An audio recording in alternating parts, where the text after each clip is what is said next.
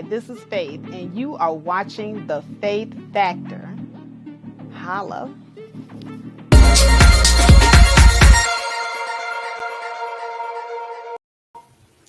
All right, y'all. Welcome. Good afternoon. Hi, this is Faith, and you are watching The Faith Factor. And I am going to have a discussion with you guys because, as you know, the civil wars of the sisterhood has been raging like a hot firestorm. And so we have all types of sisterhood wars going on here between Woman Sphere, Nyla, Cynthia G, between myself, Bum Cherry, Sister George, and Miss Olivia. We have quite a few, and Woman Sphere is in that one as well. So, you know, we have quite a few sisterhood wars going on. But the most pertinent one is the sisterhood war involving Sister George, and that is freeing down to a close. Okay, we're beginning to get some closure on it. But before we get this closure, because Sister George is on her apology tour, she has been showing up to the small YouTube channels. I saw her at Miss Sincere Saida's channel today, and Sincere did a knockout job. She did better than Oprah Winfrey could have done herself in asking those hard-hitting questions. So be sure to check out Sincere Saida's stream. Okay, and let's get down to the nitty gritty because I was not there when Sister George did her stream on her channel. She streamed, I believe, to Tough Talk TV and her personal YouTube channel, and she paid a therapist to come on and assess the original video that we had done with Sister George, myself, and Women's Sphere appearing in that video. And so a lot of things came out in Sister George assessment. And I want to go over that briefly. I don't want to do overkill because we've already been through this over and over again. And I want to touch briefly about the DM situation, but I really don't want to say too much more about it except, some of us think that something really did happen in those DMs.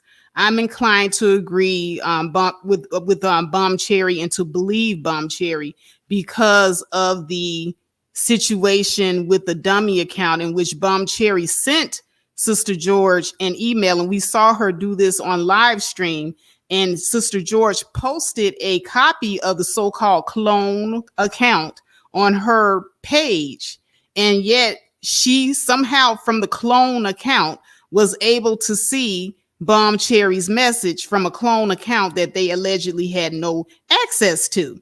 So this is what really steered me over to Bum Cherry's side and believing that there's a there.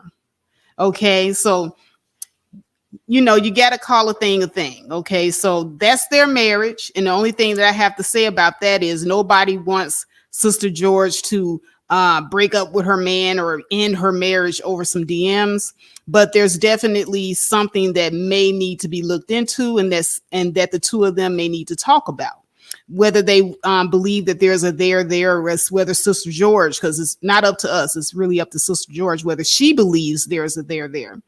That's the question. So that's their business. Okay, there's really nothing more that we could really say about those DMs other than that. So, we have to kind of give that up to the people involved. Good luck with Sister George and Curlin with their marriage and their situation. And, nobody wishes ill will on that marriage. We want to see Sister George happy and wish her the best in her marriage. Myself, I told you before, I thought it was very hilarious how Bum Cherry was bringing it up. Bum Cherry is very, very comedic in how she likes to, pick with people. And I've seen her pick with people on several occasions. So I knew some picking when I saw it. When I initially saw the first DM that she posted, like I said, it looked to be an empty account. I didn't see any messages that you could kind of read to, say that there was something going on. So initially I was like, okay, no, there's nothing there. But the more Sister George started yelling and screaming and getting upset, the more I began to believe, even before I saw the second, set of evidence, even before the second set of evidence dropped with Sister George posting that DM where Bomb Cherry sent the message, "Hey, Big Daddy." I kind of had an inkling that something had to be there, because nobody puts that much emotion behind something that they know is not true. If I know something isn't true, I'm not going to be that emotional about it. We all know that Bomb Cherry, does a little picking with folks. And, I wouldn't have taken it seriously, not for what, she initially showed. But that anger, that initial anger, that told me everything I needed to know about that relationship, and that there have been issues and there have been problems. And Sister George herself has said that her and Curlin are not perfect. So, even in that admission that, their marriage isn't perfect, you have to, kind of put two and two together for yourself and say, okay, there's something there, but we don't know what it is. It's really her business, and they'll have to work that out. But, as for the rest of us, it's gossip. You know how we love gossip. We love being messy over here, right? So let me go ahead and acknowledge my early birds. I always want to see who hit the chat room first, and the first place prize goes to the Gynocracy Takeover with the looky loos. What's up, Gynocracy Takeover is first into the chat.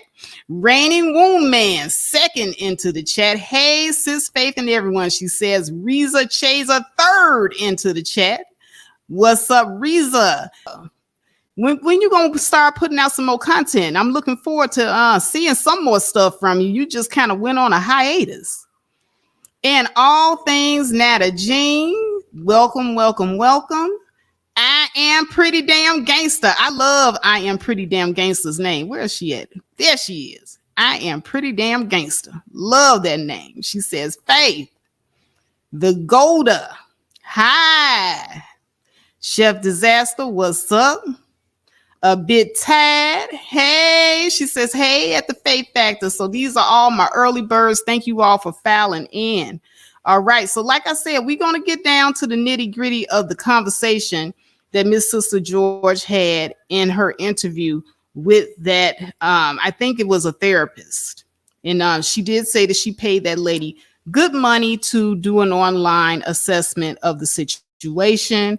And one thing I will have to commend Sister George for, and I said this before on other panels, she did not have to have this conversation with us at all. Her marriage is her business.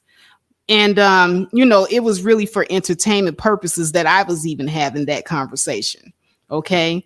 But what came out of that conversation was an even bigger issue that we need to resolve. So I am thankful that we're talking about an issue that has been plaguing our community for a long time, and, women in the community for a long time. So, I just want to say thank you, Miss Sister George, for, being brave enough to be open with everyone and having your conversation. Also, I want to applaud her for owning that how she stated what she said might have come off as insensitive. I heard her say that, I believe, on Atari's panel. So Sister George has been making some progress, guys. So can we all just give her a little bit of credit for that? She has been making some progress. Now, I did watch her conversation with the therapist. And like I said, there are some things that she said and some opinions that she still, and this is of her own words, she holds these opinions, and she's not sorry about her opinion on the situation. But she did say that she was sorry about how she shared the information, because it's not what you say, but it's how you say it. And so she apologized for that, but she ain't apologizing to any of you bitches. She's not apologizing to me. We some We some bald head hoes, and we did some bald head hoe shit over here on my channel. So I wanted to talk about the bald head hoe thumbnail that she had up at first on her channel. That was the first indicator right there. When I saw the thumbnail, that I knew she was going to be on some bullshit. A bit tired. And I knew that she was going to be still going to be aggressive. Now, everywhere Sister George goes, she's talking about, oh, I appreciate how I was able to have this conversation in such a calm environment where everybody can talk and everybody can communicate and everybody can just get the message out clearly. She's very, very intentional in saying these things. And I want you guys to know, even though she says that is not a hit at me and what happened to her on my platform, it most certainly is. That's why I was trying to get onto Sincere Saida's show, because Sister George, you are being manipulative as a motherfucker every time you do that. But here's the thing. On my platform, if you guys notice in the beginning when it was just Sister George and I, and Sister George has admitted this herself, she and I were having a civil conversation. The conversation did not get turned upside down until she started interacting with Woman Sphere, who came onto the panel. And Woman Sphere is much more blunt, and she is just as aggressive and mean as Sister George. So you got two very, very highly aggressive and mean women on the panel. So, it was not Faith that, kicked it off. I'm very conservative, as Woman Sphere has stated. And even Woman Sphere began to tone it down because she had respect for my platform. But Sister George, once she gets started, she cannot reel herself back. And so she has to take responsibility for the way things went on my platform too, because had she also reeled it back, we would have been able to have the conversation. See, it takes two to argue, Sister George, and that's what you're not taking responsibility for. So when you go around saying that you want to have the conversation in a calm environment, you yourself have to also have a cool head. So there's a responsibility there. It takes two to argue. So that's one of the things that I wanted to point out about Sister George as she goes on her apology tour. As she goes on to her apology tour, I would like more people, when she starts talking about, being able to have the conversation in a calm environment. Well, you yourself need to also have discipline and self-control in order for the environment to be calm. You can't be yelling at the top of your head. You can't be talking about people's personal life, bringing up, different things about who they slept with and who they not sleeping with and stuff like that, and calling them B's and H's. But you want a calm environment to have a conversation in. That's number one. Now, I am not overlooking the fact that Woman Sphere did threaten to knock you upside the head. Like I said, both of y'all did not have a cool head. But it wasn't the faith factor or anything that I did. I was actually trying to make it an environment where everybody could be heard. So let's just let the record show. Thank you, Natural. Natural says you look so pretty. Thank you so much. A Bit Tired said, it's not my intention to change no one. I do believe that when people show you who they are, believe them.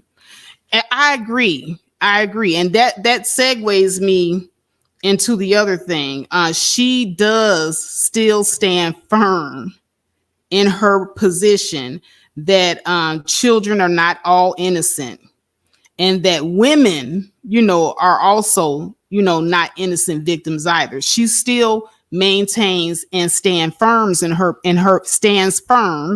her belief. And we're not going to be able to convince her otherwise. Maybe if we continue to have the conversation, when Sister George gets ready to change her mind, Sister George will, change her mind. But other than that, if you have a conversation and you're going into the conversation thinking that you're going to change the other person's mind or wear them down or make them believe what you believe, you've already gone in a losing position. See, when you're talking on these online platforms, you're really talking to the audience. When Sister George is saying the things that she believes in and her thoughts and how she believes, she's speaking from what she believes and what she thinks, whether we think is right or wrong. And she's speaking to the audience about what she believes. When we, reiterate our beliefs, we're speaking to the audience about our thoughts, opinions, and beliefs. I'm not going to try to change Sister George's mind. And if you notice in the stream, I asked her if she thought it was toxic, but I'm not asking her to change her mind. I'm asking her to try to get her thought process so we can understand what she's thinking. I wasn't able to effectively do that because of the arguing and bickering back and forth on her behalf and on woman's sphere behalf, because like I said, they are two very strong, opinionated women.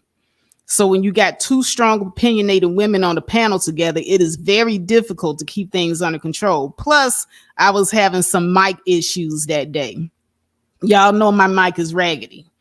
I checked the connections today. Hopefully, I shouldn't have any problems.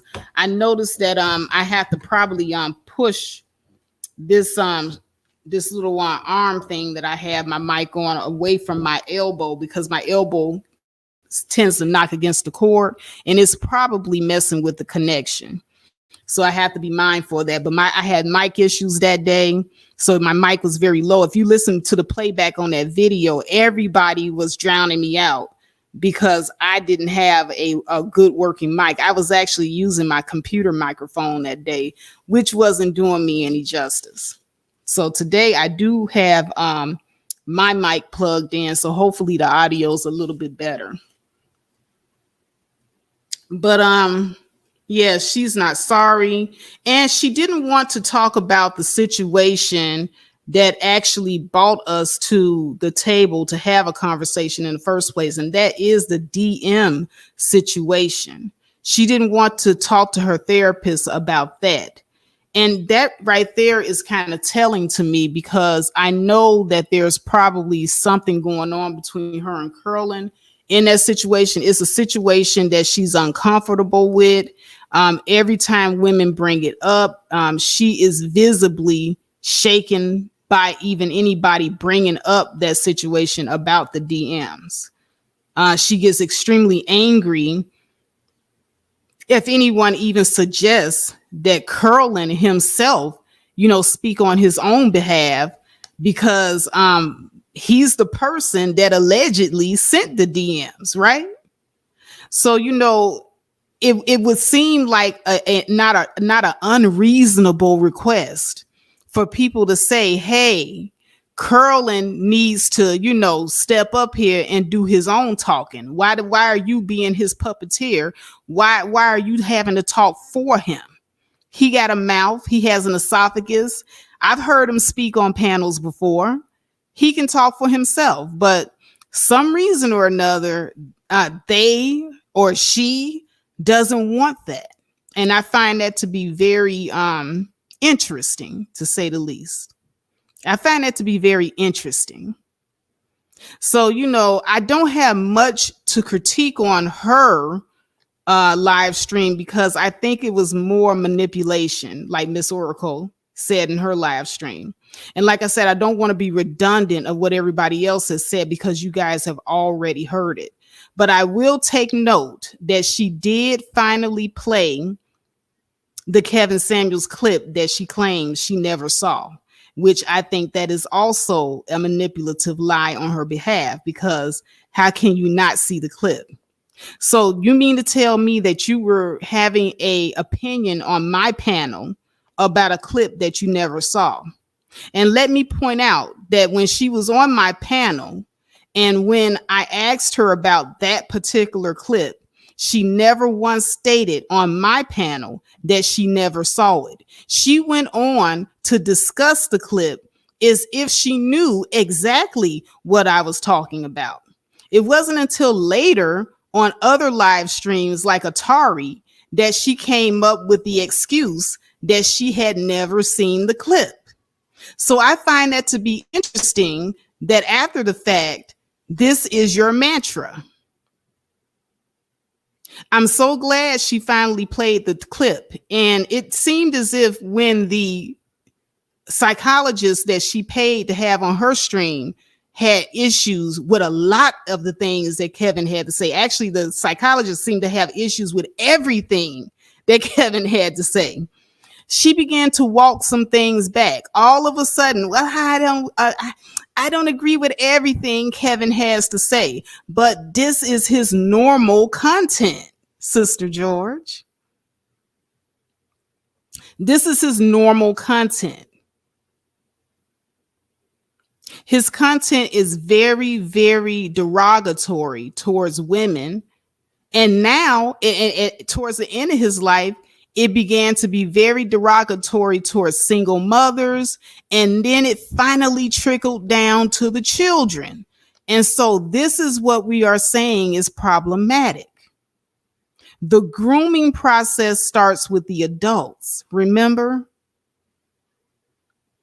And so I believe, Sister George, that you have been groomed because you had to have seen his problematic talking points well before that clip. He had talking points where he was pretty much upholding domestic discipline. He flat out said that sometimes you have to slap a woman. But I guess maybe you didn't see that clip either. But you have him on his show. You have him in your chat room. You all refer to his talking points all the time. But you don't seem to see any of the problematic content that he has made. You don't see that. Now, it's okay if he tears a woman's self-esteem down by playing the elephant music. If she says that she's wearing anything above a size 8 or 9 dress. Preferably, he would even prefer for them to be a size 6, even though with height and weight standards, sometimes a size 6 would be completely anorexic for someone who's above a certain height. Never mind that. You know, the body shaming issues, the lowering of women's self-esteem because they have children, that was an issue. The lowering of women's self-esteem by assigning them a number, a rating system. And some of these women that he rated to be a 5 or a 4, which is average, those women were not average. All of these beautiful women going on that show who obviously was looking for some sort of help or guidance to find a man of high value. And they thought that he was going to give them that golden ticket to that information. And all he wanted to do was satisfy his audience by humiliating them. And you, Sister George, you don't have a problem with that.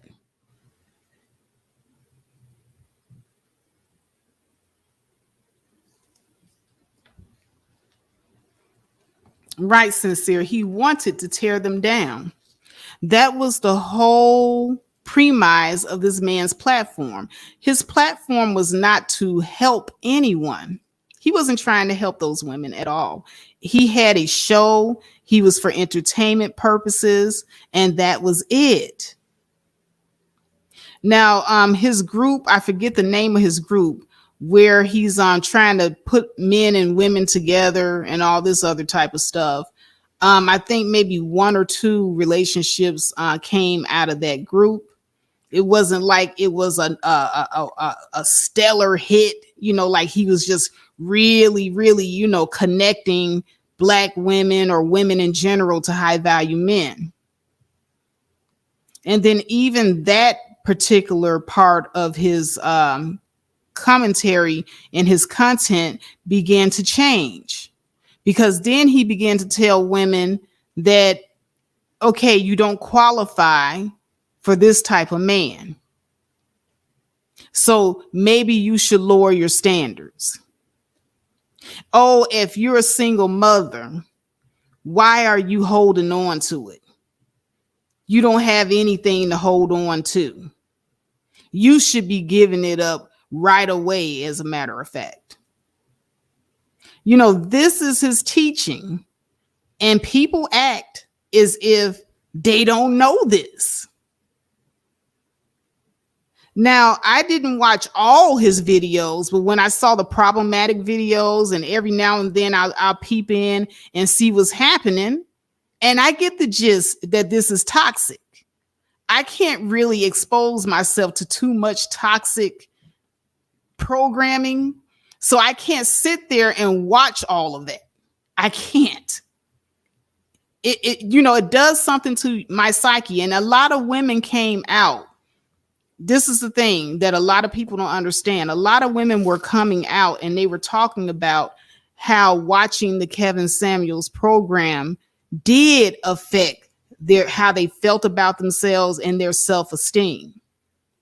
A lot of women have stated that they began to feel lowly about themselves after watching his content. See, this is why I would not watch his content. If someone is trying to help you, there is no way that you should be leaving that person and feeling bad about yourself, or suicidal, or that your life has no meaning, and that nothing is good in your life. There's no way you should walk away feeling that. But there are a lot of a lot of women coming forth and saying this, and it was awful, just awful. Even the lady, the average at best lady, expressed her feelings and how it made her feel, like she was just, bottom of the totem pole. It's a sin. It's a mortal sin to discount a human being based off superficial beliefs and values. Every person has value in this world, and there is someone for everybody.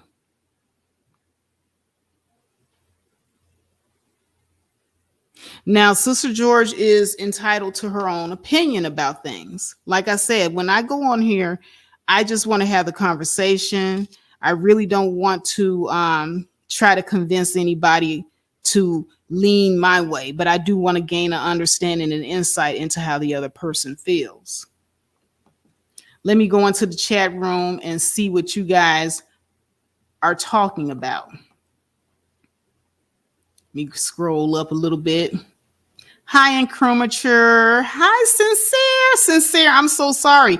I was driving when you did your live stream. I just really walked into the door. I came in and hurried up and fired up the stream because there was so much I wanted to say on that panel to Sister George.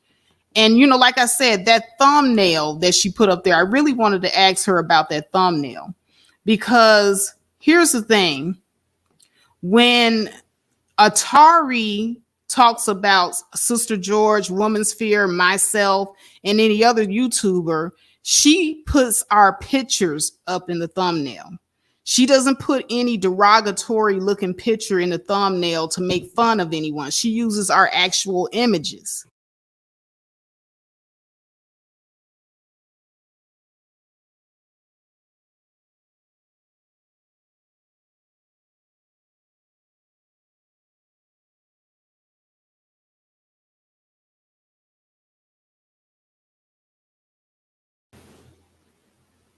Okay, sorry about that. My audio went out again. I have to always catch my audio. But like I said, with Sweet Life of Atari had her thumbnail. Sweet Life of Atari's thumbnail was a photograph, and she put all of our images in that thumbnail. Okay. And she didn't call us bitches or whores. You know, this is a woman that doesn't have vitriol towards the subjects. You understand what I'm saying? And when I did my initial video and Sister George jumped on the panel, if you saw my thumbnail, even though the thumbnail was talking about it going down in the DMs and all that type of stuff, I didn't have any derogatory pictures depicting Sister George or curling because I had no vitriol towards the subjects. But notice with Sister George's thumbnail, her initial thumbnail, I think she changed it. But she put it on Tough Talk TV and on her personal page. It was a thumbnail of a black woman with hideous hair. Her hair was real short with no edges. And it says something about bald head whole shit. And see, this is her having vitriol towards the people and the subjects that she is talking about. So see, when she talks about mean girls, because I saw her mention something about mean girls in Atari's chat, she does not see herself as being a mean girl. See, not myself, not Atari, not Miss Olivia. None of us, you know, made thumbnails like that about her in a derogatory way that would mean that would even suggest that we have vitriol towards her. We just wanted to have the conversation. So we only use her likeness, or we use our own faces in the thumbnail, or we use other pictures, but the pictures were not anything of a derogatory nature.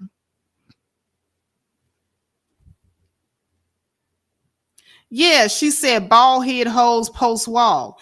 And I believe Sister George is in her mid 40s. This is somebody who is going to be 50 soon.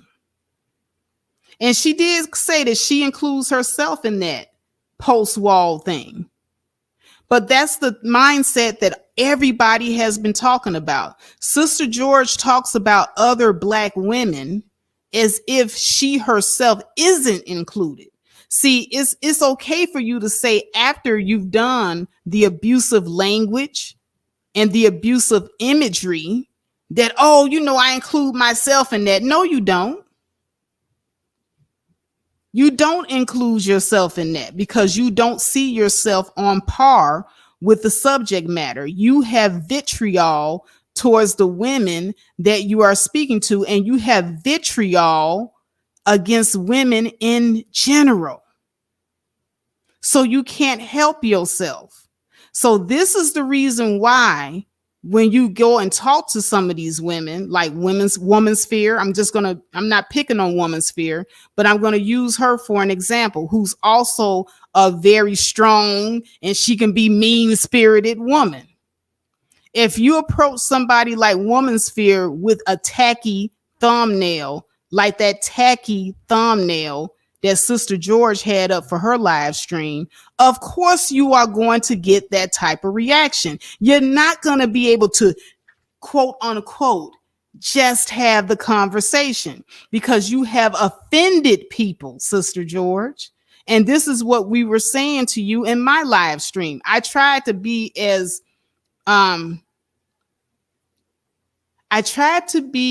delicate as possible with you in my live stream when I was telling you that the way you talk at women, because you're not talking to us, you're talking at us about your marriage, comes off as problematic. It comes off as you saying that you're better than the next woman because you have a ring on your finger. That's what we were trying to explain. And your vitriol shows in everything you go to do and having a conversation with us. Even when you went to go do your live stream, You couldn't withhold your vitriol even from your thumbnail. So that lets us know that you have an underlying hatred for women. Now, what I'm going to do today, I have time. I'm going to open up the panel and I'm going to invite people up. Anybody that has something to say on the Sister George video, the conversation that she had, because I know I'm not the only one that notices this. I'm not the only one. Let me go ahead and pin it to the top so that anyone wanting to hit the link can certainly hit the link.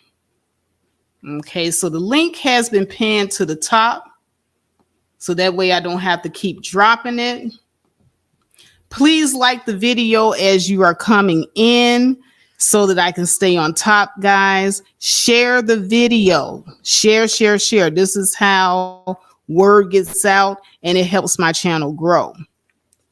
So let me see. Coach Keith. Let's see what Coach Keith is talking about. He says, should I stroke my friend's delusion of lying to her? Meanwhile, she's subjecting herself to dangers on public transportation as used hand prizes go above the 10K that she has. Interesting question. It's not about stroking egos, Coach Keith. It's about how you come at people. You can't go around saying that you're not able to have the conversation because you're in a volatile environment, but you're not also looking at your volatile behavior. If you went over to your brother and told him that you just want to have a conversation with him, but before you went over to your brother, you was going around talking about him like a dog, telling all your other brothers that he a bitch ass nigga and I can't stand this nigga, and this is how you're approaching that conversation. Of course, by the time he gets to you after hearing all of that, he's not going to be in a position to hear you because he's been hearing how you've been calling him a bitch ass nigga. That's what we're talking about. And Sister George doesn't want to own up to some of the things that she has done to contribute to the volatile environments that she has been in. Okay, I want to make sure that I'm not going to be pouring bombs. So let me go ahead and get my banner up. Hold on a second. Before I start bringing people on, because I'm starting to see people that I have never seen before. All right, so I got my banner up. I have Twin Striving. Twin Striving, you're in the show. Yes. Yes. Yeah, I want to say is that no one is anyone because they don't have a husband. Can you hear me? Okay, I can barely hear you. What did you say? Say that again. I was saying that I don't think that anyone is better than anybody because they don't have a husband. Okay, true. Go ahead and expound. Oh, now it's like, a lot of the rhetoric been going around because of Kevin Sam used to always parade like, if you got a husband, you won.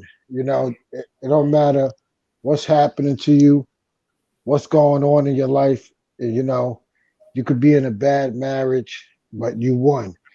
So when Sister George ran with that talking point, and now she's shaming all of the unmarried women, because they don't have husbands.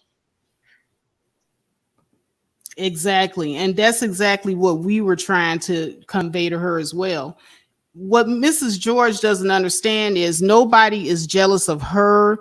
They're not jealous of her marriage. They don't want her husband. People are outraged in how she presents her marriage to the rest of the world. It's kind of like when she got her ring, she felt as if it was the carte blanche to say, I'm married now. Now I can shit on the rest of you and I can talk down to the rest of you about what it is that you don't qualify for and how you wish you were in my position. And she's going about it the wrong way. Now, she was a woman that was post-wall age. She was a single mother. She's overweight. She wears weave. She's all of the things that Kevin Samuel said would make it hard for Yep. any woman to become a wife. Yet she was able to do what Kevin Samuel stated couldn't be done. Yeah, she basically was the risk that Kevin was talking about. Remember how I used to always tell the woman, if you have a kid, he used to compare them to a felony. He's like, it's like somebody who did something heinous. They're taking a risk with you because that guy has to take resources to give to your kids that's not his. Hold on a second. Vagoda, I see you. I have added you to the stream, but I'm going to go ahead and let Twin Striving continue to have his say. And you're absolutely right, Twin Striving. In the last thing that you said, I want you to go ahead and expound on that. Well, he's basically saying that a woman that has children, the guy is taking a risk, and he compared it to a felony on one of his shows where the girl was crying, and she was like, "Why do I got to be put in a box?" He's like, "You in a box. You have children. You have children out of wedlock, and you expect other men to come take care of your kids. You in a box. You put yourself in a box. Having kids come with the box." And then he's telling her that now a man has to take a risk on you. Like it's like a felony, like somebody does something heinous and they go try to get a job in society. That employer has to be willing to take a risk for that person to have an opportunity. And that's what he said. And how do you feel about that? What are your thoughts on it? Well, the show that he said that on, the girl already had the man, She already had the man. He expected for the girl to just get married right away because she didn't secure the match right away. He tried to tell her that the guy do want to get married, but he don't want to marry you. And then she was like, "Well, I'm a very important. I play an important role in his business." He said, "How long has he been in business?" He said, 8 years." He's like, "I'm sorry, honey, your little 6 months ain't doing nothing. He was running his business fine without you." And he was saying that, talking about how this man, he if he would have wanted to marry you, he would have married you already.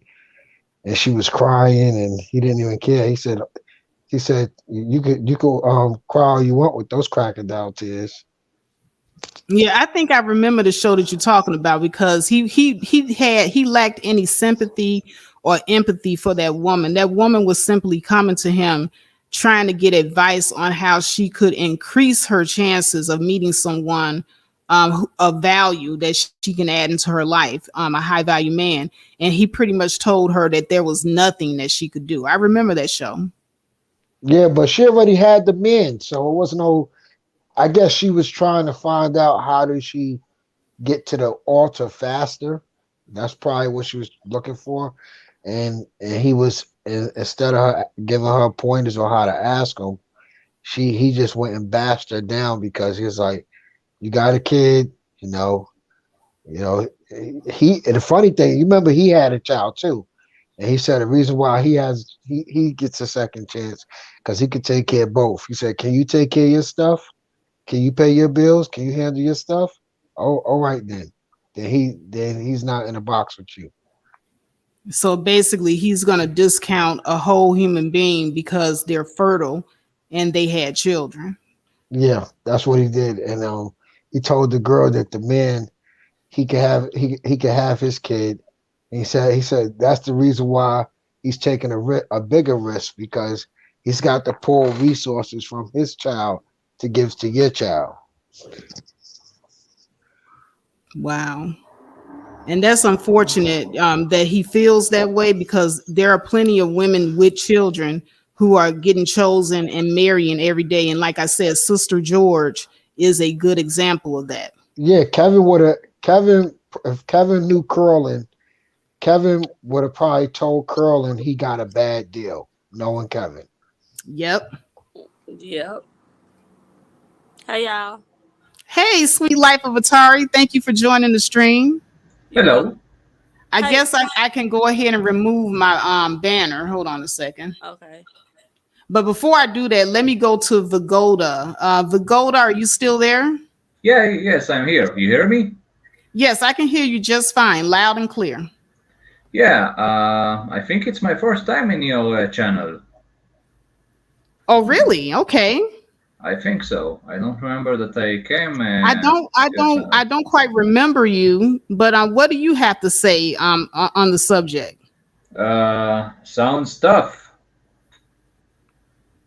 for sure. Uh, Sounds very tough over there.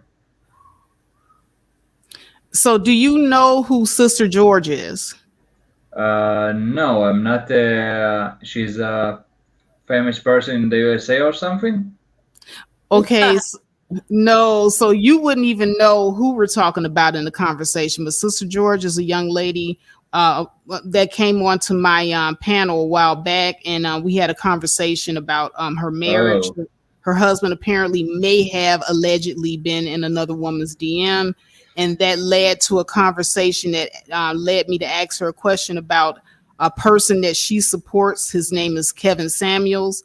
He made some statements about children being of how can I say use to the husband, and he was basically saying a woman should basically believe the husband over the child if the child were to come to the woman and say that the husband was doing something to them, like looking at them coming out of the shower or something like that.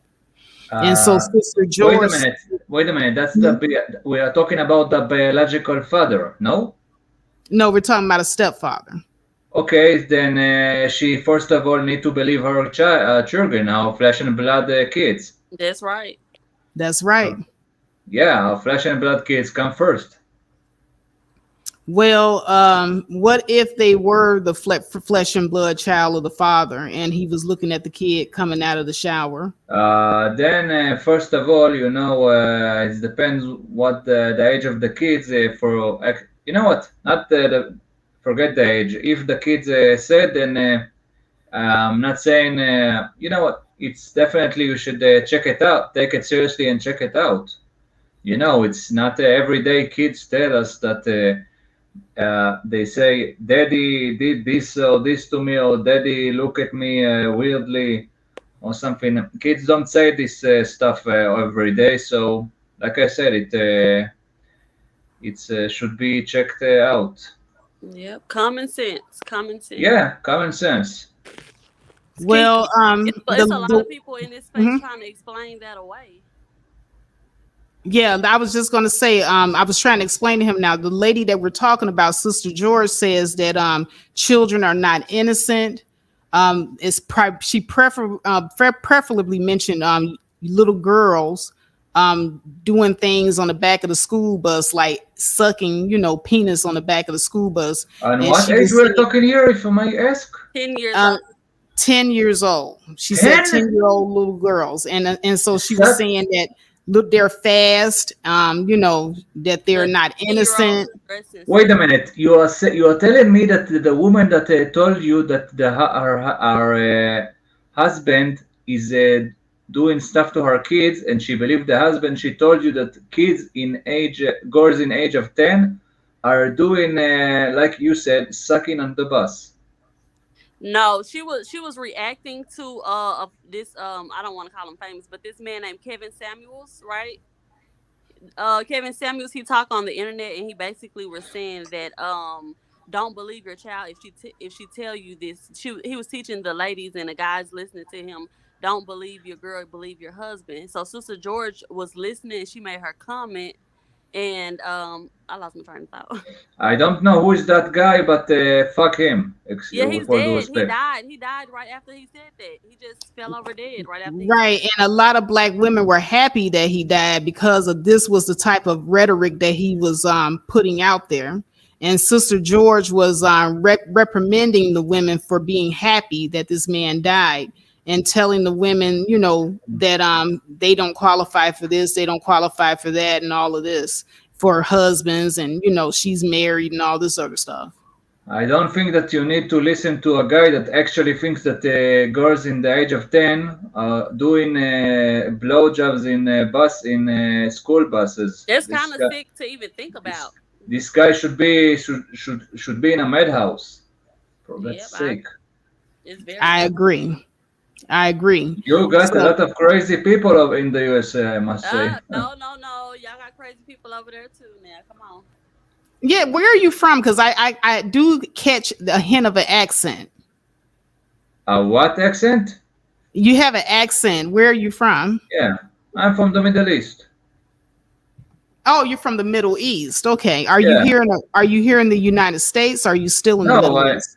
No, I am in my home right now. Middle East. Oh. Yeah. So y'all don't have bad people that do bad stuff, like children over there that talk about like that. What you have? First of all, I'm from Israel, not from Saudi Arabia, so we don't have crazy people that do this stuff broad daylight or tell people to do this stuff in broad daylight. But if you go to, for example, let's see, to Yemen, then you can. Then this guy that told that guy and his buddies could have his way with girls as young as year-old baby. Wow! And that's for example at Yemen, and of course that's before talking about honor killing and circumcision of women. Wow. Yeah, if you think that I think the men want that over here. I think a lot of men want to bring that here, and they're upset because we have the circumcision of women. They want women to be humble. They don't like we have fun, nails, hair, and they want us to be humble. Okay, that's that's one thing, but circumcision of women and honor killing, even man, I don't think even the American man, even the most redneck American, don't want that stuff. I don't know.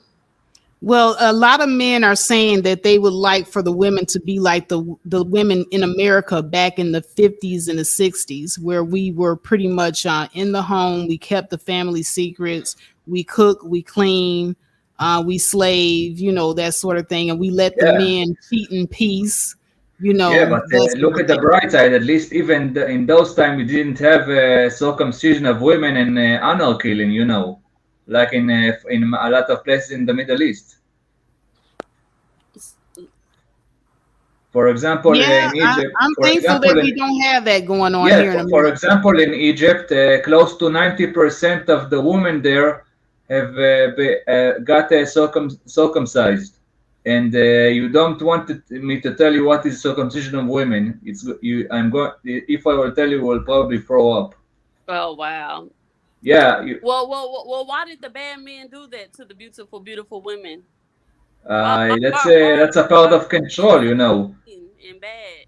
Right, exactly. Vigoda is part of control. They want to control the women. Yeah, it's the idea in circumcision of women is to hurt the sexual pleasure of the female. Yeah. When they do what they do to her genitalia. So, do you think women need to be controlled? If we're not controlled, do you think we'll be too crazy and wild? No. Do what the hell you want to do.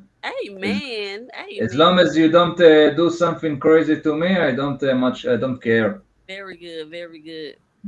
Well, that's good. That's good that you have that outlook. We have a lot of feminists, unfortunately. Okay, so you don't like the feminists? I love feminists. What's wrong with No. What's wrong with feminists? Yeah. A few years ago, we had a crazy feminist in the Big Brother show. Big Brother show? No, I know nothing about that. But what's wrong with feminists? Because we can vote. Yeah, like I said, a few years ago, we had a feminist in the Big Brother show in here, and she sexually harassed one of the guys that was in the show, in that reality show. She harassed him? Yeah, she took her bra off when she was in a turn to the back. What? She sexually harassed a man? Yeah, that's Well, she's a He was really sad about. crazy feminist, but still. So he was sad about seeing her boobies. If we had, if it was the other way around, then it was not seen as a funny No, stuff.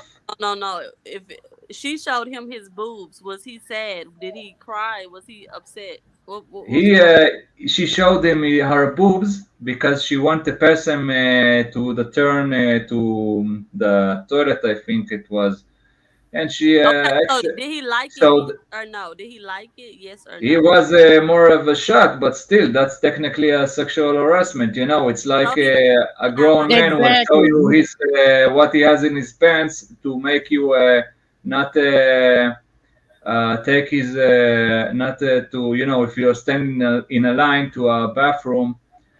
Imagine a guy that will try to take your place in the line, and when you try to take it back, he will take his pants off and you we know. all the way off topic. We way, way, But let me way just off say this, topic. sir. Men are stronger than women, so it's not like a woman can take something. Well, let me just get off the subject. Yeah, sorry Yeah, to. but Vagoda, with you being in the Middle East, it is good to have you up here because there are a lot of things that I would like to ask you about the Okay, feminists go in your ahead. country. Yeah, because here in the United States, men do not like feminists because we want to be paid, the same wages as men. We don't want to be ostracized, because we love our bodies. We have body positivity here. And Mhm. so we have a lot of men that like to ostracize women and, say misogynistic things towards us because some of us may have gained weight, whether it be from having children or whether it be from a poor diet. I mean, it just it astounds me, the restrictions that a lot of men like to put on women, the misogynistic restrictions, and about the way a woman dresses.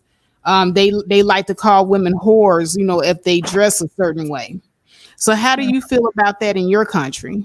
And here you can walk in bikini and whatever. It's this is not a Oh, typical Middle Eastern country. If you want to see hardcore Middle East, how in Arab Middle Eastern country people so act, then Egypt and Morocco will be a big example of it. There, if you go in bikini, then you are, excuse my language, asking to have the locals have your way with you.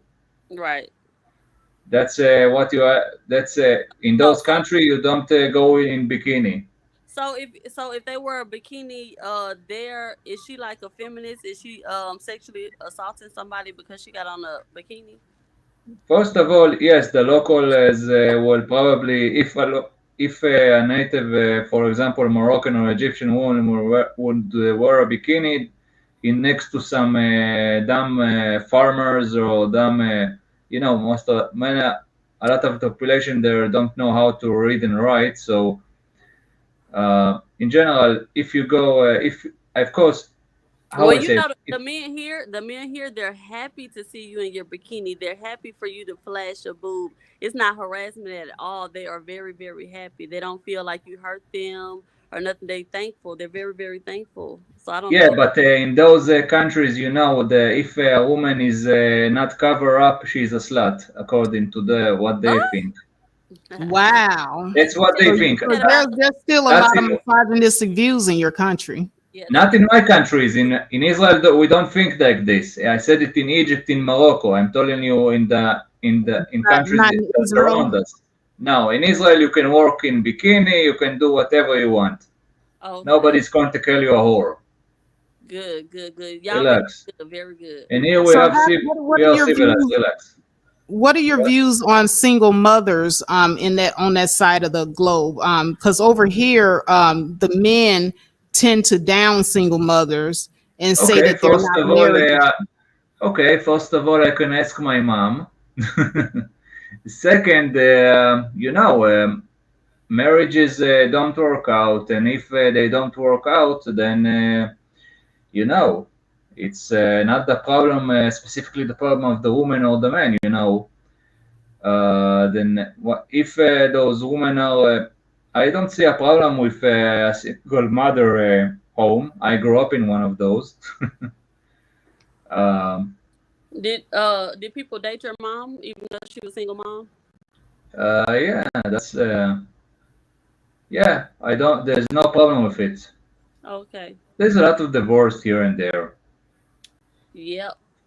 So if a man were to marry your mom and come into that household, would he still be expected to take care of your mother and the children in that household? First of all, he will be expected to be with my mom, and my mom also. I'm not going to talk a lot about my parents, but my mom, my both of my parents have a job. They work. Okay, they are independent. If a man will be if with my mom, then he would work. She would work, and she's not going to she's not going to rest on nobody. Oh, okay. She's smart. Yeah, Okay, my mom so is a so the feminist. so the women there also help out with the household. So there's no women trying to level up and and Uh, live off of a man. and yeah, and That's here look, and here women, he, work like a man. They can work in whatever they want. but is that her money or does she have to give the man some money? Can she keep her money? First of all, she could do whatever she wants with her money. Oh, She's an equal citizen according to the law and according to, in no, basically. no. Who pays the bills? Excuse me, what did you say? Who pays for the house? The man, right? If the woman is a if the house belongs to the woman, then the woman pays for it. If Uh-huh. it's but if they are renting an apartment, they pay 50-50. Oh no. What? I want to Now say we I don't want. like 50-50 over here. Yeah. You want equality, but you don't want 50-50. Yes, there you go. Good job. How Yeah, lovely. we Good want to job. rest in our femininity. And be equal. Yes. Yeah, you We need to want both. choose. Sooner or later, you will need to choose, my dears. Well, why do we have to choose? I mean, why can't, we have a man to take care of us and we can just be kept women? Are you married? Still, no, I'm not married yet. Okay, so you have a fiance? Not exactly. Oh, okay. So if you were rich, if you were rich and you meet your dream girl, the girl on TV on the magazine, your dream girl, Yeah. you gonna make her go get a job? No, if I was a seriously rich guy, no. So I so will let her do so it's whatever so it's she only wants. she only has to pay 50-50 because you need her to help you pay your bill. But if Yeah, you if had, but I if but if you was, had but if you had the money, then she could sit at home and chill and relax. yeah. So you need to do better. So she can sit at Okay, home. Yeah. so there's a man in the audience and he has something to say to Vagoda. He says that we should both be speaking to a woman from his country and not him. He said the lies. Tell him to go outside and put some woman on the phone. We can speak to whoever we want to. It's first of all, it's 3 in the morning. So if I will call some neighbor woman to hear, then she will probably call the police. Don't worry, we believe you. You're doing a good job, sir. You're doing a good job. Yeah, we don't, it's not like in the countries that next to us that they abuse the women. We don't. Gave our women equal rights. Well, I think what Commendable K is saying is that Oh, a lot of what you're saying is opposite of what a lot of men from that side of the globe have said, when oh, they come over here. Yeah. You need to remember that I am not from a typical Middle Eastern country. I'm from Israel. It's not. There is a big difference in culture and in way of life between Israel and Egypt and Syria and Morocco. right.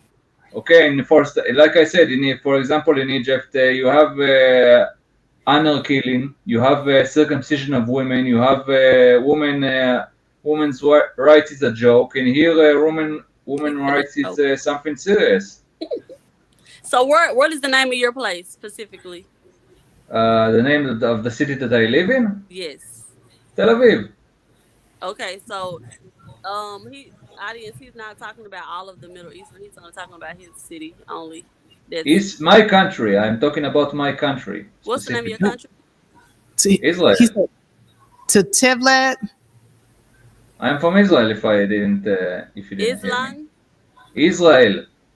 Israel. He said Okay. Israel. Okay. So it Okay. must be a very small city in Israel because from what I know of Israel, they're very conservative and they still observe some of the old rituals. So So that one particular city is the only one that doesn't preserve the rituals. right. Look, in terms of, It's over there. next door neighbors, we are not conservative. When you say conservative, in what exactly do you mean? You can, in here, you don't need, this is not a religious country. Maybe Okay. it's a, Well, it's a, not it's a country of the necessarily Jewish people, but religious, still. but some of the old rituals, the old norms and mores of that country. Because and I'm not from there. You're there, so you know more than me. Yeah. I'll give you that. Look, if But you are trying to for most of the apply people that, that come here from there, and I know quite a few people from there, that's not how they speak of that country. Yeah, I think the word is submissive. The women are more submissive The there women are more submissive there, is what submissive, than the we're American. hearing. Yeah. Yeah. look, in here we have a lot of feminist women. In here, women could, you, and oh, come on, women are not submissive here. What do you mean when you say I'm submissive? happy. I'm happy for the ladies there if they have feminism going on over there. I'm very, very Yeah, happy. there's a lot of feminists. Too Yes, I'm much, if so you ask me. happy. They're not the Well, men I'm slaves happy that anymore. they're becoming more feminist. I hope that Hallelujah. feminism spreads worldwide. Yes, yes. First of all, Freedom. Bring freedom like over I there. said, I'm talking about my country specifically. In the Middle East, in general, you have. I don't think there is a lot of feminists. Okay, thank you. Okay, there's maybe my country is in the Middle East, but in terms of behavior and culture, we are definitely Westerners. Yeah, or okay, so y'all like America. Okay. Not exactly like America. We don't. Almost. Almost. Yeah, Yeah. I got it. I got it. we don't have perverts reading Oh, kids storybooks. How you call it? That drag queen story hour. We don't have that nonsense. y'all Well, let me ask you Ugh, about the laws in your country regarding marriage. okay. How old can a woman be? How young can she be before she can get married? She can marry in 18, and if in some special cases, she can marry in 16. But of course, she need to go to a judge before to make that happen. Oh, But okay. still, Okay, that's like in if that is America. not the case, then 18. Oh, okay. So y'all are Okay. westernized out in your country. Yeah. Yeah, Yeah, that's basically how it is here too. Okay. All yeah, right. I like that. I like that. Some westernization. I like it. yeah, Feminism. Hail feminism. Yeah. yeah. In general, specifically in the city of Tel Aviv, you can see a lot of gays here and there. Oh, good. Are they happy? They're free. They can come out. Yeah, if you go to the city, you can see them in the bars and in general, even making out here and there. You can see a lot. If you go in Tel Aviv, the chance that you will see a gay couple holding hands is not small at all. Oh, okay. Hey, Miss Yeah. Oracle. Hey, I had a question for the gentleman. How y'all doing? Good. Hi, Miss Oracle. Yeah, Hey, go ahead lovely. and ask your question. Okay. What? So the question that I have for you, sir, and how you doing? Hello. Who is Hello. this? So my question is, what is the What's difference your between name? my name is That is Olivia. that's Olivia. Okay, Olivia. Let's My hear. question for you is, what is the difference between Palestinian women and Jewish women? What is the difference? Okay. First of all, you mean Arab? You probably mean to ask me what's the difference between Jewish women and Arab women? Or and Arab women? I'm sorry. Yeah. Okay. Yeah. First of all, there's no such thing as Palestinian, but we will talk. We'll get to that later. Well, Arab women, they come from a society that you have a primitive society in general, that you have in it stuff like honor killing, and right. in Well, general, do you see? I know that you guys have been in conflict with one another forever about a strip of land, basically. So, do you yeah, think they want that? to take our home. Those guys want to take our land. Right, I understand that. Do you think there is a culturally, what is the difference culturally? Culture, I told you. First of all, I when just you didn't mean women, just women, just in general, because okay, and the women here don't aren't exposed to aren't like I said, the women here that the women's in here have way more white rights. They uh huh. have their family respect them, and they aren't cover up like like somebody from like some woman from Saudi Arabia. Right, right. Oh, so you don't have Unlike to wear hijab. Okay. what they have Your women don't have wear hijabs. they wear hijabs and stuff. The woman here doesn't wear any gear or headband. Of course, there is a lot of religious women that do wear some stuff, but even the religious women aren't cover up like the so-called Palestinian women. Right. And like I said, those women, the Arab Palestinian women, so-called Palestinian, they have in their culture honor things like honor killing and circumcision of women. In honor killing, if you don't know, I know what it is. Yeah. Anything that yeah, they feel offends the family, or the un- head of the household, which is the father or the brothers or anything, the woman can legally be murdered for that. Just the woman? Any- Yes, uh, anything they find offensive. Let not me exactly hold on. legally, but We don't do it's stuff in the family. If they hurt the honor of the family, then one of in some cases they beat the woman up, oh and in Jesus. Right. some cases Wow. She she can be can killed. be murdered, and Yes. that's the way to get back their honor, so-called I Right. honor. was thinking the whole time Yeah. they were saying That's honor killing. that anybody in the family can get the Yeah, I was honor. going to say No, honor just the killing. women. Just the women. Wow. Just the women. Yes, Yeah, just the women. Right. That's and So for crazy. just gays also for gays.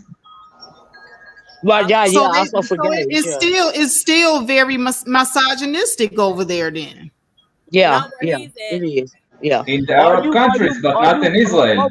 Not in What is Israel. your religion?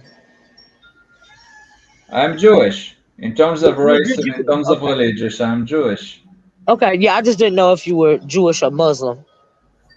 First of all, if I was a Muslim, I will not tell you what I thought. I Uh will not tell oh. you all those things that I told you right now. Okay. Yeah. I'm just asking because I didn't know. Okay. Yeah, it's Whatever. okay. It's okay. I'm just Because wondering. Muslims All I don't talk know, about stuff like we that. don't know any specifics about Palestine, day to day life. That's why I was so Um, interested because the yeah, most thing that we see is the yeah, war first of all, between Palestine and Israel. if I may say, my dear, Palestine, the area that you call Palestine, it's called first of all Judea and Samaria.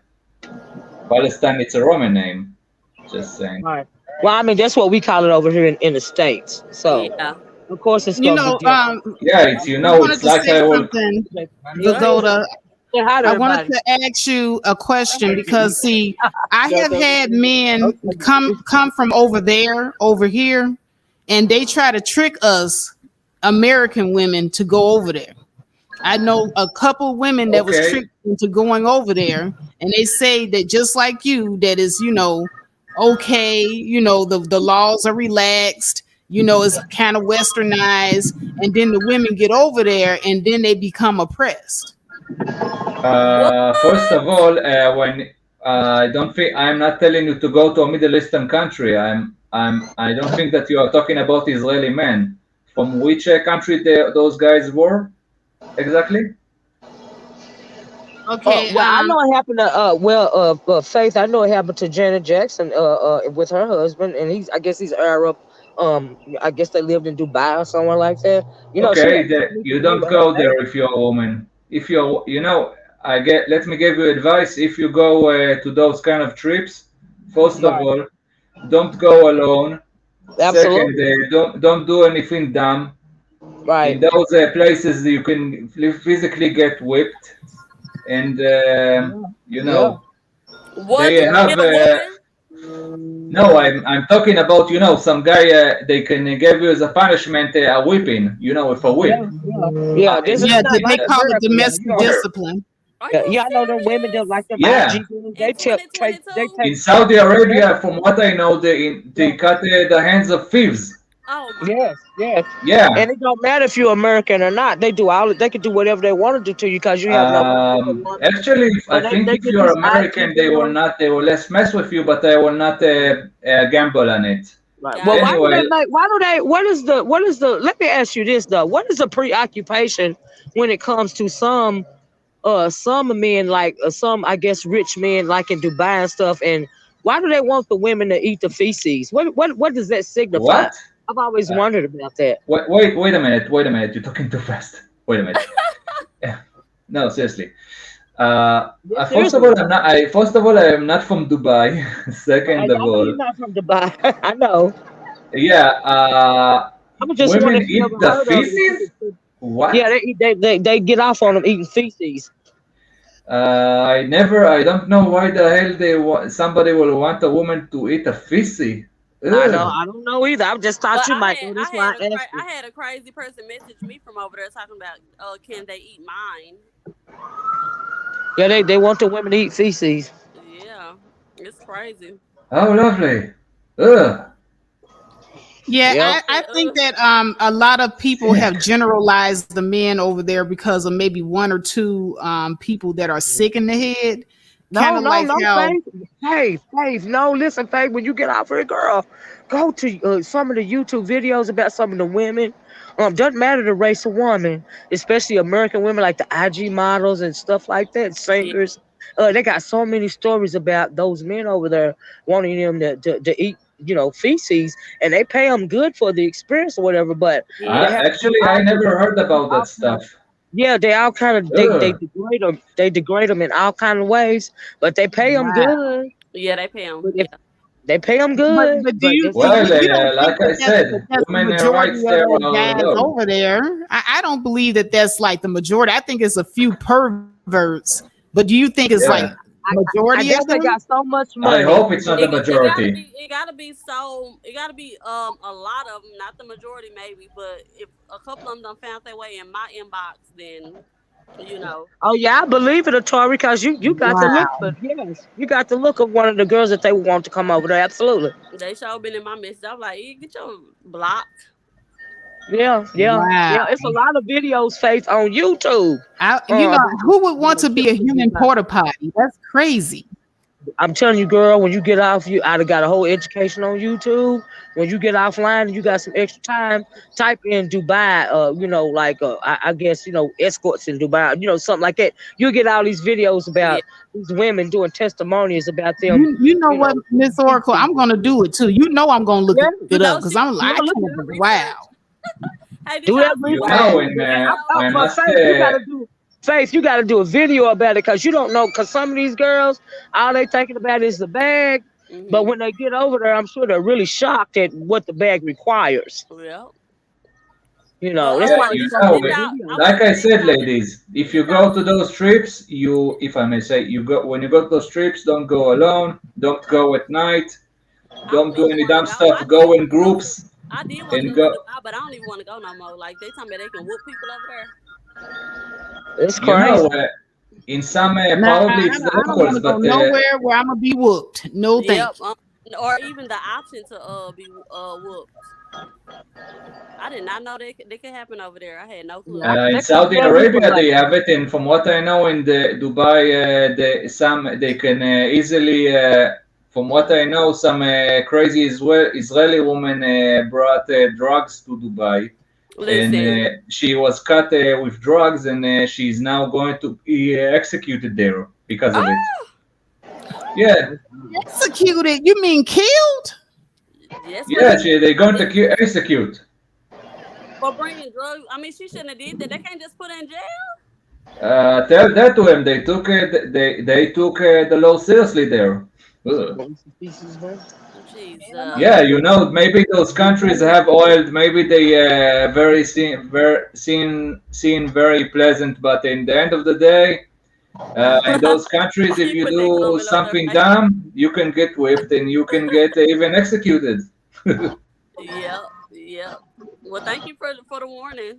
Yeah, Yeah, Yeah. thank in you so general, much. in Now you know general. what? That's making me not want to travel to other countries now.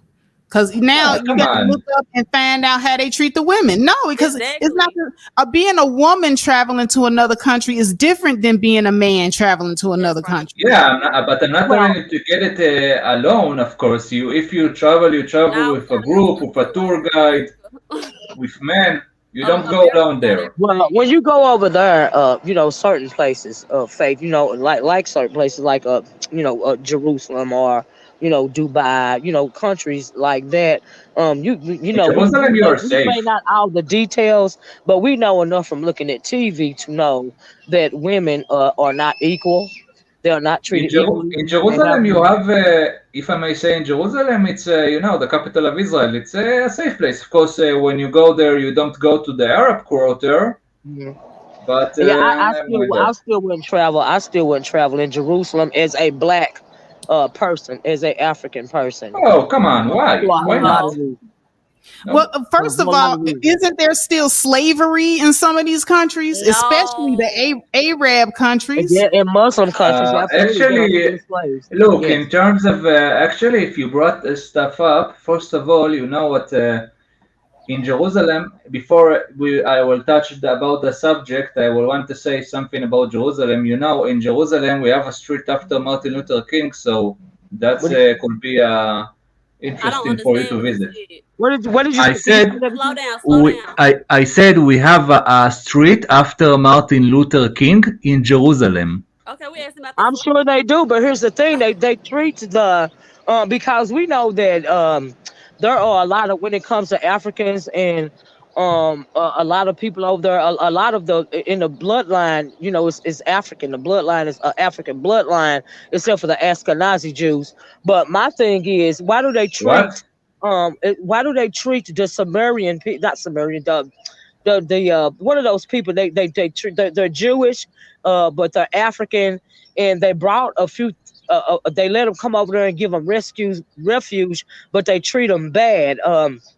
What is the name of that country? The country is starving. The Jewish people, the African people, but they treat them really badly in Jerusalem. It's like they dark skin, Somalia. What? Jerusalem, I think it's Somali. Somalia. Yeah. Somalia? We don't have any people from Somalia I here. think it's Somalia. Maybe Because they are Sudan? Jewish. I think you're talking about Sudanese. Sudan. I'm talking about the Sudanese. Yes, I am. I'm talking about the Yeah, Sudanese. you know, the specifically those, in a decade ago, some Sudanese broke to our border. Of course, we have a big fence here that block that stuff from happening again.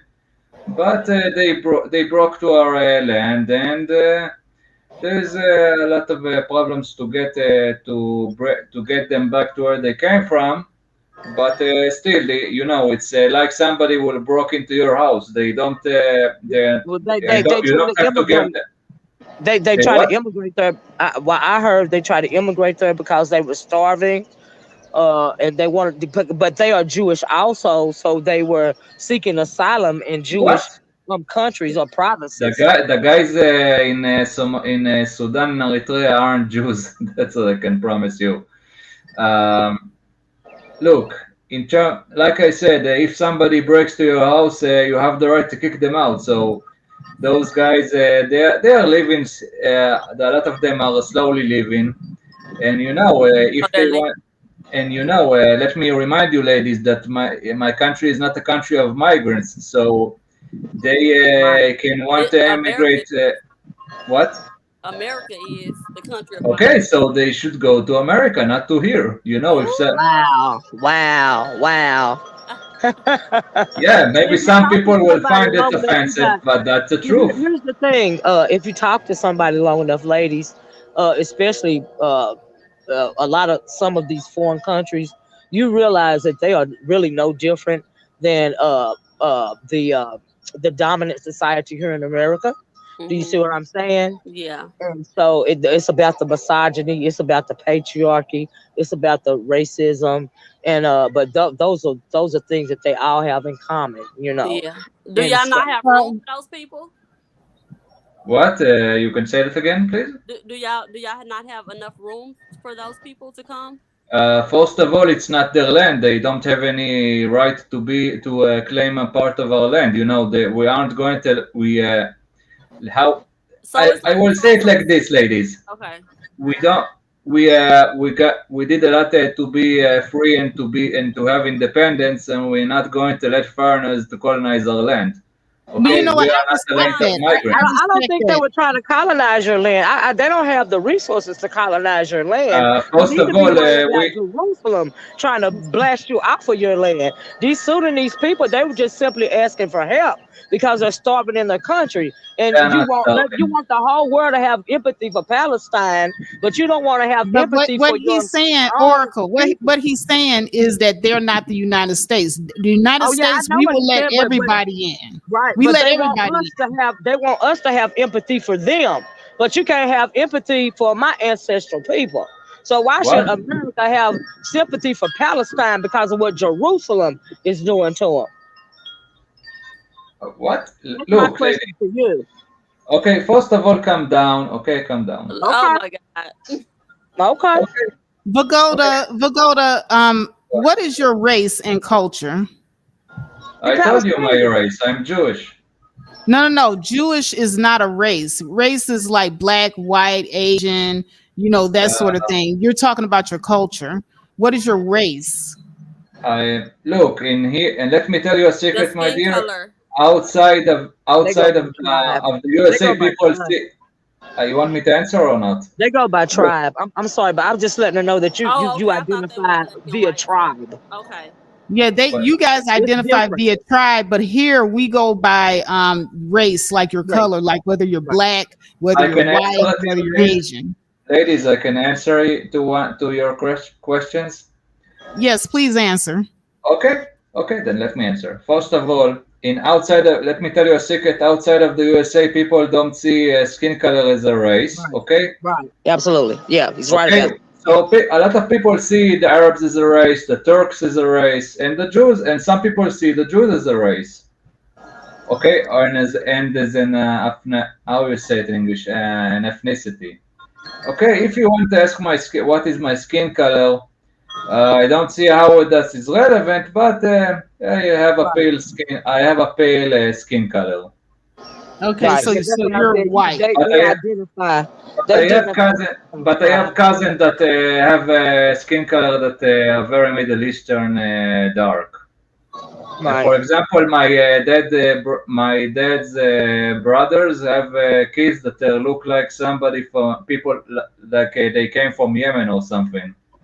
Well, because at the end of the day, you guys all have African origins, which is I don't understand why. What? African origin? You are closer to We have your Middle Eastern origin, bloodline. my dear. Hold up, I'm gonna tell you something you don't like.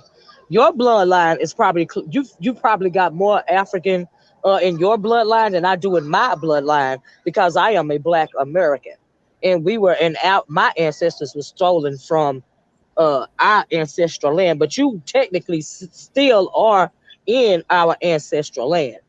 I The what? only thing that broke it up is a dam and a couple of rivers, because it's still all Africa technically. You do realize that, right? First of all, my dear, the Middle East is.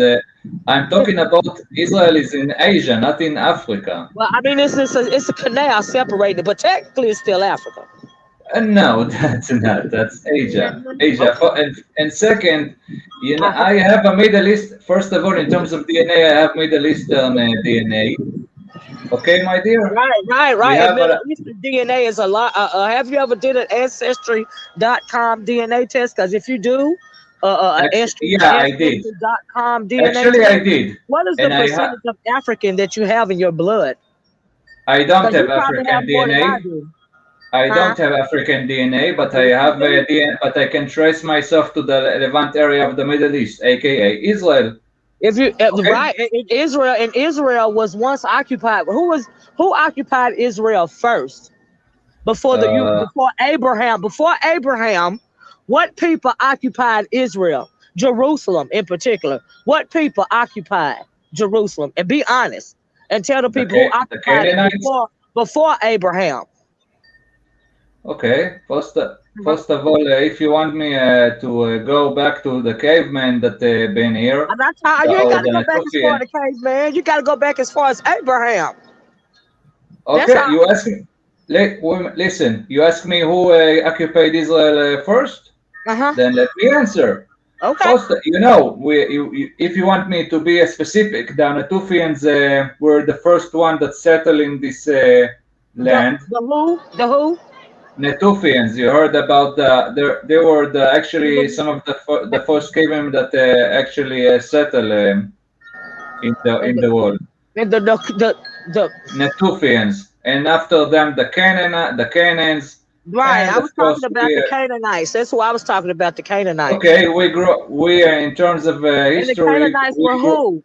The Canaanites were what people? they were Middle Eastern people. No, they were not. They were African people. My dear, they were Middle Easterners. They were, first of all, let's be accurate. When you say African, you probably mean Sub-Saharan African, Right. right? I'm talking. Yes, absolutely. Yeah. So let's be accurate, okay? I'm talking about Sub, sub-Saharan Africa. That's how I'm. You're right. I'm talking about sub-Saharan yeah. Africa. That's what I'm talking You about. know, even if we are talking about Africa or North Africa, North Africa, you had the native Berbers, you have the Egyptians, Right. but Right. Right. we are talking But about the Middle East. I'm really, Bagoda, I'm really just talking about, I'm really picking with you, but I'm talking about the continent in general. It's just that sometimes, some people, come online thinking that Americans don't have a lot of knowledge about things going on in other parts of the world. And so I'm just picking your brain. That's all. That's it. I'm not Yeah, trying to get into a you religious forgot argument with one big thing That that's true. about Africa. You you. Uh-huh. forgot one big thing. You know what it is? What's that? You forgot about Africa that you have the Sahara, and the Sahara, it's a big, it's that separates between North Africa and Sub-Saharan Africa, Yes, and that's I a just big, yes, yeah, yes, that's a big yes, gap. And yes. But unlike a sea, you cannot cross it with right, a boat. And right. those All I was Africans saying is in all on one continent, and pretty much a canal. A dam. Would you agree that there is only a dam separating, I guess, the Arab countries from the African countries? there's only a what? A dam, I don't know what you call it. A You mean the Sahara Desert? No, I'm not talking about the desert. I'm talking about a canal. I don't know. I don't know the Uh, terminology that you use for it. Um, you may that Suez Canal you may be talking about yeah, I that am talking about the separates Suez Canal. between I'm talking about the Suez Canal. Absolutely, that's what I'm talking about. yeah. So the Suez Canal, but the Suez Canal is the one that separating Asia from no, actually that's the one that is separating the Sinai Desert from the rest of Egypt. If you want to be Right, accurate. right, but it's out. If it hadn't been for the Suez Canal, it would still be out. It's out technically, in my opinion, a part of the continent of Africa. First of all, the Suez Canal is, if you talked about it, it's first of all man-made. Right, it's Second of all, man-made. Right, the I didn't know Suez you. Canal, what was not in ancient times, and of Right, I course, know. I know. of course, the Those are Sinai the Desert is a part of Africa, but they still, it's purposely the separated border. it. If it was man made, that mean they purposely separated it. Right, they purposely separated. Actually, Right. Right. that's not the purpose. The purpose of it, it's for trade. That's the Right. We're it's not about saying trading. it was separated just because they didn't want to be connected to the continent anymore. We know it's for the purpose of trade, but she was saying if it's man-made, it was purposely separated. It's not But like it's God purposely separated it. separated for trade. Is that what Right. you're saying, Atari? Yeah, No. I got it. It's I got it. the idea in that in that stuff. It's to create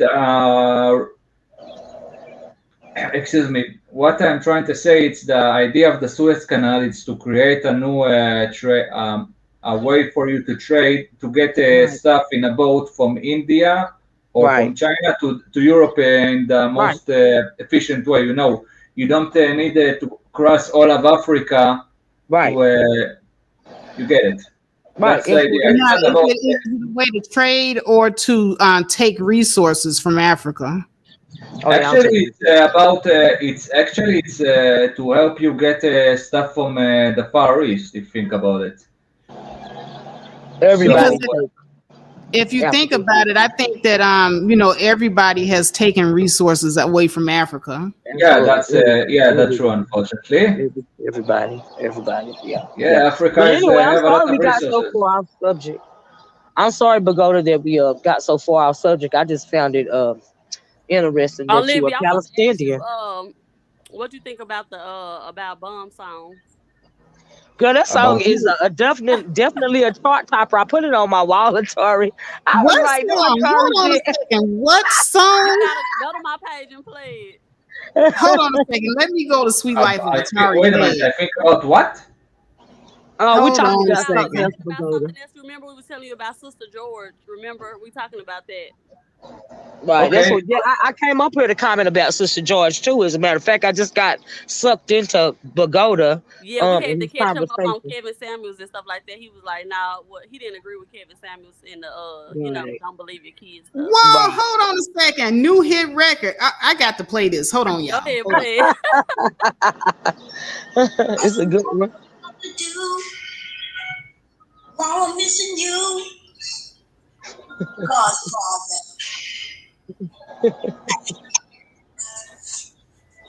Hey daddy, I'm missing you, daddy.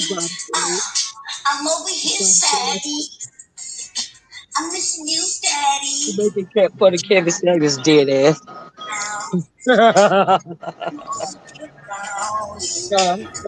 Hey daddy, hey daddy. Yeah, they are. There's something going on over there. Did you see them lights? See, Go I'm look on out the front and see what's going on. top of that niggas green, and you know that I don't give a fuck. Here we go, give a fuck. Want you know these niggas, they about to tuck their penis, cause they over there crying like a pussy. That's right, a pussy. Uh-huh. Hey daddy, I'm over here, very, very daddy. What's going on? What's going, daddy? Daddy. Can we play patty, cakes with no dates? Hey, uh-huh. Hey, daddy, please come back. I need you, and that's a fact. The beat on these motherfucking black women's heads. And now we can't cause you're dead. What's going on, daddy? We need you back. Come in, daddy. Let's play patty, cake on these bitches' head.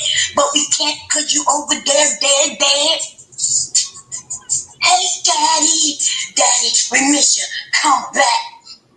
I don't know what I'm gonna do. I think that's it. I just Missing Okay. you. What the over hell and is over and that over. song? Yeah. Okay. Alrighty then.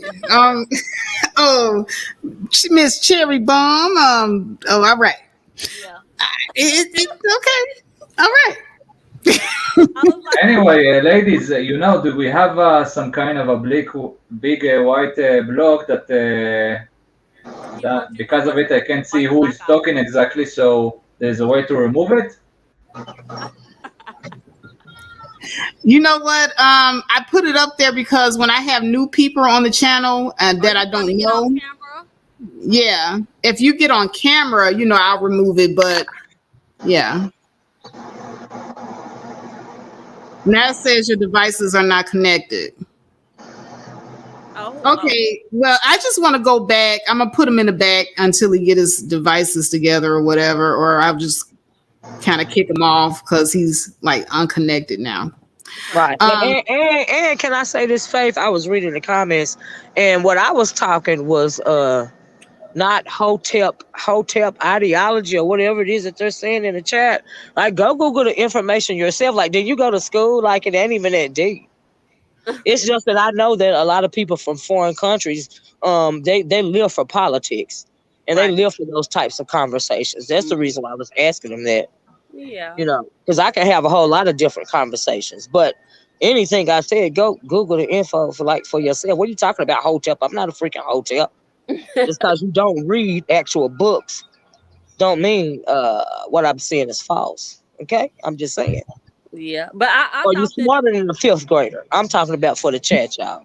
okay. But no, I Okay, thought well, I wanted to go back to the conversation about Sister George. Yeah, let's She's talk on about her apology George. tour. Let's She's talk on about her George. apology tour. She's been making her rounds. She was at Saida's channel. Saida did a great job with her interview questions. I wanted to give Oh, her a was she shout on out. Saida's channel? I didn't gotta know go Yes. that. see it. I gotta go I'm about see to go look at the video. But let me tell you about George though. Why would you invite me as a guest on your show before you invited the therapist? Why would you invite me to a show titled Bald Headed Hoe Shit? And you're saying we're going to review face video. Like, why would you do that? Like, what you mean by that? That's what I'm saying. And then she talking about, well, get your, was it your popcorn and your wine? That Yeah. was mean you, but the conversation that you had with the therapist would have been a totally different conversation that you and I had. Yep. You know, that's like a setup. That's ridiculous. That Right. don't make no Thank Vagoda, God sense. you I said have a that you were phone. going to get on camera so that I could kind of see who you are. Yeah. Oh, okay. There you are. Okay. All right. Good. Okay. Oh We know. boy, you showed my face. I'm sorry. Oh, you'll be No, I all right. look We just in the terrible. States right here. You'll be okay. You don't look terrible. We ain't gonna tell nobody. We're Who we not gonna going to tell? tell. Pagoda? We don't know anybody over there. So, Anyway, Yeah. no, Did you some already go tweet probably it though? some I nut want will show my face or something. The last time that I showed my face, it was some lunatic put it in his video. oh yeah, you should be a model. Oh well, No, let me see your seriously. face again. No, Let me see. Let me We can see. no, I need to rewind. take a haircut. I need to shave. I look like somebody from that. From where? Hey, let me talk Some. about Sister George real quick. Okay, now I wanted to say that I thought that she was telling the truth about she meant everything that she said. And I really don't Yeah. believe that she cared about the way she delivered it. I think No. I'm just allegedly. I'm saying this is what I feel because she'll say you lying on me. I do feel like that. But anyway, I think that she really don't feel that. I think it's because all of the black women are really coming down on her, saying that you need to watch how you talking about little black girls. That's the only reason why she's, I think, kind of looking for sympathy or something like that. Right. Yeah, she wanted He she gotta tried mute to his mic. Vigo. Okay, go ahead. I think it's Vagoda. I'm a mute Vagoda. Okay, go ahead. Okay. it seemed to me like she was trying to paint herself as a victim, Tori, but I agree with everything you said. She's just not apologetic. When we was in the chat over there, I said, but you still haven't apologized. And she was like, something. And I think you Oh, you owe need to me apologize to the and my husband an apology. And, Yeah. you know, and I wasn't talking about, she made it seem like I was saying that she needed to apologize to the women for that statement. No, I was talking about apologize for making a statement, for even letting it come out of your mouth. I wasn't asking her to apologize to us. Right. And when she came onto the onto my panel that morning, right? And we was talking about the show she was gonna have that night. She was like, okay, well, I will what she said? She said, I'll expect you to apologize to me, Atari. I said, okay, I sure will. Wow. If you can prove to me that Bum Cherry lied in any kind of way about your husband being in the DMs, then I promise you I will go on a 4-hour long video giving you an apology, because I believe Bum Cherry with all my heart that man was really in her inbox. So therefore, if you prove me wrong, then I'm wrong. I gotta say I'm wrong. But on her show, she basically said, "Well, y'all just gonna believe whatever y'all want to believe. I ain't gonna show y'all nothing." Yeah. Right. Okay, You know what I I'm mean? going to put Vagoda to the back since this conversation, he doesn't know any of the people involved. So Vagoda, I put you in the back. I may bring you up if you're still here, to talk about other things like maybe stuff that's going on in your country, but you don't know who such Sister George is. So I don't see why to have you on the panel for this segment of the conversation. But it was really good to talk to you about your country.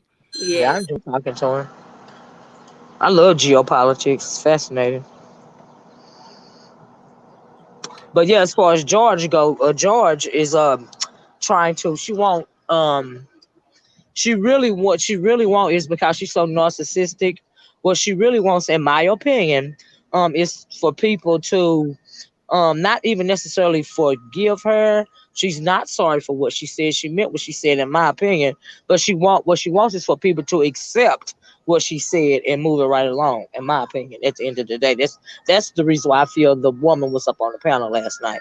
Yeah, and stop. She wants us to stop talking about it. Basically, even Mhm. Concrete was saying that what she was saying, like, yeah, she hopes that the conversation stops. She kind of advised Sister George not to get on here and watch anything, for a couple of days. But of course, she already back at it. Right? I didn't even know she was on Saida's channel.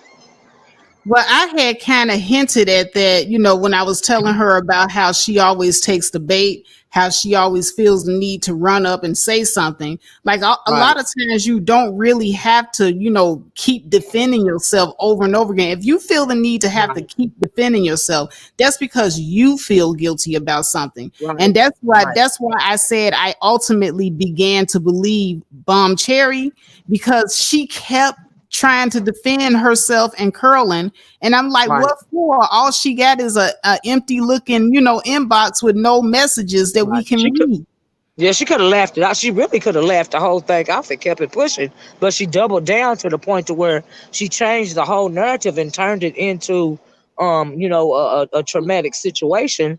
And the narrative, I mean, and the story that she used was absolutely disgusting. And that story was the conversation that she had about the 10-year-old little girl. Now, she Right. didn't mention boys and girls. She mentioned a little girl You and opened my doubled eyes to down that on it. yesterday, Miss Olivia, when I was Wait a talking. minute, Aries Queen said that was her cousin, Who?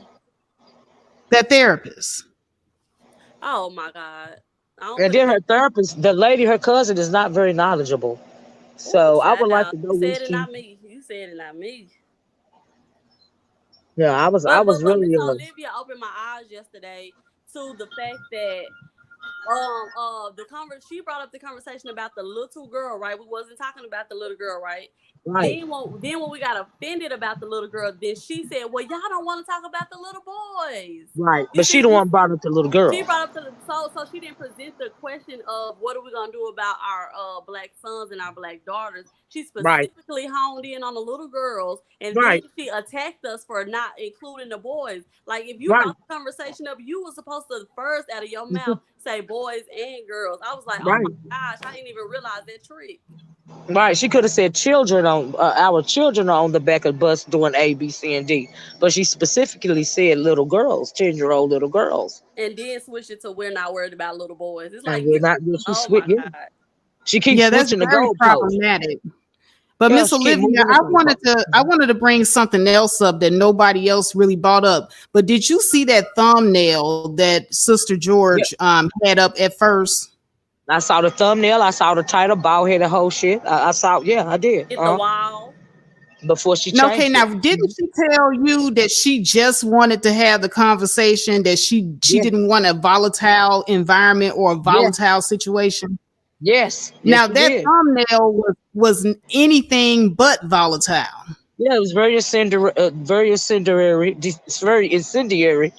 It was very disrespectful, in my opinion. The black. For you to have that type of thumbnail as well as that type of title when you're inviting me to your channel to review a video and talk about a subject that is so traumatic to our community. Why would you title the video "Bald Head Whole Shit" and have that thumbnail up if you're wanting to have a serious conversation about child abuse and childhood trauma? You and then talking about some popcorn and wine or whatever that was, that Sweet Life was saying. Like, Yeah. how is that a conversation for popcorn and wine? Why the title is ignorant. The whole thing was just very ignorant to me. But see, But I this is what I recognize was the setup. trying. this is what I was trying to convey. Like Sister George is going everywhere telling people that she just wants to have the conversation in an environment that's not volatile, you know, because she's once again, I told you she's taking shots at what happened to her over on my channel, but she does not take into consideration what she does to make the environment volatile. Like with that thumbnail. She doesn't appreciate that thumbnail was volatile. But she thought we was gonna battle. She wants to change the narrative from being a serious topic to a YouTube talking point, right? And so she figured if she could set me up and get me over there and play me like I'm basic, you know, it would change the whole narrative of the conversation, right? And so I knew it was a setup because we do, y'all know, I twerk around in the B sector. That's my spot, right? So when one of the favorite things to do over there is invite somebody to your panel so that you can jump them. That's real basic. So I don't know why she thought that I didn't realize what she was trying to do. Even though the topic is very sensitive, I would have loved to see you up there reading. Well, I asked her to drop the link after the counselor was up there, and I seen how she was manipulating that lady. A few people. The conversation was so goddamn boring. I was like, it was boring. It was hard for me to tell. Then she was like, I'm not gonna drop the link. I asked you to come up here or whatever it was that she said. Well, I mean, I'm here now. Man. I'm asking you to drop the link now. You still could have dropped the link. Her husband said, we ain't fit to drop the link for you. Right. Right, because they both weak. But I'm here now, and I'm saying drop the link. You didn't want me to let that lady see the part of the things the lady say she didn't even know George had a channel, right? So, and then plus two, she's not familiar with the sector, which means she's not only is she not familiar with the origin of the conversation, she's not familiar with the politics of the sector. She doesn't know how we move around here. Right. So she just thinking Sister George is this nice, sweet lady or cousin, right, whatever the case may be, and these women just attacked her because she accidentally misspoke and said whatever she said. But it was deeper than that, a lot deeper. Right, but did you notice, Atoy, that a lot of the things that I had already said about the, you know, what goes on in my house, stay in my house, and a lot of other, you know, topics that I had already brought up, the counselor lady, you know, said the same thing. The therapist said sweep under the rug. I remember we said she was trying to do that. The therapist said, well, go on in my house, stay in my house. She was trying to do that too. And then she kind of acknowledged that some of this stuff, you know what I'm saying, if the married couples fight, it ain't about the toilet seat. So if you got to go to the point where you calling people out your name, you trying to cover up something. You know what I'm saying? It ain't about the conversation. Exactly. Yeah. Right. You know, a lot of stuff, you know, I had already said it, but I guess I don't know if she didn't want to acknowledge that or not. I don't know. I know what her intentions were at first, and then she had to switch up when I said that no, I'm not coming over there. You're not finna set me up, you know, because just like she got a temper, I got a temper too, and she thought that we were going to have a back and forth, you know. But I'm not going to be privy to, you know, bald-headed whole shit when it comes to this type of topic, because everybody knows I'm passionate about generational curses, especially when they involve children and trauma. So why it's like she wants to make light of the situation or something. Well, no, she's not making light of the situation. What I'm trying to get you all to see is that Sister George is abusive, just like the men of the manosphere. Absolutely. She's absolutely male identified. But then did y'all hear the part to where she said that her mama, she went back but see, it really validated everything I thought about her when she did at least say that she was raised by her mama and her grandmama, and her mama was on drugs. Yeah, I didn't see that part, so I just got your clip of you saying it, but I didn't see that part. Yeah, she did. Now that you ladies are here, I would like to go ahead and review the video if you guys don't mind. Okay. I'm reviewing it with me. So I'm going to go to Sister George's channel and see if I can find the video. Let's see here. I am subscribed to her. Where is that video? Doggone it. Now I guess I have to go to my history. Hold on a sec, y'all. Okay. Yeah. Did you see the edits and the clips I had clipped up from the show, Miss Olivia? Oh yeah, I did. I love that video. I really liked it. Yep, I saw it this morning. I sure did. I was sleepy trying to put it together. I thought you was on point about it. You be putting those edits together pretty fast too. I cannot see how you do it. Yeah, I don't see how Tori do it either, drop because one honey, about Ruth crazy self real soon. Well, probably after I get off of here. that editing thing, it's a lot. Mm-hmm. You really gotta have But patience it's like if doing I'm it. sitting up here watching all this mess, then I'm gonna get my little clips and put them together. Oh, you just got a knack for it, you know. Yeah, yeah. Because I don't have the patience, child. I have to move it right along. Look at this Okay, here we go. Kim. She changed the thumbnail. She changed it to therapy session with Miss I Kim. wish So she somebody would have screenshot that thumbnail.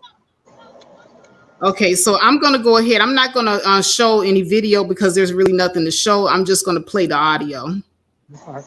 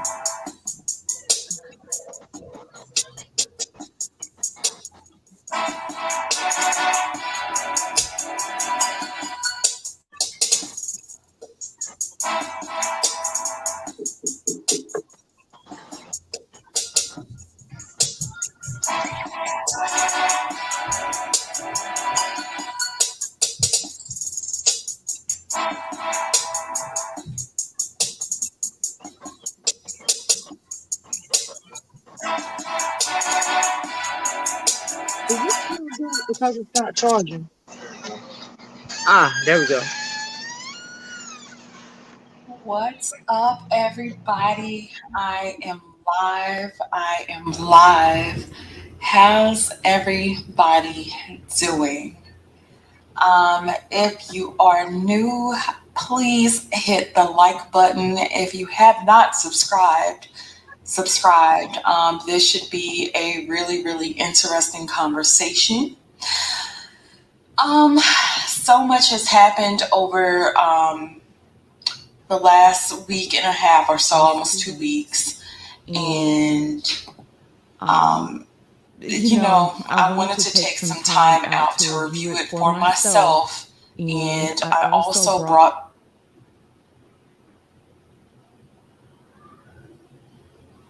We got some buffering going on, y'all. someone else along to help me review this video. I decided Do y'all to, for views? I'm not going to say I decided. I had a conversation earlier with someone, and shout out to that lady. That lady told me to get a therapist. Yeah, she got to help me navigate the 666 views. The devil. And The that's devil. exactly what I did. Six, I have six, a six. therapist waiting in the back so that we may review this video. If you are looking for my therapist or the therapist that's joining us on the show, her name is Kim. Her link, not her links, her description is in my bio. So if you want to see her credentials, you want to see what she has going on, her link is in, her credentials are in the bio. But I really wanted to be able to have a conversation and to really be able to break it down. What I do want to explain too is that this is a paid gig for this lady. I wanted to pay this lady for her time because it was definitely on short notice. And I wanted somebody to be able to come give an honest perspective on some honest perspective and a good critique on the things that she'll observe in this video. And I wanted somebody to be fair and balanced on all sides. And so, the lady has permission to critique wherever she needs to critique. And, especially where I may have gotten a lot of the stuff wrong. Definitely wanted to have an honest discussion about it. So, without further ado, I'm going to bring in Miss Kim. Hey, Miss Kim, how are you? I am well. How are you? I am doing, I'm okay. Okay, it's been a very, very tumultuous week, but I wanted to be able to have this conversation with someone who worked in the field, who would have a background on what's going on with our children, and to just really, really have an honest conversation about everything. Okay. Can you tell us a little bit about yourself? And I'm going to play a little music in the background. So let me know if that's too loud for you. Oh Okay. no, that's perfect. Okay. Um, Great. okay. So I am a therapist, a person-centered therapist in private practice in Jonesboro, Georgia.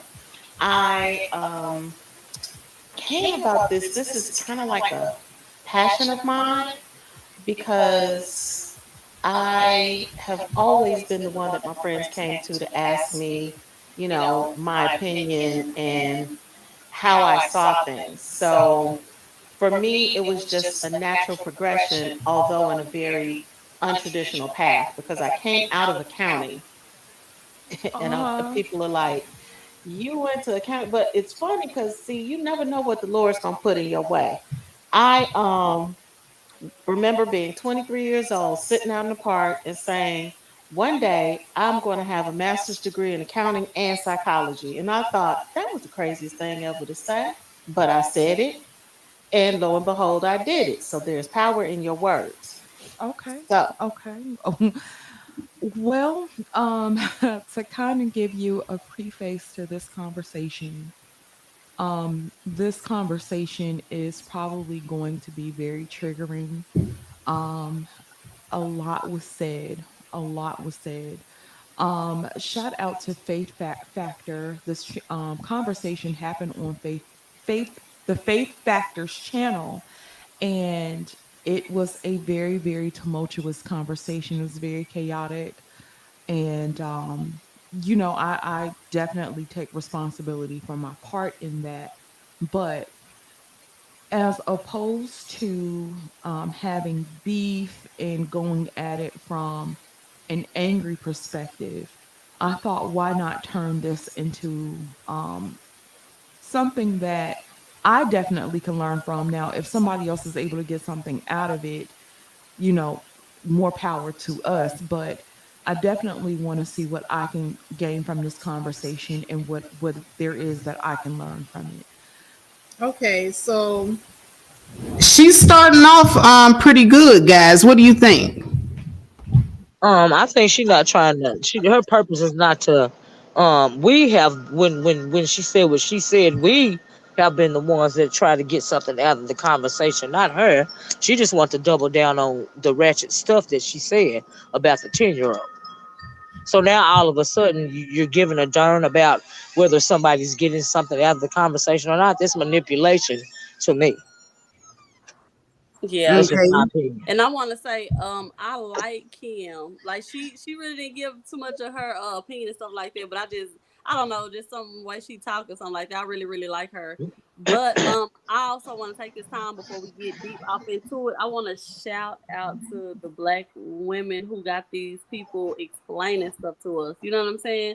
Like if we hear Exactly. something that's out of order, we are standing up making video after video after video, when in the past they could have just ignored it and had all they manosphere people to come at us like, oh, y'all just hating and stuff because she married or something crazy like that.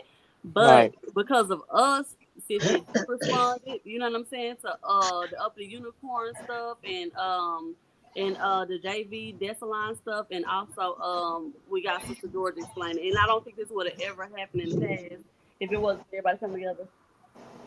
I agree, especially, but then they want to make it seem like some in the manosphere in places, and like George, even they want to make it appear as though black women don't care about their children, you know. But this what the backlash from what she said, even in this microcosm of this community show proves that we do care about our children.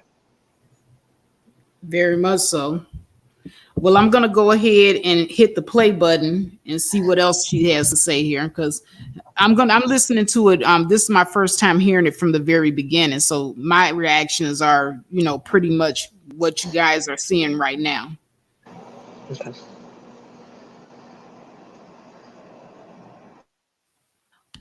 So let me pull up Faith's video, and there was a conversation prior to the part that I'm going to skip to. The conversation prior to that is something that I'm going to address at a later date, but I felt like this was the most important part, and this is the part that we all needed to address and really needed to just have to dialogue about it. When I play the video, Miss Kim, you can interrupt me and tell me to stop the video at any time, and we can have a discussion on whatever. So, and I may stop the video and ask you questions as well. Is that okay? Not a problem at all. All right. So, give me just a second while I pull up the video, and we'll go from there.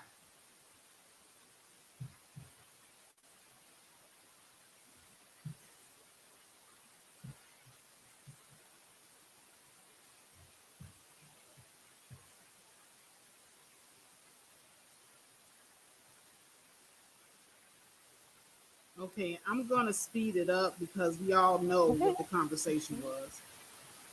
Can I just say, if you notice, Face, my question is, why would you want this lady to review the video with you without letting her hear the first part of the video, letting her hear how the argument started? What without any context, you started. That's manipulation, in my opinion. She started manipulating the lady right off the bat because she don't know how the conversation started.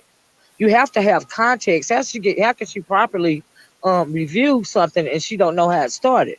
That was my issue. Because I think she was hiding something from this lady. I don't think that she was honest with this woman about things that were going on in her marriage. Especially not the marriage part. She never ever Yeah. touched on it with her ever. She didn't say nothing about that. But let me go ahead and hit the play and see what's going on here. Here we go. Um, Now, Kim, are you familiar with Kevin Samuels? Yes, I am. And okay, how familiar are you with him? Have you seen a couple of videos? Are you a fan? Are you a supporter? Like, what would you say? I can't say I'm a fan and I can't say I'm a supporter. I've listened to some of his things in snippets, and a coworker and I often discuss the viewpoints that he discusses.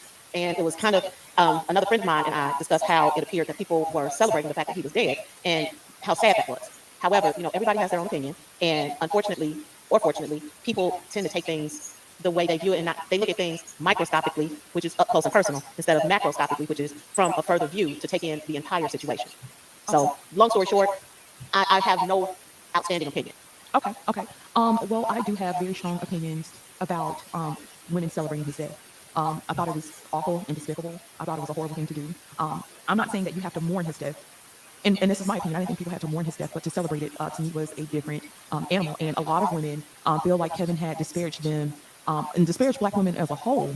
And they said they had the right to feel however they wanted to feel, and if they chose to celebrate it, so be it. But I did have a huge problem with that, and I spoke up against that. I'll preface this conversation by saying that I don't agree with everything that Kevin Samuel says. I don't agree with everything that Kevin Samuel says. It's been indicative on my platforms. There are some things I did agree with him about, but I didn't agree with him about everything. So I want to make sure that that is known, because I do have people trying to push a certain narrative and say, well, she agreed with everything Kevin Samuel says, and so she is on the side of the men and she must hate women. And yeah, it's been a lot. So, just trying to give you a little bit of background, and I feel like I'm just kind of dropping you off in the middle of the desert and like, come on, girl, let's swim. It's a lot. It's definitely a lot, but I'm pretty sure we'll get through it. But I'm getting ready to share the video. Shout out to Faith Factor and Fair Use. So I'm getting ready to share this, and let's share. Can you see the screen? I can. Okay. And let me rewind it just a smidge, and we'll start now. or Super Chat and got not just a takeover. They did disappear. I'm trying to find them. I don't see them, but I will read them towards the end of the stream. But Sister George, you said something that kind of struck me. You're saying that women are capable of a lot. You know what they're capable of.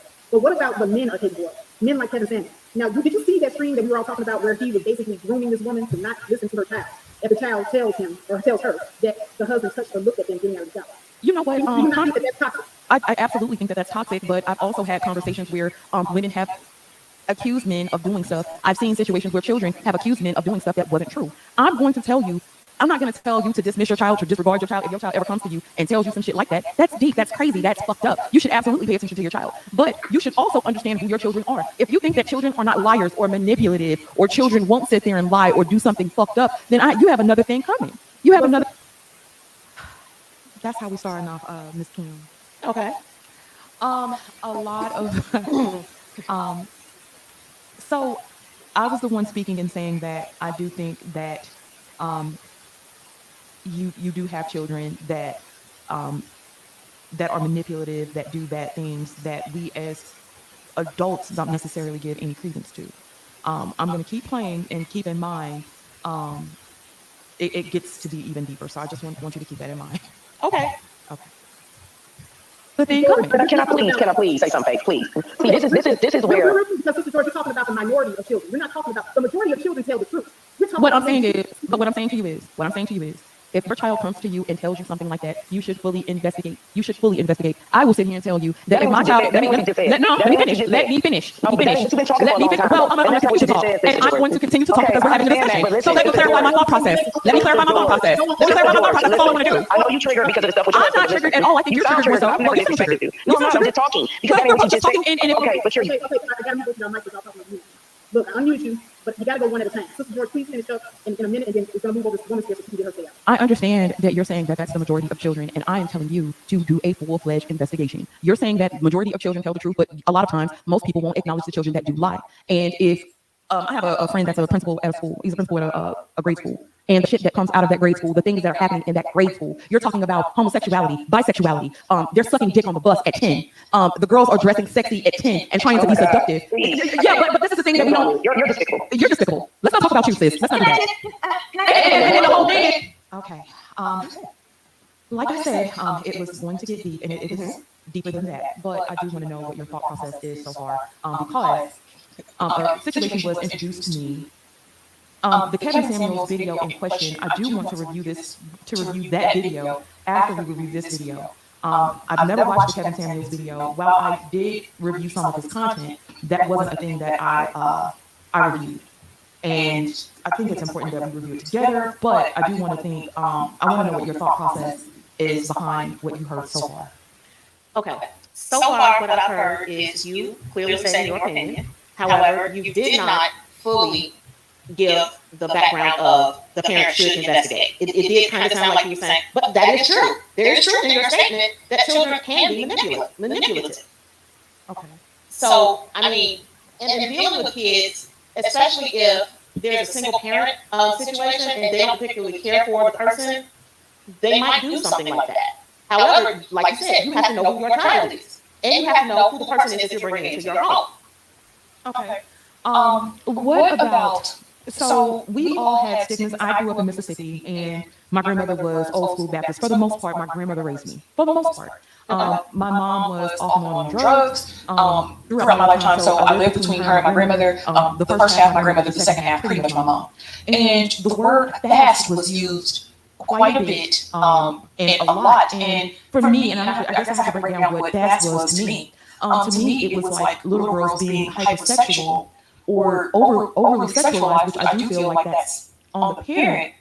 But I think that some of the attitudes and the things that children learn and they learn to mimic, or it takes on a mind of its own.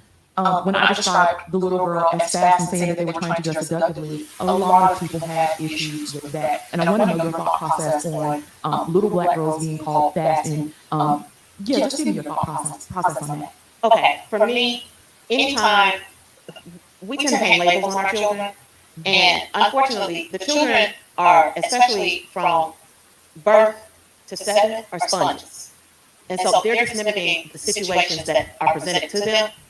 And I mean, if the parents aren't buying clothes for them, and if they're monitoring what they're ingesting via, and a lot of times children nowadays have access to so much more information than I had when I was growing up, and I'm sure you had when you were growing up. So the ability to filter what's good and what's bad, especially if my mama out here shaking it, kicking it, doing whatever, or there's no structure in the home, then that unfortunately is a product of what you might see. Mm-hmm. So for me, it all depends on, you can't generalize that. That is a situational type thing.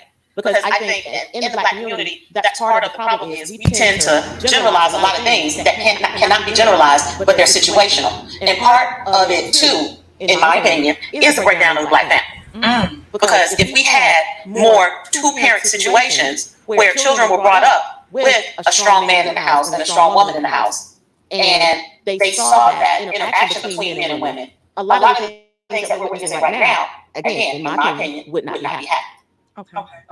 Okay. And with the mislabeling of our girls, how often do you think that that's a thing that's been an issue with Black children, especially our girls, like with the mislabeling of them? Okay, when it comes to especially hypersexualized girls, a lot of times those girls have been touched. Right. And so they're, and again, if there's no structure in the home, if there's no one listening to them, then that's kind of training them that this is how you get attention. Absolutely. And unfortunately with kids, they don't kind of distinguish between good attention and bad attention. Any attention is attention. Right. Miss Kim, have you ever heard of situations to where kids are victimizing other children? Yes, I treat children for that Currently, you treat children for. Yes, and unfortunately, a lot of times the child that is victimizing has been victimized, and they've never said anything. They're just repeating a pattern. Again, children are sponges, and if that's what they see, that's the situation that they're brought up in, then unfortunately, sometimes that is what happens. Do you see? Because another thing that came into question was if girls were actually victimizing little boys, or this. Yeah, I guess that's the best way I know how to put it. And, in this conversation, I'm going to put it the best way that I know how. I don't intend to offend or anything like that, but just trying to gain some understanding. Like, what would you say the percentage was from girls to boys like that happens? Unfortunately, I'm not prepared with statistics, and I would hate statistics, because again, that's generalizing a situation that probably shouldn't be generalized. Okay. But I will say that a lot of times, well, no, because sometimes the perpetrator is a girl on a girl. I mean, there is no general, how do I say it? There is no general rule as to a perpetrator and a perpetratee. It's just, I really feel like a lot of times these things happen because opportunity presents itself. I do want to ask you a question about the research that I've done say that boys underreport the most. I know that's a general. So you said definitely. Yeah. Can we pause for a minute, please? Unfortunately, in our society, Okay, sure. Young men are socialized to be. Okay. Go ahead. What I wanted to say was, number one, she's asking very leading questions, right? And number two, I realized that she was up there to review a video. And she is not her personal therapist per se, but she should have stopped and spoke a little bit, in my opinion. She should have stopped and spoke a little bit about the fact that when she said that her mother and her grandmother raised her, the earlier part on the grandmother raised her, and the latter part, her mom raised her, which leads us to the part. This is why the lady don't understand context, right? She didn't hear the video. She didn't hear the part that I felt like when she was talking about that told us why she was projecting, because that story that she told us about the 10-year-old. And then she goes on to say, you remember when she said she surrounded herself by women of the night and all of this and all of that.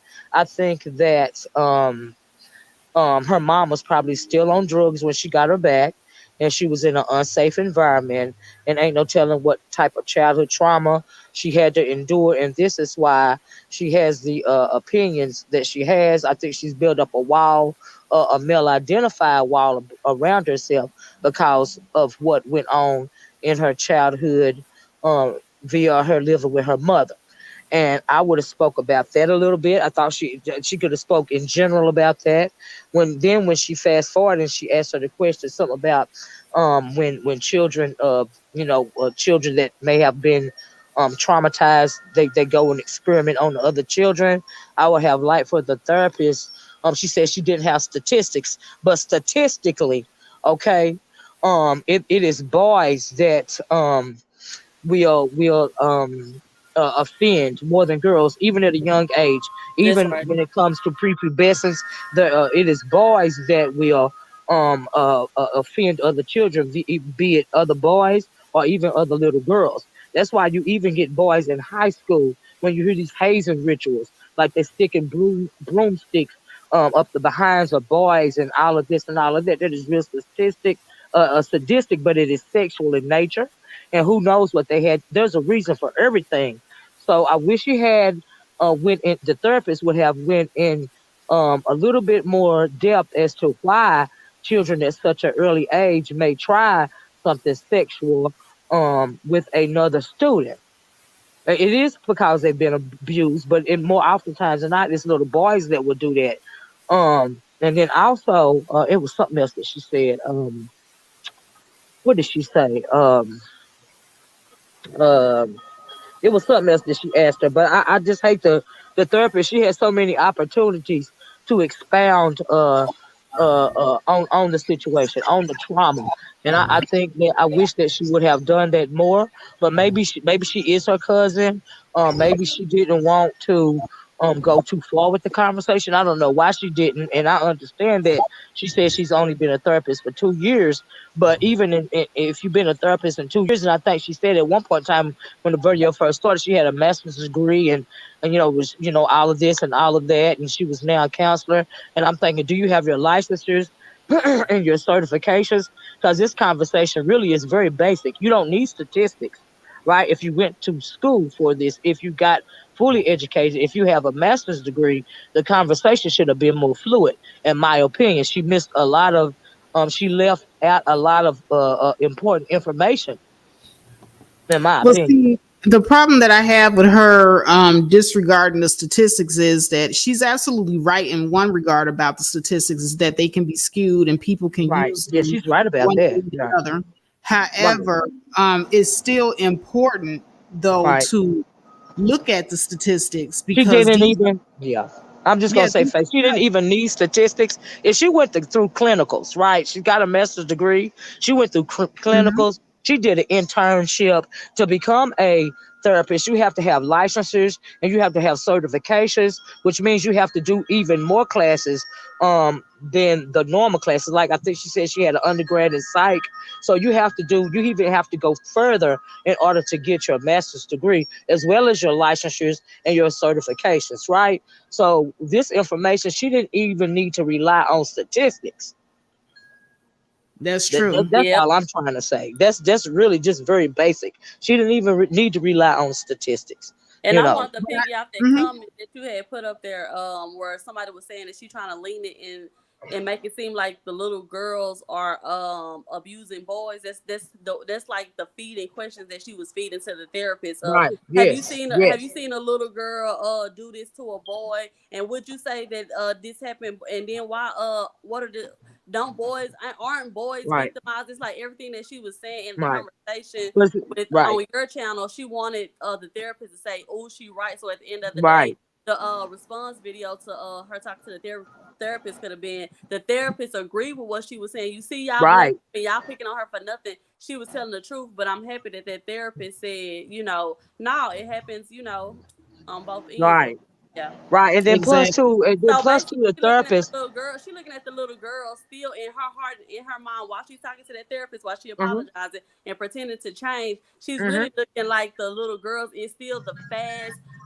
Right, predators, and that the little But boys are these not sweet. so fast, Atari. She apologized, but she didn't apologize for what she said. She just right, apologized for how she said it. She Right. stated that she right. still believes what she She still, said to be right, true.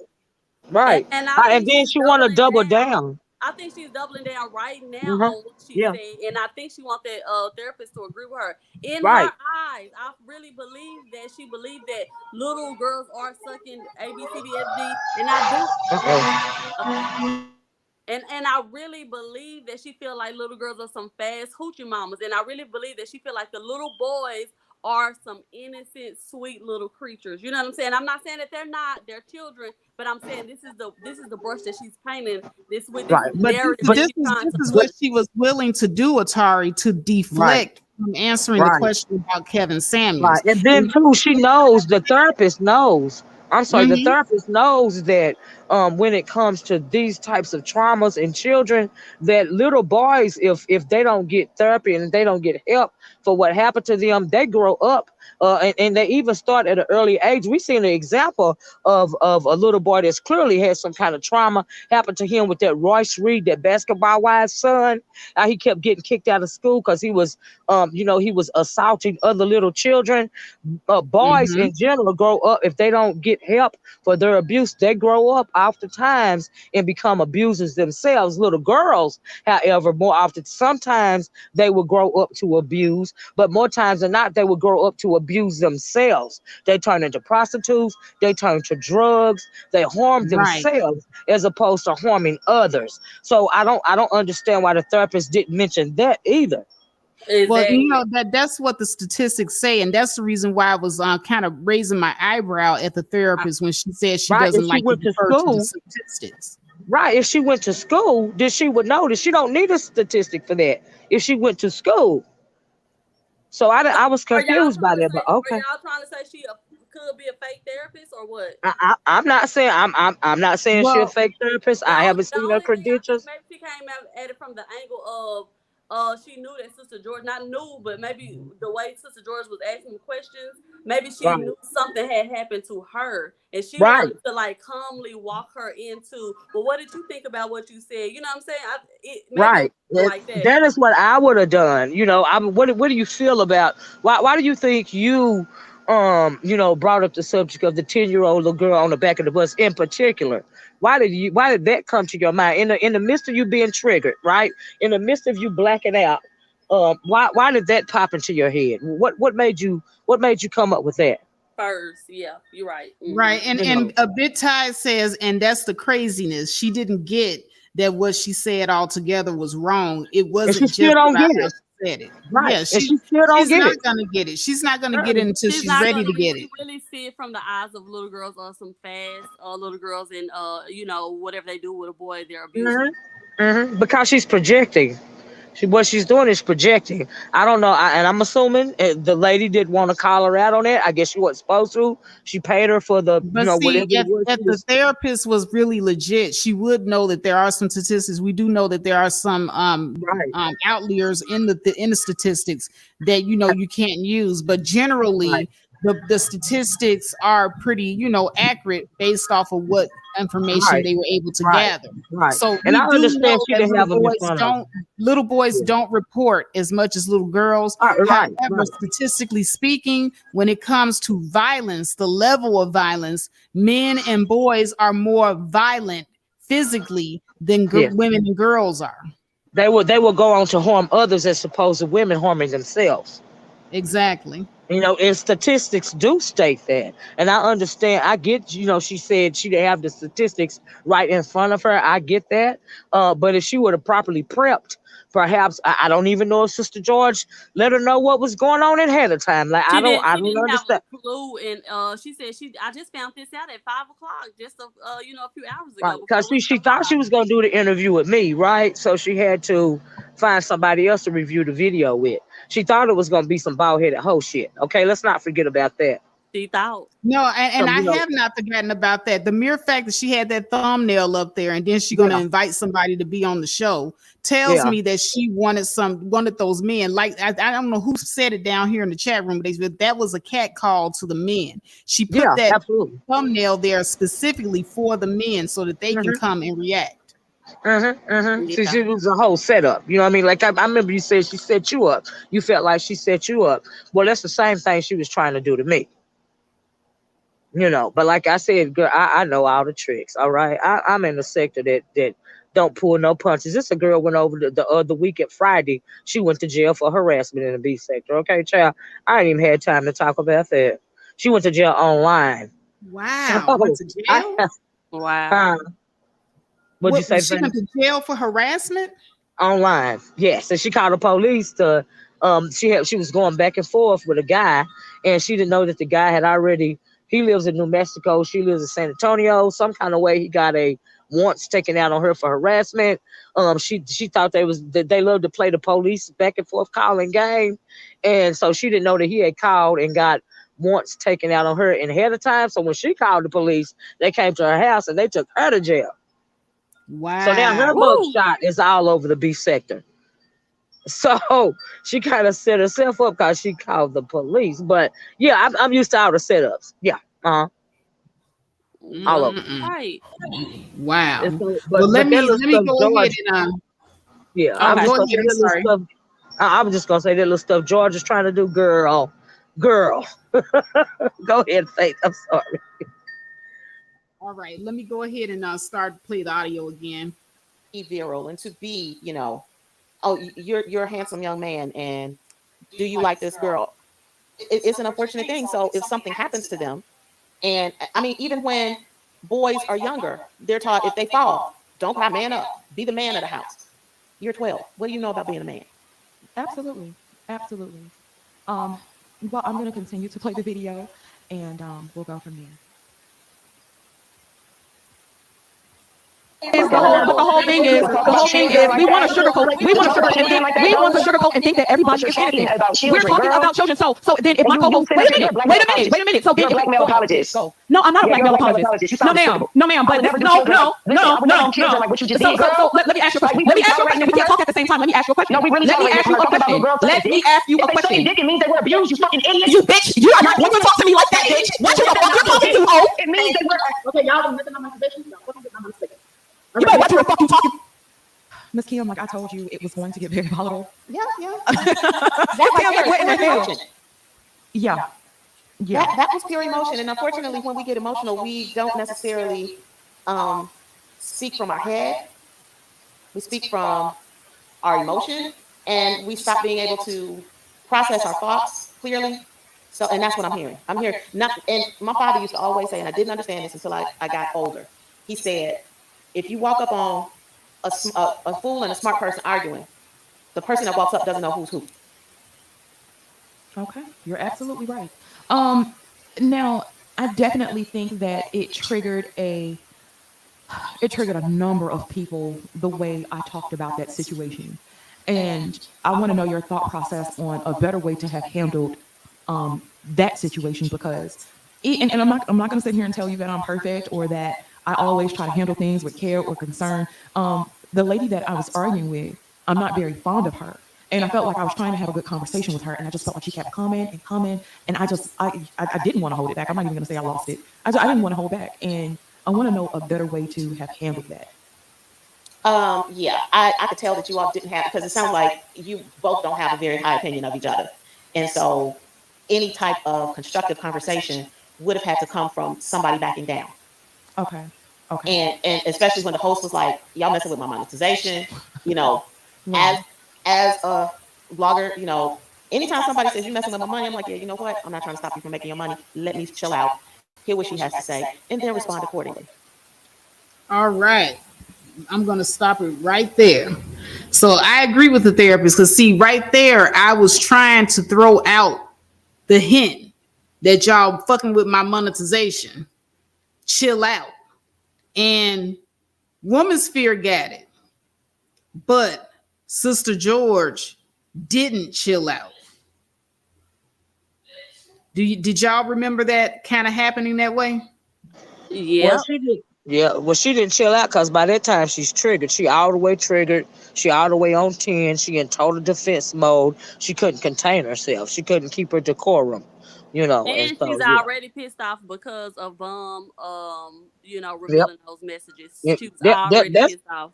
That's really the source of her trigger. That's really why she's mad at the end of the She day. had a whole couple of days of just being Uh-huh. embarrassed about her marriage. So it was Yep. a perfect time to take it out. Yep, you're absolutely But right, she's Atari. all around online talking about how she wants to have a conversation in an environment that's, conducive to Uh-huh. having an adult conversation. But on my stream, she wasn't trying to chill out at all, no matter Uh-huh. how many times I tried to throw out there to Uh-huh. respect my panel. Yep. Yep. You was doing some bald headed hoe shit, wasn't she?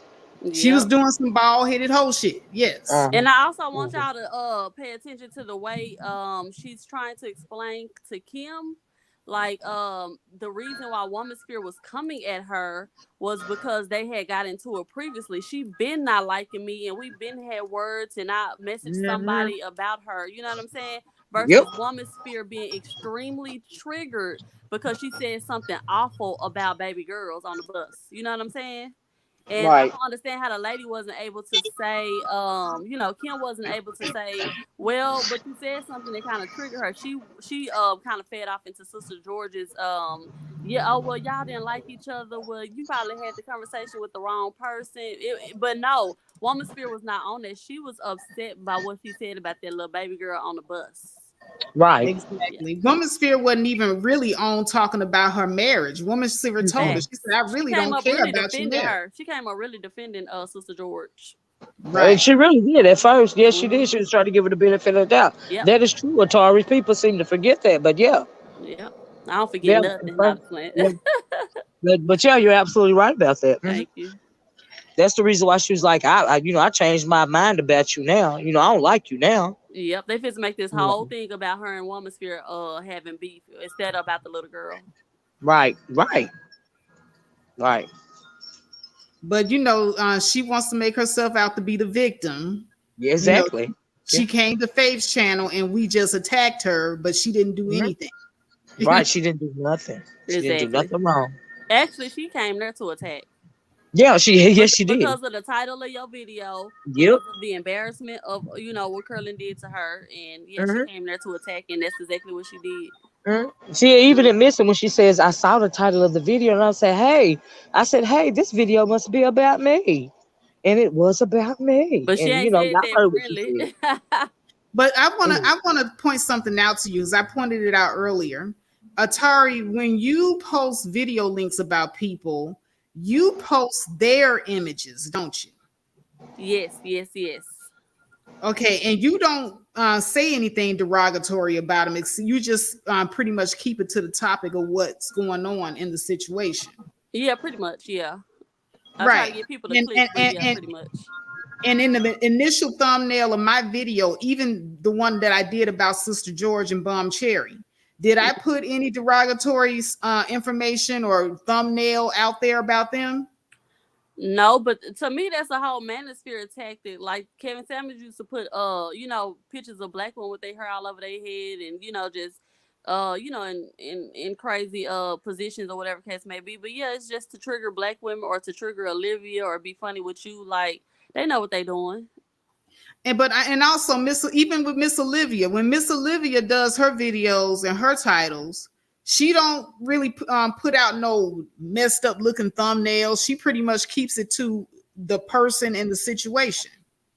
Yeah, I use like owls because that's my spirit animal, and dogs and anything other than somebody's actual image. Hmm. You know what I mean? Because I'm really not concerned about the way that you look. That is not why I'm on here. So It yeah, I don't even bother with it.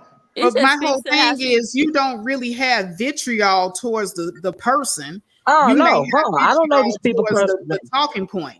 And Yeah, that's what no, I'm the talking saying. point. Yeah, Like yeah, the none of talking us had vitriol towards Sister George. point. No, And, she had and, vitriol towards everybody else. exactly. So like her whole approach, even with her coming on my panel, Atari's panel, even with Hmm. her making her thumbnail and inviting Oracle over there to that mess, she's the one putting out the vitriol, but Uh-huh, she wants to project that onto other women. uh-huh, Right. uh-huh. And And you notice that she and keeps jumping on. Wait a minute, Tori. You notice that she keep jumping on Tori's channel, right? One reason why she jumping on Tori's channel, number one, is the same reason why, I believe that a lot of the guys are coming for Atari, right? So a lot of the guys like who's okay for Atari, Red Supreme, Rude. Rude, David David Johnson. Johnson. You know, they coming for Atari. Well, number one, they're attracted to her.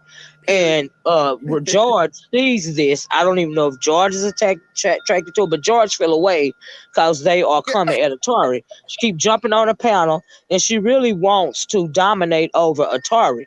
Now, Atari, she keep her good little same little sweet, calm voice, but Atari be getting it in. I be checking I be getting, I be getting it, Atari. I get it, girl. Yeah, I yeah. get it. She don't rate her voice. She don't cuss at her or none of that, but she be giving it back just much. But she feels like, she felt like, or even she may even still feel like, I can come over to Atari's channel because I can dominate over her. That's what the deal. That's why the guys come at her, and even Taz came at her. They feel like Yeah. for whatever reason they can dominate over Atari, and she's acting her male identified butt when she comes over to Atari's channel, just like they do. That's I don't a even fact. know if y'all usually noticed that. operates just That like a makes sense. man in the Just like manosphere a does. man. Right, absolutely. Absolutely. Absolutely. That's why she keeps coming over there to Atari's. But let's go ahead and listen to some more of this therapy session. Okay. Because again, when you're arguing like that with somebody, people are just looking at, well, dang, I don't even know what her opinion is because you stoop into name calling and stuff like that, and that says that this is something deeper going on than just this discussion. I tell my married couples whenever they have an argument, like if they're arguing about you left the toilet seat up, it's not about the toilet seat being up. It's about something you did maybe 3 or 4 months ago that you internalized and decided not to. You didn't want to pick a fight at that moment, and you just kept it in. And then when something happened, you just flooded all out. Right. With this person, she and I hadn't had very much interaction, but the things that I've observed her do, and this is just my personal opinion, the things that I observed her doing around, I was kind of waiting on her to approach me the wrong way, and I tried to tear her down, because I don't necessarily think she's a good person, but when that opportunity came, it was just like, I'm gonna get her and I'm gonna tear her down, and that's how I felt in that moment. Ooh, hold on. Did she Yeah. say? Did she? This is what Woman's Fear been saying. Right. Yep, she was shocked. Woman Spirit was shocked, like, dang, you been waiting to get at me? I just been looking at you like a regular, person in the Right. store. Yeah. Right. But she been after woman's for evidently for a long. I didn't think she's necessarily a good person. But the one, y'all ain't even never had no bad interactions towards one another. So how can you say that? Like, have you been stalking her? Like, what makes you form that type of opinion about her? She That's informed very interesting. she informed a couple of people, and I got an anonymous message too saying that Woman Spirit is not a good person. I was just like, yeah, okay, whatever. Thanks for the information. But Wow. it wasn't from Sister Georgia, it was just from some anonymous account on my IG was warning me about, you know what I'm saying? Like, get a life. Yeah. Yeah, but George admitted she admitted to calling Cass life, right? She sure did. And That's what she warning her called him. about Woman's Fear. Yeah, yeah, yeah. And this is before her and I guess I'm assuming Woman's because like Woman's Fear clearly, if Woman's Fear didn't have no ill feelings about her before the panel, she's doing that before the panel. So I'm like, yo, are you in the Exactly. background? Exactly. That's crazy. Right, but I still feel, even though she been hearing everything that's going on in the space, and she probably didn't like her because, let's say, Woman's Fear is female identified and she's male. Whatever the reason Right. is, she That probably too. just don't Yeah. like her, just not to like her. But the thing is, she's to me lying to the therapist and telling her that's what the problem is. Woman's Spirit, y'all did not get into it behind you nothing. Y'all got into it because Woman's Spirit was not playing about that little girl. Right. Right. Right. But you've been having you've been harboring ill will towards her even before then. But you know what? I So, got to give a therapist a shout out because she did tell her point blank, when you have to stoop to name calling, that means that there's something else going on. Right. And but why did that George, go right over Sister George's head? right. She just bypassed it because you know why she Yeah, because bypassed we the got into Atari? it. Why? Because Because why? she started it. Yep. Because she started it. That's the reason why she got all hyped up and triggered first. She Mm-hmm. started it. Yep. And the That's the therapist was reason telling why. her it's bigger. When you gotta act like that, is bigger than the problem that you're trying to say. You got something else going on. You know what I'm saying? Whether it be the marriage, And you whether know something what in that your something childhood, else is?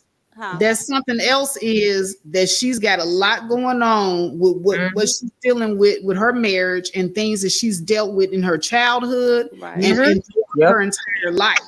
And Mm-hmm. Yeah. that's what's going on. But She that has was to the get to blow the up. bottom of that. Yeah, that was Right. the blow Yeah. up. Yeah. But she really does need to get some type of therapy. I don't know if she realizes it or not, but she really does. Because that could ruin your life. I mean, like she still harboring all this rage and Right. really self hate But, and but you spoke about projection. narcissistic people, right, on your Yeah. channel. Okay, Yeah. so She's a but my narcissist. research with narcissists is that they don't ever change or they have to work on Oh yeah, themselves. yeah, yeah. I mean, yeah. Even if with therapy, if you're a narcissist, you're a narcissist. Right. And Okay. but when she go to talk about, they were talking about me and this, that, and the other. The narcissist love at the end of the day. You really can't shame them. That's Yeah. why she really don't. She just That's trying to what play it's victim. a long She time. really, yeah, you know what I mean. And so any kind of attention is good attention to them, be it good or bad. She just like at the end of the day, she getting off on people talking about her. Well, I'm happy for it because we ain't gonna stop. Okay, if you still wrong for what you did, ain't nobody giving you a break, girl. It is what it is. All right, well, let's go ahead and roll that beautiful bean footage. And it was deep because this whole situation was just a bad situation. But at the time, that's exactly how I felt about it. Um, I'm gonna continue to play. Whew, deep breaths. That's what I have to tell myself. Deep breaths. Yep. Look, and I want you to just look at this because, like you said, you're not perfect. None of us are perfect. And we all go down to our baser emotions. And anger is a base emotion when, it's really covering up something else. Right. So, what you're doing is you're just responding to rebuff her or to get her off of you.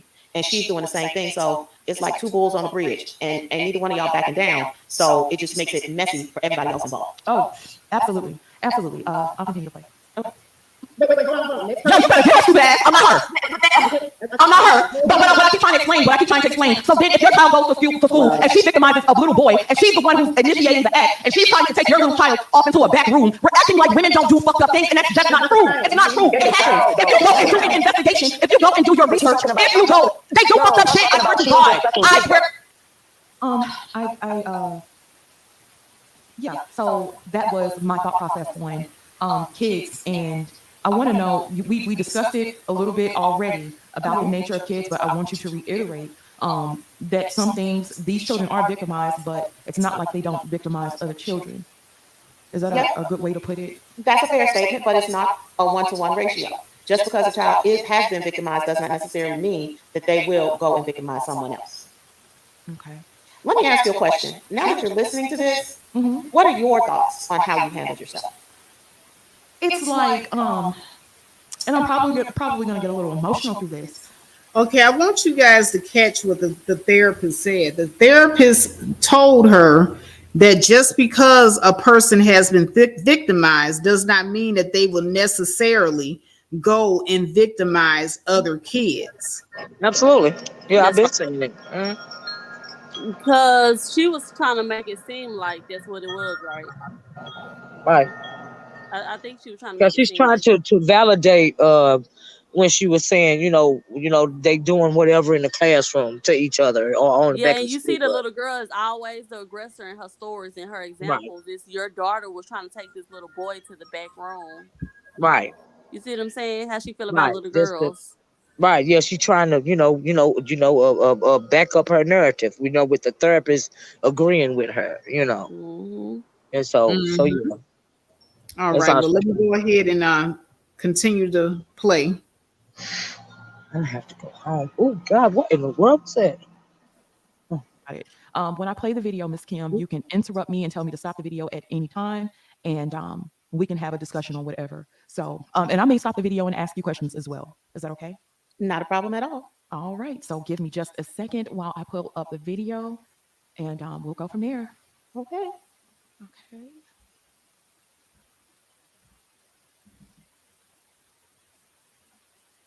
Um. Now, Kim, are you familiar with Kevin Samuels? Yes, I am. And Okay, how familiar are you with him? Have you seen a couple of videos? Are you a fan? Are you a supporter? Like, what would you say? I can't say I'm a fan and I can't say I'm a supporter. I've listened to some of his things in snippets, and a coworker and I often discuss the viewpoints that he discusses. And it was kind of another friend of mine and I discussed how it appeared that people were celebrating the fact that he was dead and how sad that was. However, everybody has their own opinion, and unfortunately or fortunately, people tend to take things the way they view it, and not they look at things microscopically, which is up close and personal, instead of macroscopically, which is from a further view to take in the entire situation. So, long story short, I have no outstanding opinion. Okay, okay. Well, I do have very strong opinions about women celebrating his death. I thought it was awful and despicable. I thought it was a horrible thing to do. I'm not saying that you have to mourn his death. And this is my opinion. I didn't think people had to mourn his death, but to celebrate it to me was a different animal. And a lot of women feel like Kevin had disparaged them and disparaged Black women as a whole. And, they said they had the right to feel however they wanted to feel. And if they chose to celebrate it, so be it. But I did have a huge problem with that. And I spoke up against that. I'll preface this conversation by saying that I don't agree with everything that Kevin Samuel says. I don't agree with everything that Kevin Samuel says. It's been indicative on my platforms. There are some things I did agree with him about, but I didn't agree with him about everything. So I want to make sure that that is known, because I do have people trying to push a certain narrative and say, well, she agreed with everything Kevin Samuel says, and so she is on the side of the men and she must hate women. And yeah, it's been a lot. So, just trying to give you a little bit of background, and I feel like I'm just kind of dropping you off in the middle of the desert and like, come on, girls, let's swim. It's a lot. It's definitely a lot, but I'm pretty sure we'll get through it. But I'm getting ready to share the video. Shout out to Faith Factor and Fair Use. So I'm getting ready to share this. And Did you start it over? share. Can you see the screen? I can. Okay. And let me rewind it just a smidge. Did And you we'll did you start start now. the video over, Faith? Those super chat and got not to take over. They did disappear. I'm trying to find them. I don't see them, but I will read them towards the end of the stream. But Sister George, you said something that kind of struck me. You were saying that women are capable. Oh, wait a minute. I probably did. I'm sorry. Yeah, I think we were supposed to be at the We Kevin don't Samuels necessarily know part women now. are the same way, is because, again, boys are taught that, you're a man, you got a grown woman trying to touch you, and it depends on who they're talking to. Let's see. No, that's probably the reason why we have problems with, Okay. I can't see what you got up here. just, no, stop. I think See, you right okay. Okay, right there. Some type of way. So I'm gonna keep playing. You got anything else, Miss Kim? No, not right now. Okay, let me keep playing. I really want other people to get what they have to say. Got not to take over. Been waiting patiently, and thank you so much, sis. What are your thoughts on the subject? My thoughts on the subject is what Sister Joy don't understand is a lot of men derail the conversation about girl children getting touched on by talking about what happens to boys. But what you don't understand is men already fucked up that conversation by glorifying them getting touched on by grown ass women, and that's perpetuated through men and through the patriarchy and having patriarchal thoughts like that, like what you're saying. We're talking about the 15-year-old girl, you bring up the 15-year-old boy, and men need to hold themselves accountable for creating the conversation of, oh yeah, this girl touched on me when I was a 12-year-old boy, and they're glorifying that they're happy that they got touched on, and then we sit there telling like, no, that's probably the reason why you have problems with sex, and you have weird ideals about sex. We don't talk about that. The men don't talk about that. Men come into the real those conversations, and what you're doing right now is you're doing the job of men, and that's not cool. Mary, You may, but first of all, I don't like the fact that we are adultifying children. Like, it's no not me way. trying to adultify children. It's not me trying to adultify children. You deal with the little girls, but what you don't understand is the relevant conversation because men need to have that conversation and stop themselves. Yeah. I want to know what your thought process on in like what being able to have these discussions. A lot of women were saying, well, this was a woman's conversation. The lady that is hosting the panel does have a co-ed channel, and it was women mostly participating in that conversation during that time frame. But she does have a co-ed channel, and I feel like that issue should be covered from all sides. And Democracy Takeover, that was the lady that was just speaking. She was saying, well, you're doing the job of men. Men need to deal with that. What is your thought process about that? We all need to deal with it. I mean, the subject came up about children being sexualized at an early age. And if I have a friend and we have conversations, and he says the one thing that Black women don't do is call each other out. And whenever a Black woman calls another Black woman out, then that becomes a cat fight. We're supposed to support each other regardless. And I don't agree with that. However, I don't think that not acknowledging that this talk is cut both ways I don't understand why she was saying that men need to, because if a little, and a lot of times, yes, she's right, little boys are glorified for that, but there's also the little boy that's being glorified because that's how the adults are responding around him. So if the adults took a neutral stance, I wonder how that little boy would react. That's a good point. I'm going to continue playing. That act when a grown ass woman touch on a baby, Gynocracy they got way too soon. Can I just say this? We actually had a conversation about that on my channel. And what you're saying is absolutely correct. They said that they don't see that as a problem, and it is a problem because this starts a continuous cycle that goes on. When we talk about our daughters, and it's something so hard to hear, it's something so hard to hear. But we don't like to think of our daughters as doing anything wrong. We like to think of our daughters as these innocent little creatures. We like to think of our children as actually don't. That's the whole issue. That's the whole problem. No. Wait a minute. I was trying. Okay. What are your thought processes in regards to that? Because my thought process is, okay, I've been in school before, and I was a child who lied to my parents at times. I snuck out. I snuck a boy in the house before. I've skipped school. I've manipulated and told my mom that my friend's mom was going to be at home, but she was at home for a little while, but I knew she was leaving for the night. And then we go out to the teen club and hang out. And so, I was like 12, 13, but I was still doing those things, and I knew children who did those things at a young age too. And then talking to the administrator, the principal that I spoke to, he was telling me some things that was going on at his school. And, I thought that was interesting and wanted to know your thought process on that as well. Okay. First of all, I got lost because it just became a whole bunch of a cacophony of talking. Okay. And it was kind of hard for me to get a salient point because it seems like whenever you start talking, because you're not agreeing with what they have to say. Well, first of all, I don't think you adultified the children, but then I could be wrong because the whole way the conversation started, and then it just took off with regard to how you started talking. Let me can you roll it back like maybe to where Gynocracy started talking, and then let me, because I need to write down some points. Let's see. That should be good. That's probably the reason why you have problems with Okay. I can't see what you got up here. Just no, stop. I think Okay, right there. No, a little bit. Just let it play from there. Okay. You're not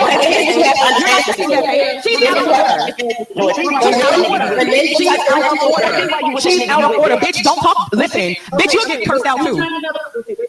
I'm trying to have a conversation here. Please refrain from calling each other's names. Now I'm going to give you two a break so y'all be too long. There's a new person on the panel. Hey, can I just finish getting my thought process out? Okay, you will, but other people have to talk. You're right. I really want other people to get what they have to say in. Gynocracy Takeover has been waiting patiently, and thank you so much, sis. What are your thoughts on the subject? My thoughts on the subject is what Sister Joy don't understand is a lot of men derail the conversation about girl torture and getting touched on by talking about what happens to boys. But what you don't understand is men already fucked up that conversation by glorifying them getting touched on by grown ass women, and that's perpetuated through men and through the patriarchy and having patriarchal thoughts like that. Like what you're saying, we're talking about the 15-year-old girl, you bring up the 15-year-old boy, and men need to hold themselves accountable for creating the conversation of, oh yeah, this girl touched on me when I was a 12-year-old boy, and they're glorifying it, they're happy that they got touched on, and then we sit up there telling them like, no. That's the reason why you have problems with sex, and you have weird ideals about sex. We don't talk about that. The men don't talk about that. Men come into the real those conversations, and what you're doing right now is you're doing the job of men, and that's not cool. Okay, stop right there. You may, but first of all, I don't. Okay, and this is what I thought when I heard that, and I'm like, she's saying that men glorify the conversation or derail the conversation by glorifying being touched by a grown woman.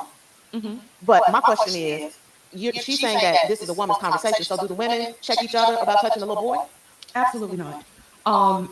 Absolutely not. Because there's and I've had a conversation with men on, I have another show that I do, and me and my co-host actually broke down the topic of female predators. And quite a few men that showed up to our conversation that day said that this isn't generally a problem that they worry about. They said that it's, at least the guys are getting some. Okay, I gotta stop it right here. So, there's a lot to unpack with what we just heard here between her and the therapist, and I'm beginning to think that this therapist, man, she got a lot. Wow. Stuff you like or don't like? Well, the mere fact that the therapist says that she has a podcast too, she What? doesn't understand. Yes, she did say that, Can and we find it? she doesn't understand that if the subject is one thing and you deflect to another, that's problematic. First of Exactly. all, Exactly. Yeah, it was I like she absolutely wasn't agree. even hearing the conversation. Right. Right. I'm thinking you're a therapist, you're a counselor, Oh, really? what did she deflect to? Because I think well, I first saw of it. all, if we're Uh-huh. talking about in the situation with Sister George brought up 10-year-old girls, Mm-hmm. and we're getting on her for adultifying the 10-year-old girl because she's saying that children aren't innocent. Mm-hmm. And see, she's doubling down on it in this conversation by using examples of when she did normal things that kids do. That it's up to the parents to police. She says she snuck out of the house. She did the fake Sneaking ID boys thing. in the house. Yeah, sneaking boys out into the house. That's normal teenage stuff. I mean, hey, what teenager haven't done some variation of that? Right. Right, right. That I'm on doesn't my mean way. Face. that I'm doesn't sorry. mean that they're predators. What'd you say? I ain't trying to interrupt. I'm just saying I'm on my way home. So if the phone cuts out, I'll just try to drop, or it may drop itself. But Okay. I'll try to click the link again when I get home. Okay. Okay. But Oh, it's okay. starting to rain in here, and I don't have no choice but to go. I don't like to drive in the rain, especially at night. I'm getting old. I can't hardly see. No, be safe, Miss Oracle. We don't want you to get hurt out there. Yeah, I just didn't want you to think I was just trying to abruptly leave or nothing. But I live in the country, and sometimes it's kind of iffy when it comes to Wi-Fi around here. Yeah. The closer I get to home, the less service I get. So yeah, I'm just trying to let Okay. y'all know. But go ahead. I'm sorry. Yeah, I Yeah, wanted to say about the because she said she don't think that she was adultifying children. Now the example that I gave earlier, where she was saying that your daughter, y'all daughters could be pulling these innocent little boys to the back and doing this and this to them. She said yes, because you women do some effed up stuff. But she was giving an example of a little girl pulling taking advantage of a little boy, and then in the same breath she said y'all women do messed up stuff. So in everybody's head, I think we was thinking like, she's but you considering that just little called girl a to little be a girl woman. a woman. Yeah, Yeah. that's what I was thinking because But the that's why I therapist didn't said I hear don't like that it. we're adultifying children. That went directly over the therapist's head, but the therapist did say that the conversation did get jangled up, so maybe she missed it. Yeah, it was just like it would be a deep conversation about what's going on. You know what I'm saying? Like little girls, and I'm upset about you saying this, or you bringing boys into the conversation, and then the therapist would be like, well, yeah, you could have watched your tone. It's like, talk about the conversation, Miss Kim.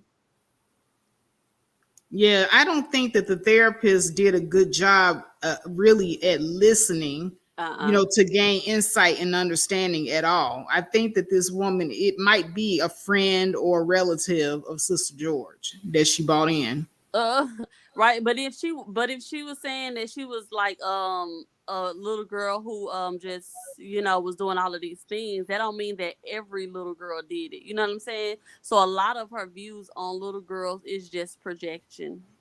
Right. And then the therapist was asking Sister George, well, do they analyze, do they hold other women accountable for what women do to, Oh, little good boys? point. Good point. And I'm just like, okay, the therapist is now sounding male identified She as sounds well. very male identified. You better say that. Because Because my initial thought was what? Because I'm like, if she would have brought that question the way Olivia said she should have brought the question of little boys and little girls, our children are experiencing this, that, and third. She singled out the girls, then got mad because the boys wasn't included. You see what I'm saying? exactly.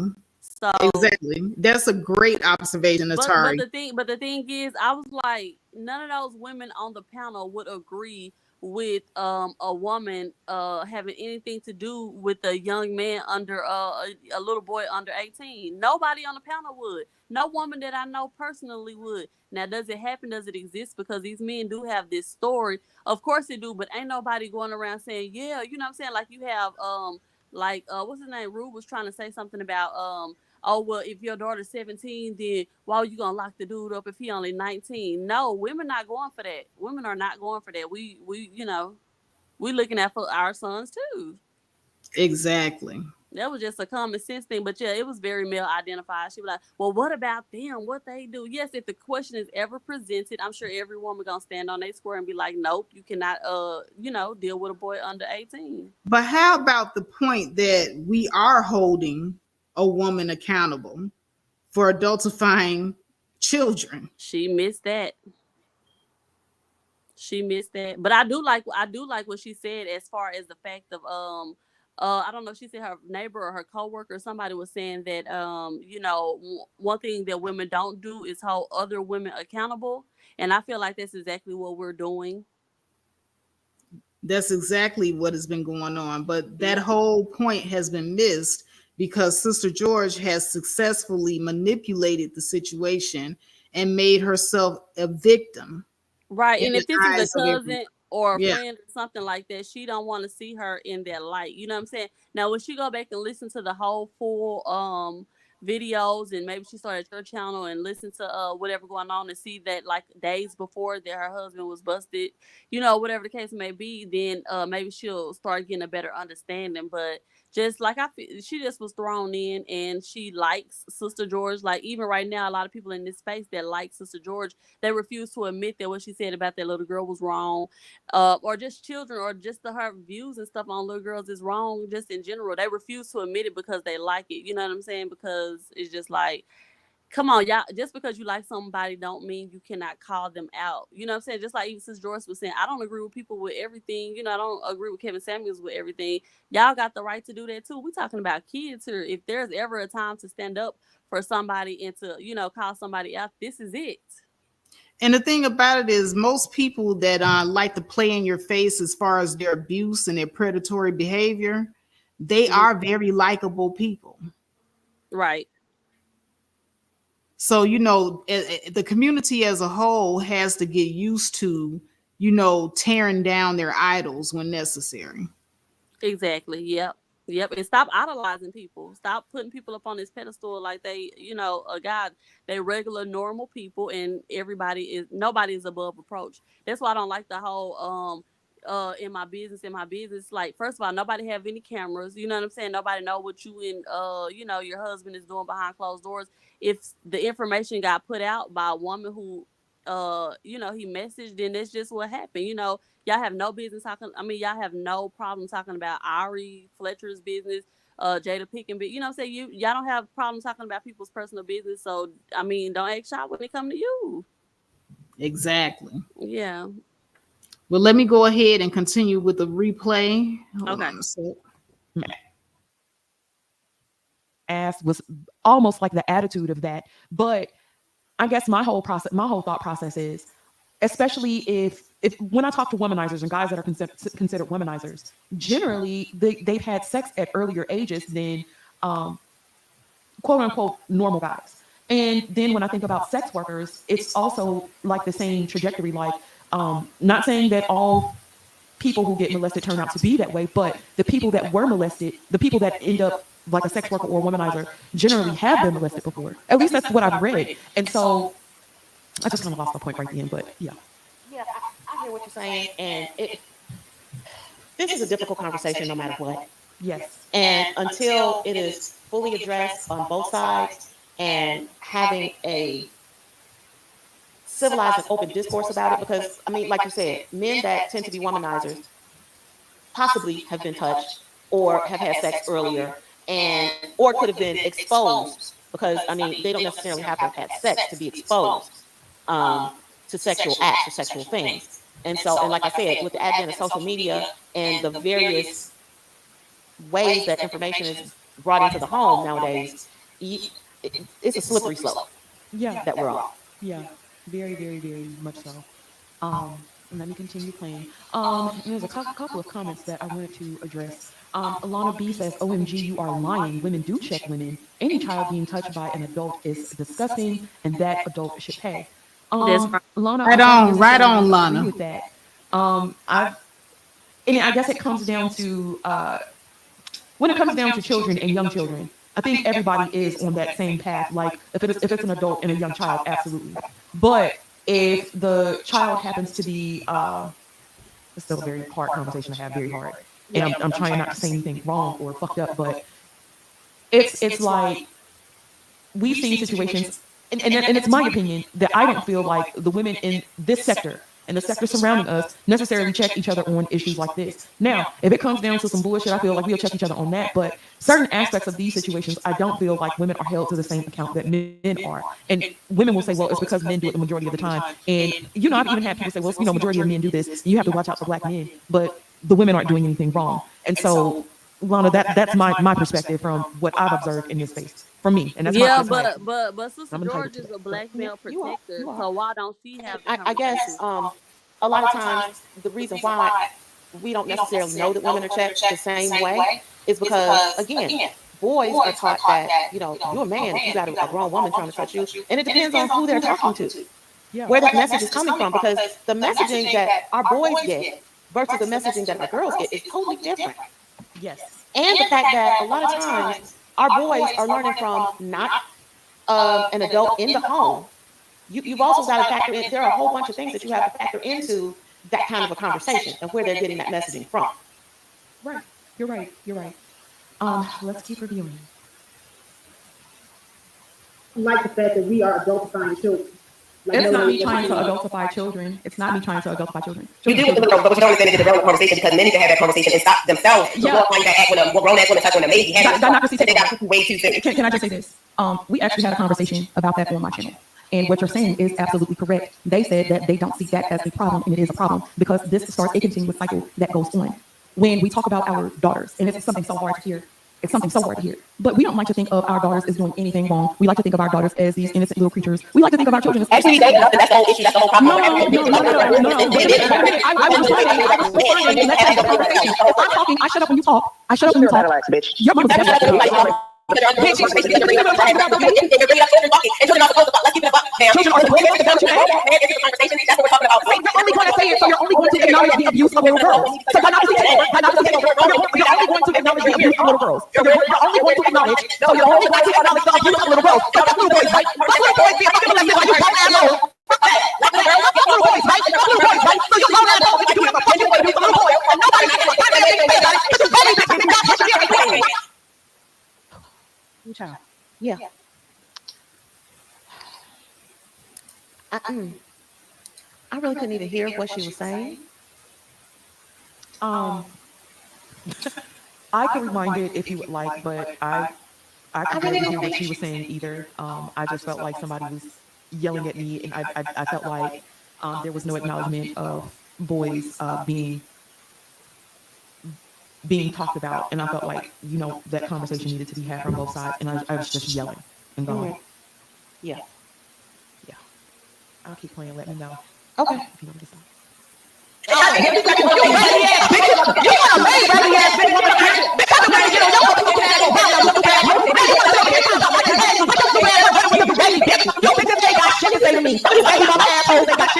You bitches wish you could be in my position. You bitch ass bitch.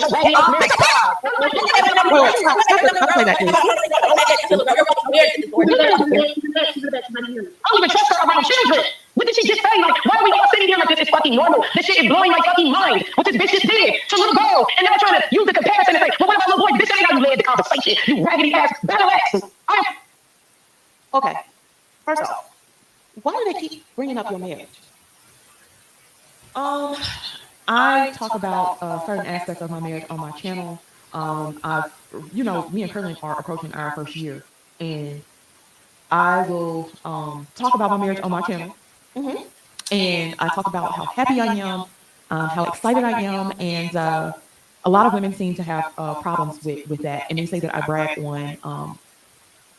I throw my ring in their faces. This is what I've been told, is that I throw my ring in their faces, and it's like, oh, I'm married now, and a lot of women seem to have issues with that. Also, the beginning of that conversation, there was a part that I did not play that was actually about my marriage and some drama there, but I wanted to address the child stuff in this issue more so than the other stuff, because I think the other stuff is just petty drama and BS, but to me this was like the bigger issue, and I just wanted to get down to that. Gotcha. Okay. Because I mean, I've heard them say it a couple of times, and I was like, what does that have to do with anything we're talking about? Well, and to keep it fair, I did go after their personal lives. Like I said, I saw Red, and I went after their personal lives too. But yeah, I did. I went after their personal lives as well. Yeah. Yeah, I heard you say something about her having 5 babies by 15 different daddies, which is mathematically impossible. I don't know. Nonetheless. I'm sorry. I'm sorry. Okay. Oh, child, this is rough. I need to go get me a drink. So let me just. Fuck, man, if I was in this bitch face, I would knock that bitch's head the fuck off. The fuck? We don't do that to children. We sitting up here talking about adult issues, and you brought in children, little girls, talking about them sucking dick on a bus. What the fuck? Okay, I'm gonna have to bring everybody in, God and said, to make their statement, because this is turning into a battle set, and I want everybody to say what they gotta say and not be interrupted. Diamond Princess is also on the screen. Diamond Princess is gonna have to put you in the back. Sister George, I think Curlin said that you and him have to be an event. I don't know if you have long to be on here, but I want you to. Yeah, let me just address Woman Sphere. Woman Sphere, you wouldn't do shit if I was in your face, bitch. Bitch, I'm a shooter for real, hoe. Your stupid ass got caught and ended up with a felon, you dumbass bitch. You wouldn't do shit to me, bitch, if I was in your face, bitch. Bitch, it was bitches in your face that you had problems with for months, and your stupid ass was scared, so you had to go hire a team so they could get with these motherfuckers. But you a scary ass bitch. You've been a scary ass bitch. You a worthless ass bitch. And the fact of the matter is, if we talk about children being abused, it's not just the girls. Boys are also being abused. That shit is swept up under the fucking rug. If we're having a conversation about children being abused, period, you need to talk about it from all sides. The problem with a lot of you women want to see yourselves as the victims and the only victims when that's not the case. The problem is a lot of boys don't report when they're abused. A lot of boys have been molested and fucked over and fucked with from when they were young, and they turn around and they repeat that same fucking cycle. The same thing happens with girls. A lot of girls get fucked with at a young age, and they turn around and repeat that same cycle. A lot of you motherfuckers won't acknowledge that. That's the fucking problem in the black community. The problem is that you guys won't acknowledge abuse from all sides. You only want to acknowledge that little girls have been abused. Little boys have also been abused. And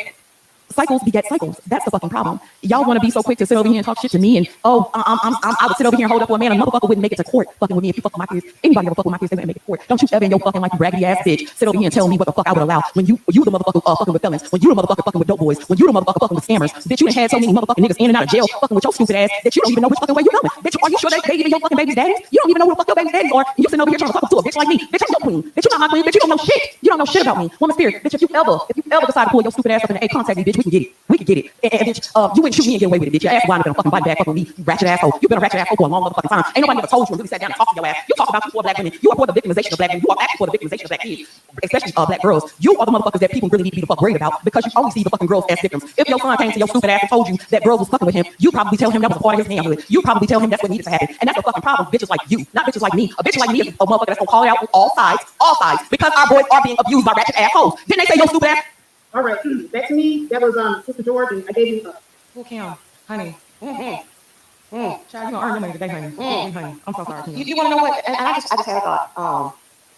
You were so in your male energy. I sure was. And it's like all of y'all were in that male energy, and what nobody just sitting back. And we want to talk about being beautiful black queens, but a coworker of mine said this, and ever since he said this, I was like, damn it, that ain't true. Women are so used to sitting in our male energy that it's like a drug to us. And until we get ourselves back into, well, first of all, again, I am for the black family. I am for, and First of all, I gotta stop it right there. Whew, goodness. Atari, girl. Okay. What kind of therapist talks like this? Say it again. I said, what kind of therapist talks like this? She said you were in your male energy. Is that a therapeutic statement or a personal opinion? I don't get it. I know. Where she found her at? Where did she find her at? D. Durrell says he's a therapist. D. Durrell is a licensed therapist, and he's been a licensed therapist for many years. He says women in our male energy, he says therapists don't speak like that. That's what I thought. Okay, so she's not a therapist. Can you hear me? Yeah, I can hear you. You're loud and clear. Okay, cool. Yeah, I was going to say, so she may not be a therapist. D. Durrell said that that's a red pill statement. Yep, I can see that. She seemed like she a part of the manosphere too. Yeah, I picked up on a lot of manosphere talking points from this quote unquote therapist. Yep. And she said, why do they continue to ask you about your marriage? She refused to say anything about bum cherries text messages to this lady. Oh yeah. She refused. She said, I keep hearing them say that. Can you tell me what is that about? It's amazing. I don't know. I don't know.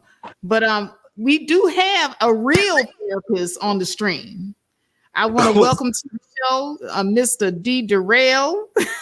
what's up, Hey. Faith?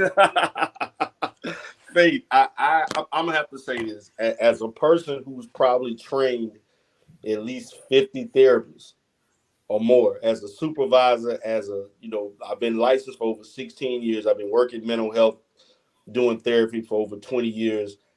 I don't hear anything therapeutic like in the jargon that she's speaking. When she said to me, I kept trying to make when I was in the chat, as I was hearing the lady speak, and I'm noticing how she was commenting on things. I was like, well, they did say she only been she only has like 2 years experience being licensed, so maybe that may be the case, or maybe she came here under certain pretenses, in which Sister George may have told her, hey, I want you to comment like this, but it just seemed like the nature in which she spoke is like she was asking it, about things that the other people were saying. She wasn't coming from a position of objectivity. And therapists, we're supposed to be objective. Like, is no taking sides. Is no when you say something like, women or your coworker says something about why are we in our male energy, and that is a red pill like statement. That is nothing theoretical about that. There's nothing therapeutic about that. Again, I don't know her training. That's why when I first was listening to things, I'm asking, did she discuss her training? Did she discuss her license, her experience? Because that in itself can give me, as a therapist myself, as a polished therapist, it could give me some you know understanding of maybe why she may come from a certain position based on how she was trained. But Her credentials are supposed to be in the comments. I mean, under the description of the video. do anybody remember what was stated for that? Like, what was? I'm gonna look at the description of the video real quick Okay. and see if I can it says here, let me see, show more. Okay, here we go. I'm gonna read what it says here. It says, come join me as I break down the Faith Factor's infamous live stream plus more. Kim is a person-centered mental health clinician who holds a double master's in business administration with an emphasis on accounting from Keller Graduate School of Management and a Master of Arts in Counseling Psychology from the Northwestern University. As an accountant, she found that her passion was more for assisting people with their personal issues rather than working to assist corporations with their financial issues.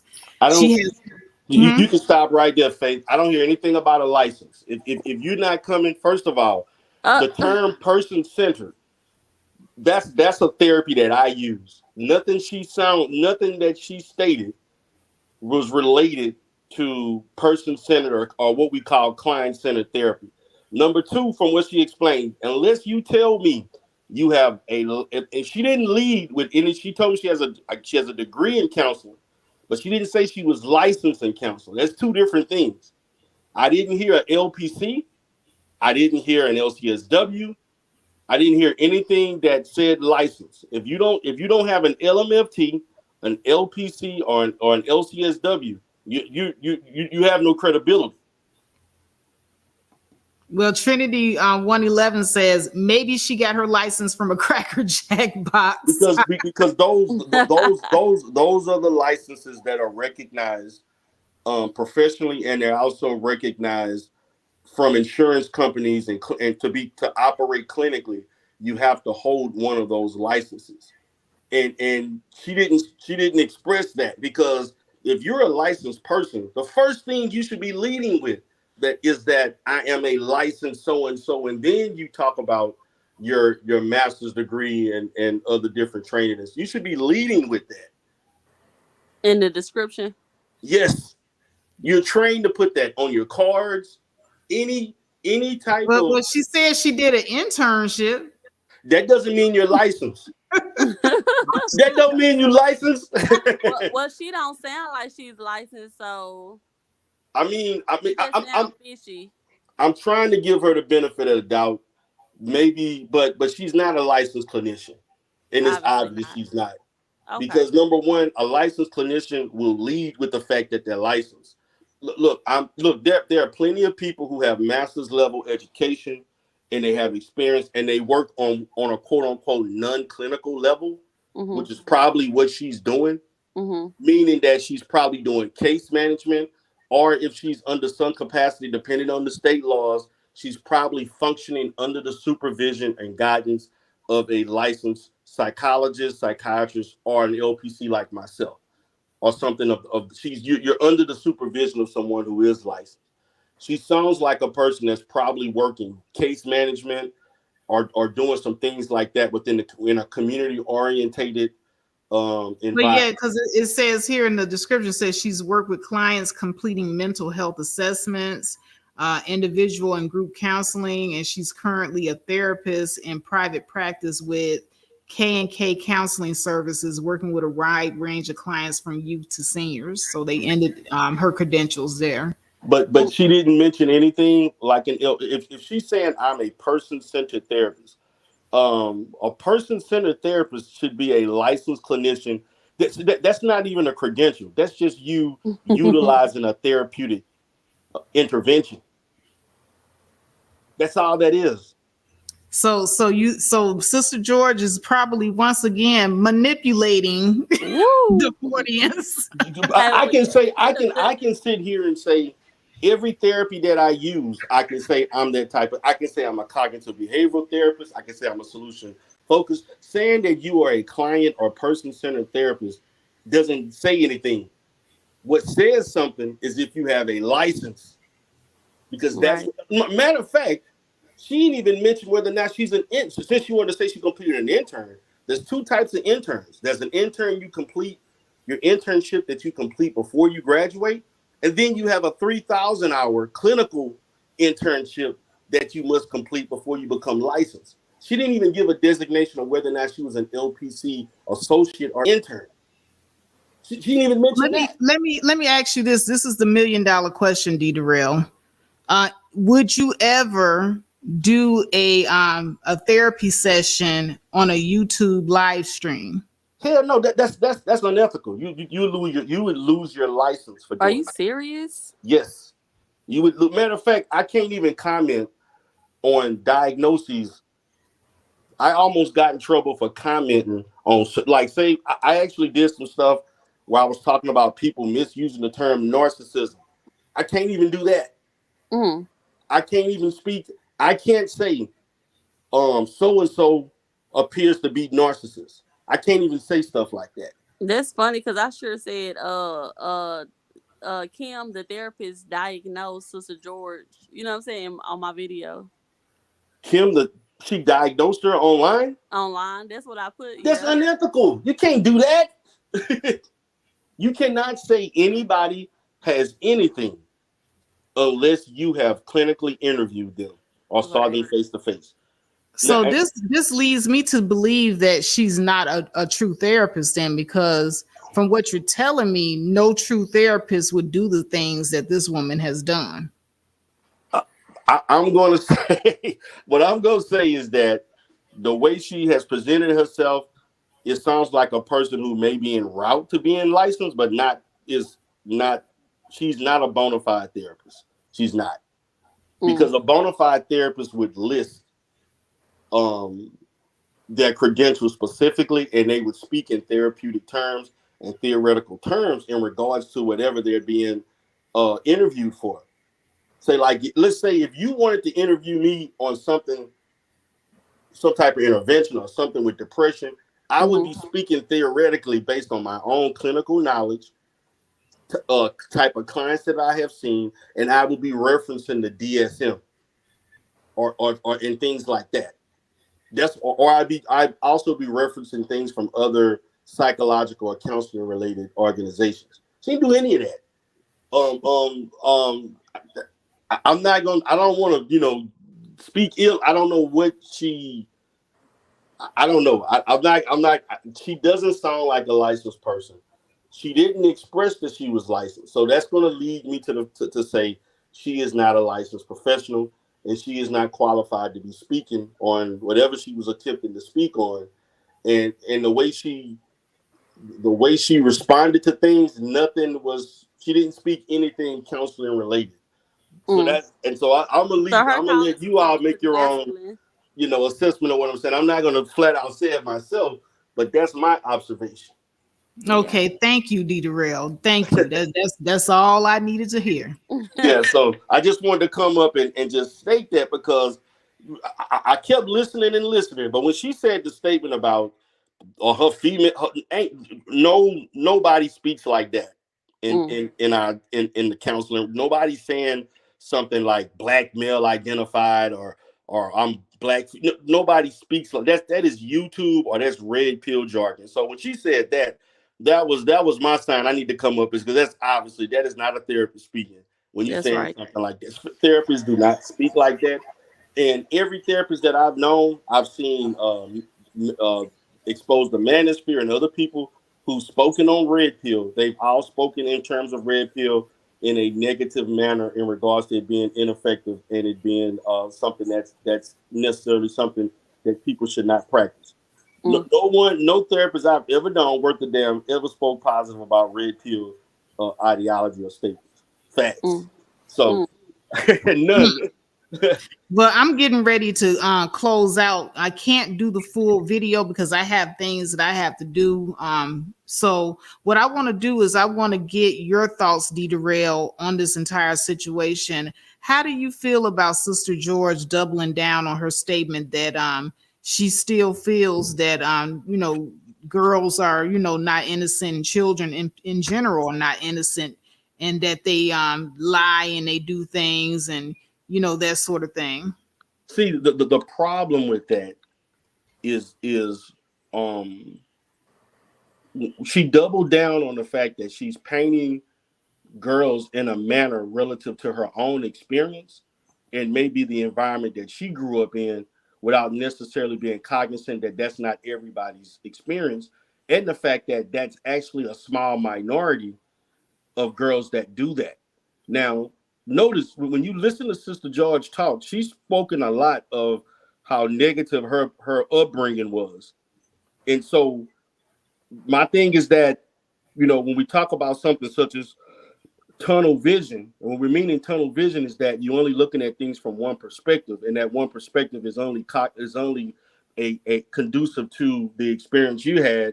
It shows an inability to listen to what others are saying that may not be directly associated to what you're saying. And so that's the problem. The problem is that she's looking at things from a window that's only relative to her own experience and not necessarily looking at the experience of others. It is very irresponsible, regardless of what environment you grew in, to think that the average little girl 10 years old is on the bus having oral sex with kids and practicing bisexuality and gay acts and so forth. Now, what I can say is because the appropriate thing would be is that due to the influences in the school system with allowing LGBT like behavior and rhetoric, you see an increase in kids acting like that. But that's not the majority. The average little girl is not doing that, and I found that to be very irresponsible to say that on YouTube or any other platform. Because number one, I work in school systems. I've worked in school systems. I work CPS stuff. I've worked with alternative kids who are in alternative schools. This is like right up the alley of the things that I deal with a lot, as far as with girls and boys acting out in schools, homes. I know the behaviors that abuse girls and boys do it, the way they act and they present those things. And If a little girl is acting out in that manner, that's letting me know that she was either exposed by that or she was forced to do that. And she's carrying out a behavior that somebody forced her to do or they forced her to witness and see. This is not something that a little girl had through her imagination, riding the bus, all of a sudden thought to do that. Kids don't act in that manner unless they get that information from adults. And I just felt like that was, to me, look, I get it. We on here to say thought provoking things to get people to be emotionally, triggered by, but that was just untrue. There's nothing practical or statistical wise that could substantiate that. And it was just somebody that I think in their position, she felt that she was in a corner, so she just had to say something, even if it didn't make sense. and so that to me was just grossly wrong. And to me, more importantly, when she spoke in that manner, she said it in a way to combat the fact that they were actually talking about little girls being abused. And then nobody said that little boys were never abused. She took it upon herself to respond and say, well, little boys are also abused just as much, and nobody's taking it. That's not true. I can show you a list. I have a roster right now of about 10 to 15 little boys that have been abused in the last 3 months, and they all told, of all ages. Little boys do tell. Now, there is a percentage that don't, but most kids are going to tell, whether it's through play or they're going to give signs through their behavior that something is wrong as far as being abused. So that is not true. The average little boy is not being quiet and trying to play tough, tough little boy by not saying that they in some way and fashion, either they're going to inadvertently say something through their behavior or they're going to willfully just tell the truth. Yeah, the That's same the the truth. same way as any child would, and Yes. that includes girls as well. Yeah, I'm gonna say this. The only group of kids that may not say nothing are the teenagers. I'm talking high schoolers, maybe 15, 16, 14, They may be the ones that may not say anything. And most of those will. And even if they do, by bragging or whatever else, it gets out by them bragging or boasting about it. So it comes out Mm-hmm. regardless. So this whole thing that people are ignoring little boys and trauma, that's a damn lie. That's a lie. Little kids, period, are not going to be ignored. If you give a rumblings in the school system, the first thing they're going to do is call the police, or they're going to call CPS, or they're going to call whatever child protective service. They don't play with that. So I don't know what's going on in the state she in, but I know in the state of Texas, if they get any inkling to think that a child is being abused, it's going to be reported and it will be heavily assessed and investigated. And I've worked several states, and I've worked in Louisiana. I've actually worked CPS in states in which the clients have moved, and I continue to be the therapist in that. So this is like a national thing. Nobody is ignoring little boys being abused. So that's a lie. That is a lie. Ooh, Feisty Goddess brought up a really good point. If Kim is a therapist, then she violated HIPAA laws. In what way? What do you mean by violating HIPAA laws? By Doing a diagnosing? doing a therapy session online, first of all, on a live stream. Are you serious? Well, I mean, Sister George says she paid this woman. So this woman is working in a paid capacity to come onto her live stream and do a therapy session. And she even entitled her let her stream know if you gotta therapy get session. Wait, no. Wait, hold on. Wait 1 minute. You mean to tell me? Wait, hold on. Stop it. You mean to tell me this lady agreed and got paid to do a therapy session online? And what we were listening to was supposed to be a therapy session? Yeah, I'll go back to that part of the video where she tells everybody. Yeah, she says that this was a therapy session. Hold on. That was not a therapy session. That's even her. That's her. That's her. Hold on. Listen to it. What's up, everybody? I am live. How's everybody doing? If you are new, please hit the like button. If you have not subscribed, read the title. This should be a really, really interesting conversation. So much has happened over the last week and a half or so, almost 2 weeks. And um, I wanted to take some time out to review it for myself. And I also brought someone else along to help me The review this title is video. A Therapy I Session decided with Miss to, Kim. well, I'm not going to say I decided. I had a conversation earlier with someone, and shout out to that lady. That lady told me to get a therapist to help me navigate this situation. And that's exactly what I did. I have a therapist waiting in the back so that we may review this video. If you are looking for my therapist or the therapist that's joining us on the show, her name is Kim. Her link, not her links, her description is in my bio. So if you want to see her credentials, you want to see what she has going on, her link is in her credentials are in the bio. But I really wanted to be able to have a conversation and to really be able to break it down. What I do want to explain too is that this is a paid gig for this lady.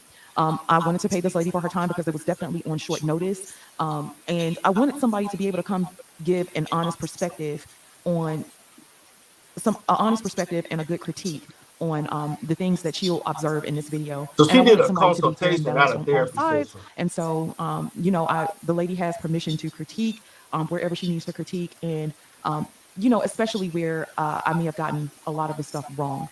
Definitely wanted to have an honest discussion about it. So without further ado, I'm going to bring in Miss Kim. Okay. So now you have it. So she gave her a paid consult. That was not a therapy session. Now you can pay a therapist to come up and consult, but not to have therapy. That's two different things. Now the fact that now, did she discuss? Someone kept saying that she diagnosed Sister George. Did It's the she echo. say the diagnosis that she diagnosed her with? I didn't get to that part yet. I didn't hear myself about the diagnosis, No, but a no, no. lot. That's totally that. She didn't diagnose her, but she was just, giving her advice. But she didn't diagnose. I was being funny on my video. Oh, okay. Oh, okay. I'm just saying because that would have been totally out of bounds. That would have totally been out of bounds. You can't do that. You can't do that at all. But the lady's not licensed, so I can't. She's not credible to be speaking like that.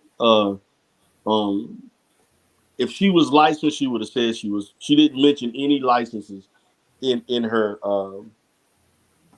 So she didn't. She's not. You can't call yourself a therapist unless you're licensed. Oh.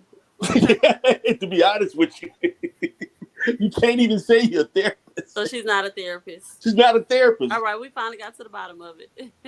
You can't. You could basically just say you're a master's level clinician. You could say I'm. You can't Counselor. say you. The point of saying that you're a psychotherapist is the fact that you have the license that allows you by the state to operate and do certain things. Okay. So she's not a therapist. Not a therapist. Is she not even? And to be honest with you, if she would have stated I was a licensed intern, even if you're not fully, that would have given her a little bit more credibility. You because you still can operate under some capacity. So I could be like, okay, she is in the pathway, so that she's actually practicing and doing some things under somebody's supervision. But she didn't even designate that. And say that her therapist was fake, y'all. Jesus.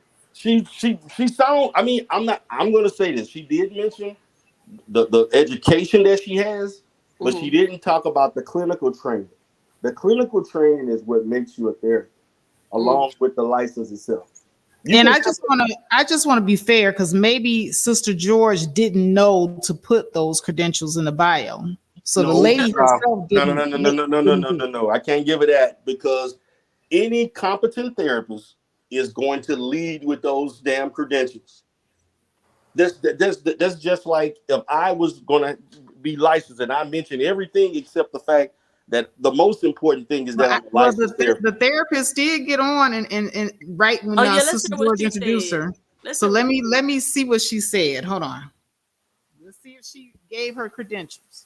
Hey, Miss Kim, how are you? I am well. How are you? I am doing. I'm okay. Okay. It's been a very, very tumultuous week, but I wanted to be able to have this conversation with someone who worked in the field, who would have a background on what's going on with our children, and to just really, really have an honest conversation about everything. Can you tell us a little bit about yourself? And I'm going to play a little music in the background. So let me know if that's too loud for you. Okay. Oh no, that's perfect. Okay, great. Okay, so I am a therapist, a person-centered therapist in private practice in Jonesboro, Georgia. I came about this. This is kind of like a passion of mine because I have always been the one that my friends came to ask me, my opinion and how I saw things. So for me, it was just a natural progression, although in a very untraditional path, because I came out of the county. And a lot of people are like, She said that she was a person-centered you never therapist. know what the Lord's going to put in your way. I remember being 23 years old, sitting That's in my not a car and license. saying, one day I'm going to have a master's degree in accounting and psychology. And I thought that was crazy thing ever to say, but I said it, and lo and behold, I did it. So there's power in your words. Okay. So, Okay. Well, to kind of give you a preface to this conversation. Okay, so that's about all she went into. Person-centered therapy is just a theoretical intervention. That's not a license. And that's the first time I even really, people don't really even, professionals don't even call themselves that. Like, say, I'm a person centered therapist, or they don't describe their training as far as their credentials to describe. We don't do that. We don't do that. We don't Busted. say, we don't say I'm a cognitive behavioral therapist or I'm a psychoanalytical therapist. We just say we're psychotherapists or counselors. Or we'll But say that we typically say our credentials. That's what we usually do. We usually say I'm an LPC, I'm an LMFT, I'm an LMSW, LCSW per se, or a psychiatrist will say I'm a PsyD or whatever, PhD, or a psychiatrist will say that. We don't use that. We don't say that. That's just a therapeutic intervention. That's not a credential. This Mm, shit is actually laughable, man. That this people is get away with this laughable. on YouTube. wow. This is sorry. This is ridiculous, man. Like, people get away with stuff like this. Any, I I think tell you this. somebody's being manipulative again. Oh yeah. Oh I yeah. I could give you 10 therapists that I never know, and I guarantee you they all will be saying the same exact same thing that I'm saying right now. That's I can give you funny. 10 licenses that I guarantee you I would never meet them, never knew nothing about them. If they heard her speaking the way she spoke and the description of her credentials, they will be saying the same thing. Nobody had to look nothing up, just what came out of her mouth. She don't have a number. That's why. Wow. Because the next thing I was going to ask, what is your license number? Which you Mm, didn't list out. Wow. on The purpose. finesse is real, Let, y'all. let me The tell let me Wow, tell we you this, got Faith. finesse, Faith, honey. you know how I got doxxed on YouTube? People doxed me by looking up my license number. Mm. wow. 3 years ago, that's how I got doxxed.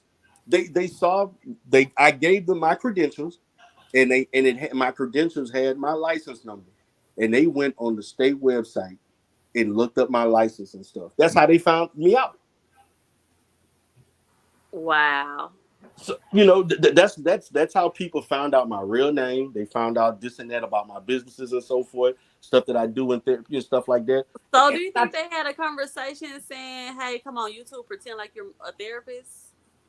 What I think she did, What the I world? don't know. I hope I like Sister George, but this shit is sounding like, come on, man. She may need to let this shit go. Just let it go. Just stop speaking Yeah, on But it. you may want to kind let of this go. alluded to that when I was talking to her on my channel. I kept telling, I said, you keep taking the bait. You know, Sister George keep going on these tours to different channels. I like Everywhere Sister she, George, but she may need to let this go. yeah, Um, everywhere she goes, she's talking about this thing. I'm and like, my thing is that now I feel like now I gotta start doing content on this because this is what I do. But I'm sitting here like you can't do this, man. You cannot. And see, let me tell you something that this other lady put herself. A person that really wanted to hurt her, they could send that to the board in Georgia, and they could get her blacklisted for doing this shit. You can actually do that. If you parading around like a licensed therapist and you're not, Woo. they could actually stop you from being licensed. They could Mm. blacklist you. Now they probably wouldn't, particularly if you got proper representation, but they could do that. If you do certain things that they think is irreprehensible and it's shameful to the board or to the profession, yeah, they could put you in a blacklist and you can never be licensed in that state. You can't go around now. If the information that she gave is correct, she did not state that she was licensed. Right. Now, the thing what's going to get her in trouble is the fact that she used the term therapist because she's not a therapist. And to say you're a person-centered therapist, you still have to be licensed to be a person-centered therapist. You just so I can't go around telling people I'm a therapist. You cannot go around saying you a therapist. Wow. The same way you cannot impersonate a police officer. It's impersonation. I think Topaz is a licensed therapist. I think Topaz, well, she probably left. But you can't go around doing that. Wow. I mean, you can go around and say if you want to say you want to use a therapeutic intervention like person-centered, like I was saying. But that's not like when we interact, we don't say I'm an existentialist therapist. I'm a I'm a behavioral. We may use I'm a behavioral therapist. We don't do that. Don't, man. We lead with our license. We say we're an LPC. We say whatever our license is, and then we talk about. Right. Y'all work hard for that license, so then you go about talking about what types of therapy you do and things like that. Like say for instance, like I use cognitive behavioral therapy a lot, trauma focus. But when I that's a distinction. That's a certification. I had to get that certification to work with CPS and to work with children with trauma. They were talking about trauma with children per se, as far as little boys being traumatized and little girls. Right. That's right up what I do. But I don't go around telling people I'm a cognitive behavioral trauma focused therapist. I just tell them I'm a therapist. I'm an LPC. Right. Nobody does that. So I mean, it's glaring to me. It just sounds like a person who has a master's degree and she probably is well trained in as far as her education, or as far as the practical knowledge and so forth. She doesn't have it, because if she had it, her credentials would say it. Her credentials don't say it. And another thing that I'm looking at, I'm trying to figure out. She said I'm in a private practice. You got to have a license to have a private practice. So I want to know what private practice you have. Well, she said it's people for stuff. You charging people for stuff you're not even qualified to do. Wow. No insurance. The first thing I was going to state, because she said she was only for 2 years. My thing is going to say that there's a certain insurance companies that you have to have at least a minimum of 2. There's some insurance companies that won't even credential you with a minimum of 2 years of being licensed. Then that's being licensed. Wow. So even if you got the license, there's some insurances that will not accept you unless you have at least 2 or 3 years under your belt. Wow. Okay, so Aries Queen was saying there was no credentials in the description. Aries, what D. Durrell is saying is no you have to be licensed to be a therapist, and she mentioned no license, no therapist, no number. No number. And to me, this is like elementary. This is desperate. Like you could have gotten. She could have actually gotten. What's that guy name? It's a Counselor Murray is an LPC. He parades around the manosphere. She should have got him to do this. She should have got. Now Counselor Murray is an LPC. Counselor Murray probably touch this with a 10-foot pole. I'm tired of her taking L's at this point. You know, Counselor Murray did a thing on Bernard Riley one time. It was legitimate work that he did. I saw it myself because I was watching to see what he was going to say. It was legitimate. Wow. But she could have gotten, because there is a Black therapist sector on YouTube. Mm-hmm. You could have picked any Black woman in that sector. Because I guarantee you, Faith, you can look up Black therapists. Okay, I guarantee you're going to see the majority of them are going to be Black women. And if you look in the comment section, each of those women that are licensed therapists is going to mention their credentials, and they may have their license number in there, but they're all going to mention their credential. They will not say something like, I'm a person-centered therapist. No, they're not. They're going to say I'm an LC, an LPC, an LCSW, LMFT, or something of that resort. You can do it. Anybody, if you want to look up therapists on YouTube, all you have to do is type Black therapist. And you may see me come up a little bit too, but I guarantee you, each one of them, if they're talking about therapy, most of them actually talk about the road that they went through in order to be therapists. And 90% of them are Black women. Well, she said she used to give her homegirls advice. Therapists don't give advice. We don't give advice. That's the thing. Yeah, I mean, I'm gonna say this. We there may be situations where we may give a person, advise them on, you may want to do this or do that, but therapy is not advice giving. People think that, but it's not. We don't. If I tell you what to do, you're not growing. My job is to facilitate the relationship through intervention so that you can make your own decisions, so you don't need me. If you need me to make every decision for you, I'm doing a bad job. Then that grows codependency. That's not what therapy is about. But I'm just gonna say, man, I'm disappointed. Like, really, like, she could have gotten a whole bunch of other women that have credentials. She could have went to that sector and got any Black woman that probably would have did it. But she went and got somebody from I don't know where to do that, and that wasn't good. That wasn't good look. It really wasn't. This is sad. It's sad. Let me ask you this question, Darrell, and this has nothing to do with therapy or anything like this. It's just your personal opinion. Now, Sister George has been going all over the place talking about how she wants to go somewhere and talk about the subject matter without, being jumped on or being in a volatile environment, et cetera, et cetera. But Sister George asked Miss Olivia to come onto her platform, and she puts up a thumbnail, and the title of the video is "Bald Head Whole Shit," and she has a picture of a woman with her edges all messed up and a really bad, perm that look like it's been fried. Yeah. So she's complaining about people not, offering her a safe environment to speak. But do you think that thumbnail, was an inviting and safe thumbnail that give people the impression that they're going into a safe environment? Bald head, whole shit. Especially the Black women coming at her neck. See, my thing is, when I first saw that, I was trying to figure out who she was referencing. And then I kind of was looking at it. Maybe she was saying this towards the women in the sector. But that in itself is conflictual, can cause animosity. So you're right.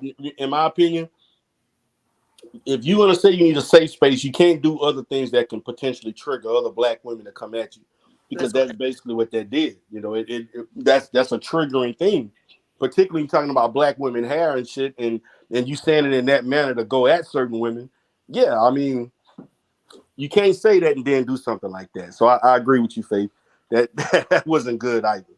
Right. Yeah, because I was gonna go on her panel until I saw the thumbnail. I'm like, wait a minute, because I remember, Darrell, I believe she set me up. Yeah, of course. We talked about that. Yeah, yeah, I know exactly. So, like, when I see a thumbnail like that, I'm like, wait a minute, this is not a safe place for me to go have this conversation, Mm-hmm. And like I said, when Atari does her reaction videos, she puts just the regular people images on her video. And even in her description, she doesn't call it people hoes or bitches. And even when I did my stream about Sister George and her husband being in Bomb Cherry's DM, I didn't have a thumbnail up like that. You just kept it on the topic. Yeah. Right. I kept it on the topic, but Sister George doesn't know how passive aggressive she really is towards other women. What she's doing. I think she knows what she's doing. Yeah, Sister George knows what she's doing. She want to throw rocks and hide her hand. Oh, I didn't do nothing. I don't know why they're coming at me. I don't know why everybody's banging and jumping on me. I don't know what I said. My thing is this, and this is one of the reasons why I don't. That's why I don't get on manosphere panels no more, yelling and cursing at people no more, because you got to understand, some of these people, no matter how much you put the truth in their face, Okay. they're going to believe what they want. Let me say, the manosphere dumb as fuck. Let's just put it out there. Amen. Thank you. So, Thank you. so and the thing about it is, I've had my excuse me, I had my little wars with them, and some of these guys.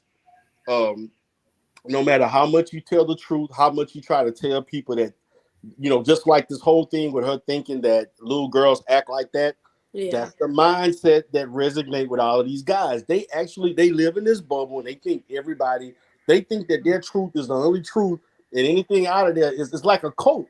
It's cult-like thinking. Mm-hmm. And so that's why I stop engaging with some of these people, because no matter what you tell them, they're gonna, like, say right now, you could tell her till you blue in the face that black girls don't do this in the majority, and she will refuse to believe it regardless of what information.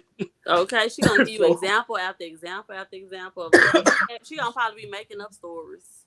Yeah, so at that point, like, what else can you do, Faith? Nothing. Yeah, I mean, I just want everybody to see how disingenuous she is, because everywhere she goes, she says the same thing over and over again. I want to be able to go somewhere and talk about this and not feel attacked, because she says she felt attacked on my platform, but she's not looking at the fact that I kept telling her and Woman's Sphere simmer down. Now, Woman's Sphere did simmer down, but she chose to keep going, and she don't never ever look at herself and say, hey, maybe I have something to do with the volatile situation. Can't look at themselves because it hurt too much. They can't look at themselves. So, I mean, she got to always put their blame on somebody else because it hurt too much. Well, B. Darrell, why do you think that, I feel like she's projecting. And before I retired, when I come on YouTube, I don't lead with my profession that I'm retired from. I'm coming from not a therapeutic standpoint, but from a YouTube standpoint, right? So, but for George to do what she did, I felt like it was very manipulative. You may or may not agree with me. I don't try to psychoanalyze anybody. That's not what I'm here for. But it's certain things, if you sit and listen to a person, even for you, you have to realize, via your education, via your clinicals, you have to realize certain things about certain people. And I feel like she's projecting because she uses certain words over and over again. And she will tell you, if you listen real hard, everything that you need to know, especially about her childhood. Yeah, exactly. Yeah, I kind of stated that earlier. I said that when you hear Sister George talk about, and this was stuff I just recently learned. I've been listening to Sister George for a couple years, and I didn't know she had the kind of childhood with her mom and her grandmother. And she mentioned all the I guess the ratchet shit that she was doing when she was younger. I didn't know that about her until she brought that out. I had no idea. So when she brought those things out, and then she started looking again, she there is a level of projection when you look at it from a position of, I went through these things and I felt this type of way, therefore others should also feel the same. She built a wall. She built a wall. And so projection is a manifestation of the fact that it's a denial of your own feelings. Yep. And so therefore you think others are doing the same things that you don't want to admit to.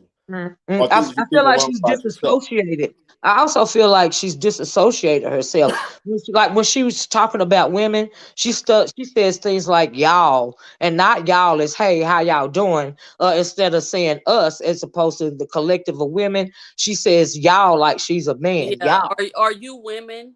But yeah, it could be but when you're a woman saying dumb stuff like I'm black male identified, like that's something I could see a transsexual saying. Come on now. That's not something a straight heterosexual woman. Come on now. Right. That's why I'm like, did God make a mistake? Did he right. Yeah, no, she said Commendable K does call her Mr. George. Right. Well, she's a woman. That's she needs to George. realize it. She's a woman. You're a whole nigga. But yeah, like that. that in itself, like I said, man, I do like you know, but just this whole thing with this, ever since it got to this thing, I don't know. Because I remember when it happened, when Black Woman Spirit was up, and because I actually saw that video like 3 times trying to figure out like Wow. what was up with this, you know, like and to me, yes, I understand Black Woman Spirit can be triggering, but before she interjected that into the Yes, into the yes, you did. That's conversation. what I said. Yep, Come yep. on with the Thank you. truth. Absolutely. All we talked about at the time, it was about Black girls being abused. It was just, and to me, if we want to talk about Black girls being abused, you don't have to say, well, you know, there are Black boys being abused. Like we all aware of that. But what was the point of stating that? You know. So when you say it in that manner, it comes off as if you're trying to minimize the girls being abused, and that's not the purpose. That's not what you all were doing, Right. and That so was on forth. purpose. Yeah, and so I don't know what was the point of the turn away to point out that Black women abuse boys, because Because basically she's in a space where women need to look awful and men need to look good. So y'all basically trying to paint this picture that men are these predators out here doing this, and she cannot have that. For even if it's the truth, she got to say no, women are doing it too. That's the whole game that the manosphere play in my eyes is, well, it's women out there doing this too. Well, women doing the same. You know what I'm saying? Even if they are doing it on a big level, it's like, well, don't forget about them two little ladies. You know what I'm saying? Yeah. Yeah, like it's for men. When it comes to sexual abuse is done by men far more than women. Folks, Faith talked about as far as physical abuse, that there's more women that, you know, we kind of talked about those statistics and so forth. You know, when you look into school systems, like particularly elementary schools or high schools and middle schools, where kids are having sex with the teachers, Texas leads the state in that. Most of the women that do that with those children are usually single, young to middle-aged white women that is having sex with children. So, you know, there are certain things, certain segments that you can look and point out, but overall, that's just not the case. You can't be you're trying to promote a status that doesn't exist, and there's no statistics. Or just to make you look good, or to make you look right, to prove herself right. You're right about that. Yeah. Well, Geographic, I wanted to introduce this because you brought up statistics. Something that the therapist also said in the video is that she doesn't like to use statistics because statistics can be skewed to being whichever way the person using the statistics wanted to. So what was your thought on that? That is somewhat true. Yeah. However, to say I don't use statistics, period, I don't know about that. But let me ask you this, Dita. If she went through clinicals, right? She wouldn't even need to lead with "I don't like statistics because A, B, C, and D." If you went through clinicals, you wouldn't even have to preface your statement with statistics can be skewed. Your experience should have led you to comment, you know, make an appropriate comment. You didn't need to lead with that. Did she not go through clinicals? Like, I'm confused. That's what I was saying, because like I get that perspective, but to say that you don't use statistics, period, right? You don't, because when you're doing continuing education classes, right, you to maintain what you have, they're going to quote statistics. You're going to. That's all you got. You're going to use statistics in some before fashion. You got clinicals. All you got is statistics. That's all. The books. That's it. Yeah. You're right. So that's all you got. So yeah, I get the basis of that, but to say you don't use statistics at all, that's a bit, you know, I don't know what was her purpose for saying that. And again, I'm trying my best not to disparage the lady, but me too. I didn't want to suspect all the way around. Yeah, like you talking about her credentials and all of this and all. And since she's still practicing, and since she said she had a private practice, why didn't she put her license? I don't know if you guys heard me, but I mentioned earlier about she's supposed to have certain licensures. In my state, we have to have licensures as well as certain certifications to do certain types of therapy. You know, and I have, you know, I'm retired now, but I had both. because I went into a couple of different fields of therapy. The first one, I don't even like to leave with my education, but I hold a LCSW when Okay, I was you're a working social with the worker. state. When I was working with the state. And then after that I worked with homeless people, so I had to get other licensures um as well as the certifications to work with alcohol and drug abuse. So yeah. Oh, where'd he go? Oh, there you Yeah, go. so we on the panel with the real professionals. I But was now, just, I didn't even want to speak ill of the lady, but she sure sound pretty green to me. That's I'm just sad. If they played us like that, that is sad.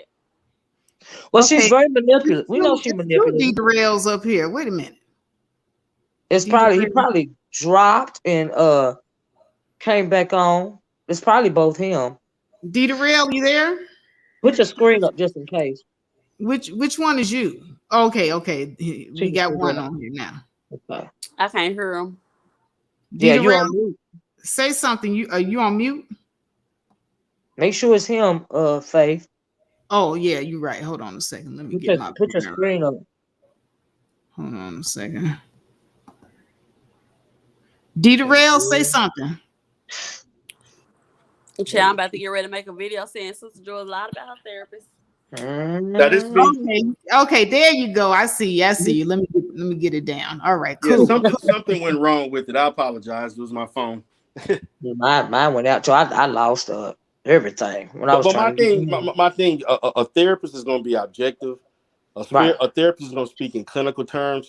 They're going to speak in objective terminology and so forth. Right. Right. I got no therapeutic Yeah, me either. None. depth from her at No, all. zero.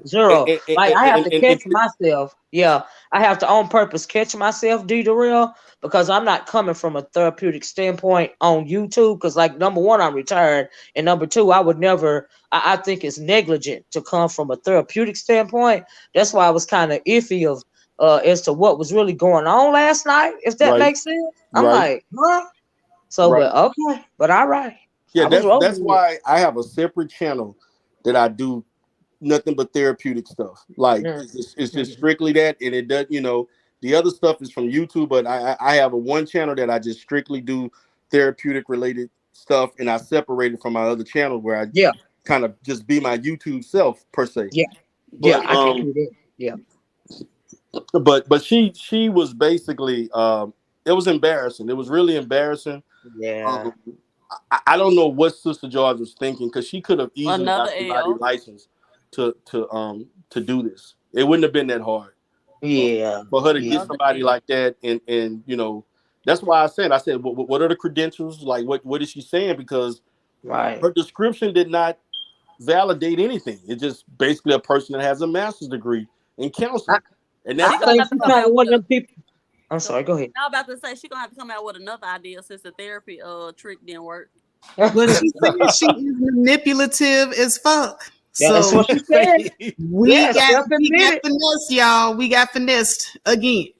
And see, I was just about to come out and say something about, forgiveness and, how we ain't perfect and, we need to move on from this. Save But it. you know Save what? it. I'm going to save it. I'm going to save it. Yes, you're a whole piece of work. I will say that much. A whole piece of work. And it's the gaslighting for me, because she came on my stream talking about something. I don't throw my wedding ring in y'all faces. And then about an hour later into the video, y'all wish y'all was me. Y'all wish y'all had my man.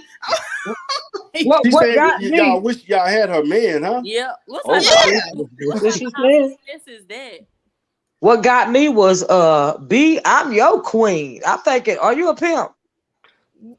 I don't know. I've never heard women talk to other women like this. I know. I'm like, huh?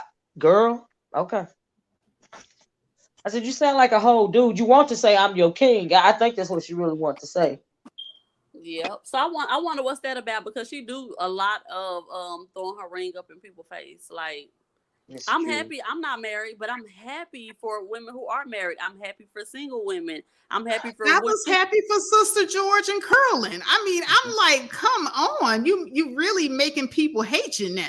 but it gets to a She's point. recognizing the whole situation. Yeah, it gets to a point to where it's like a rich person, flaunting their wealth in front of you. You know what I'm saying? It's like, I'm happy for you, but you don't gotta remind me, oh, you're broke, you ain't got no money, you're sorry. You know what I'm saying? It's like, dang. Mm-hmm. Mm-hmm. Yeah. She's weaponizing the whole situation, in my opinion. It's crazy. I just feel like they got a whole YouTube marriage or something. I don't know. Yeah, they had a YouTube therapist, so hey. Yeah, whole Ayala Van Zandt. What Ayala Van said she was a life coach, right? Yeah, she's a life coach. Yeah, life coach. Oh, Maybe okay. your girl is a life coach. She misspoke. It was a life coach. Right. Maybe she's a life coach.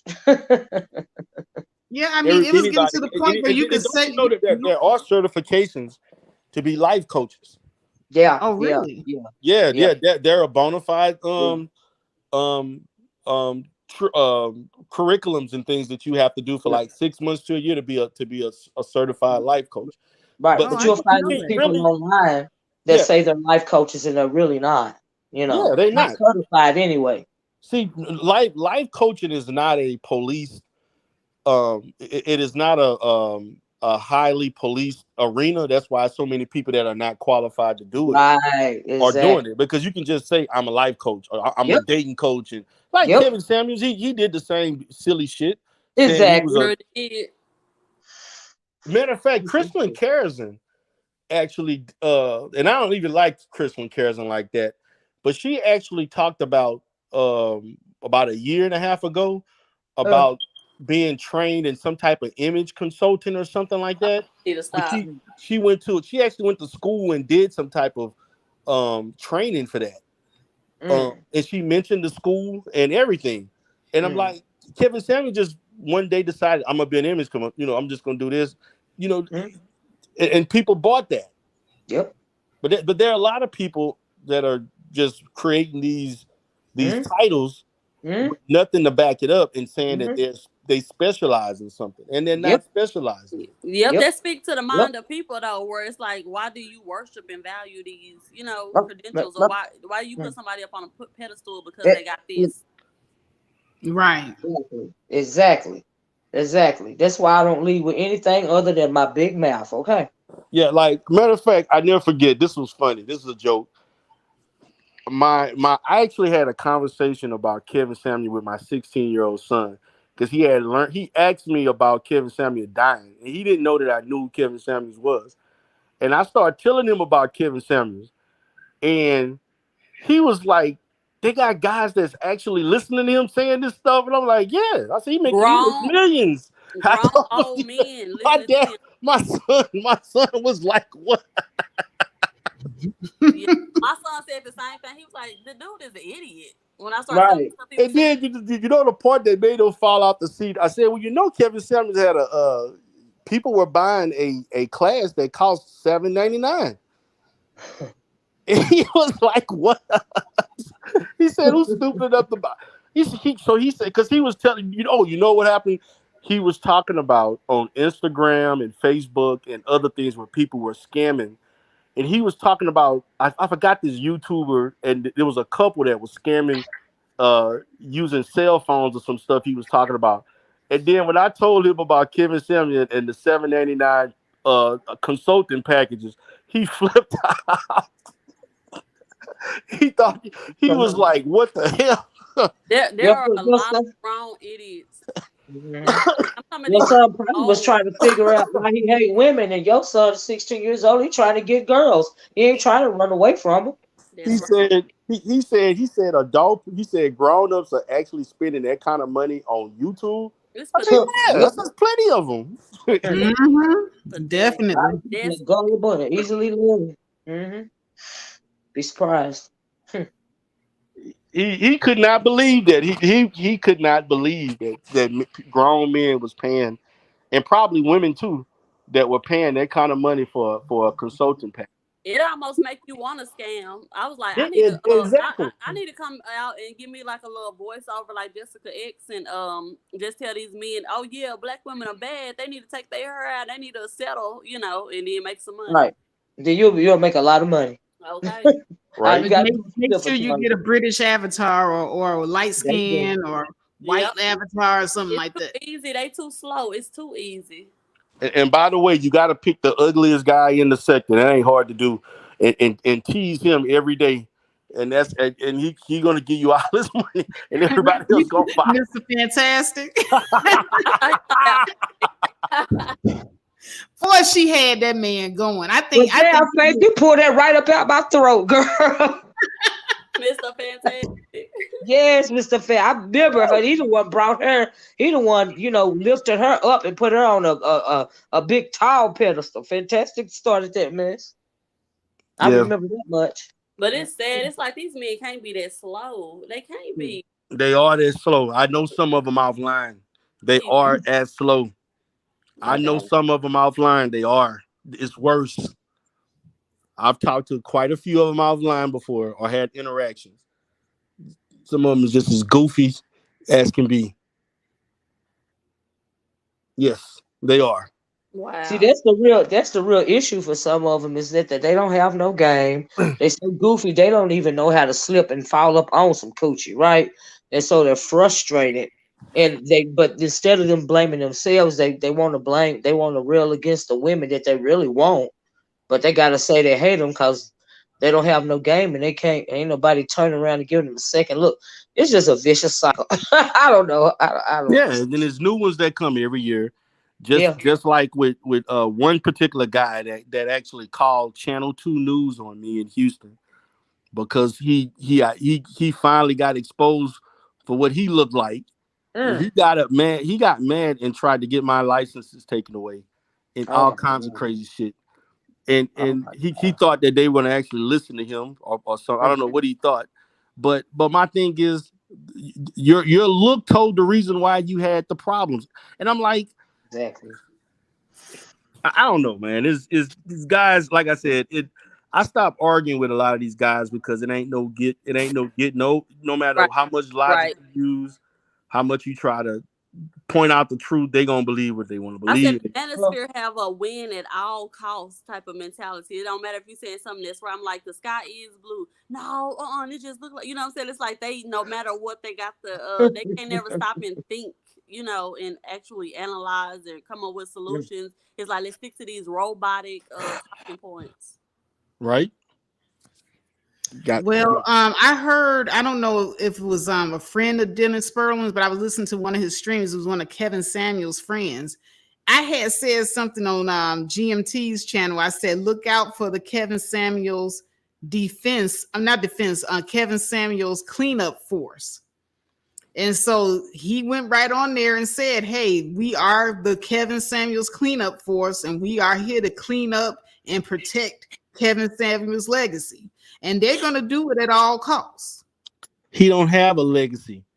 A legacy is more than just 2 years of doing popular YouTube content for 53 years of your life. So that means we're going to base his whole life off of 2 years. Yep. According to them, he's famous. Kevin Samuels is famous. Okay. And he's not famous. Let's stop with this shit. He is not famous. I'm just reporting the news, D-Darrell, okay, that they say he's famous, okay? And he had that funeral. And let me tell you about that funeral. That funeral, oh my God. I'm trying to be respectful, but I'm gonna be quiet because I'm not gonna go ahead, Faith. I'm not gonna do it. That funeral was average at best, okay? It was work. No, Faith. Tell the truth. That shit was pitiful. That shit was ratchet. Stop. No, let's be fair. Now the church was okay. You know what I'm saying? It's a regular, Black Baptist church or whatever, church it was. It was, the church was okay, but it was average. Like it's a place where the average Black person would have their family funeral at. It's not like no famous person funeral that got all these millions of dollars that like they say that Kevin Samuels had, and he died and he was so rich and he's so famous. I mean, like 60 people showed up to that funeral, and Exactly. only two manosphere guys showed up. Like all Right. these people that were sitting up here with their arms like, oh, Kevin, my friend, oh my God, I can't believe he gone. And they was crying. It was so many people. Angry Man was crying, and Angry Man, he talked about Kevin all that shit he Samuels. talked about with Kevin Samuel. He talked Yeah, some but of the he was- most shit. He was crying in the car, D. Darrell, and I'm like, What? You know, yeah. That's fake as fuck. All that I'm shit like, Angry how Man the said hell about is Kevin this Samuel. that's Angry what Man everybody over was here? saying. I think Oh, Toxic was talking about how fake that was. man, that shit was fake. I would not believe that. Angry Man was. Promise. He was like, I wouldn't want. He said he called his phone about 3 or 4 times after he heard the news. He was like, He man, a goddamn lie. I used to talk to Kevin Samuels every day. He a goddamn lie. He was mad that Angry Man talk about Kevin Samuels every day. How about that? That's a. No, They need to stop, man. They really need to stop. They need to I stop believe this. the Angry Man had a relationship with Kevin Samuels because Kevin Samuels wanted to take all of their ideals and package it into who Kevin Samuels is today. All he did was just parrot everything that they're saying. So he was cool with him, Ramil, and all them other Manosphere dudes. Kevin Samuels back in 18 and 19 couldn't even get on a Manosphere panel. He was being roasted. This shit is the fake. This is another thing. There's a lot of phony Negroes. Them guys are phony. Half of the guys that claim that they love him so much back in 18 and 19, they wouldn't even be caught dead with Kevin Samuel on a panel. All this shit is phony and fake. It's all phony. Well, I like to bring up the story that Ramil was on Tough Talk TV, and I heard him say out of his own mouth, because this is when black women was running around saying, oh, he gay, he I don't know if it's say gay, but he like men or whatever, we could tell by the way he hold his hand and the way he talking, sip his little drink or whatever. And the men was like, y'all just jealous and hating and mad because he's telling y'all the truth. And it's like, no, we know what we're looking at. We're looking at a fruitcake. And right. So Ramil revealed that the men thought the same exact thing, but it wasn't until they had the sport of trashing black women that they all got behind him like, yeah, this fun, come on. No, that's not true. They was telling Kevin Samuel shit.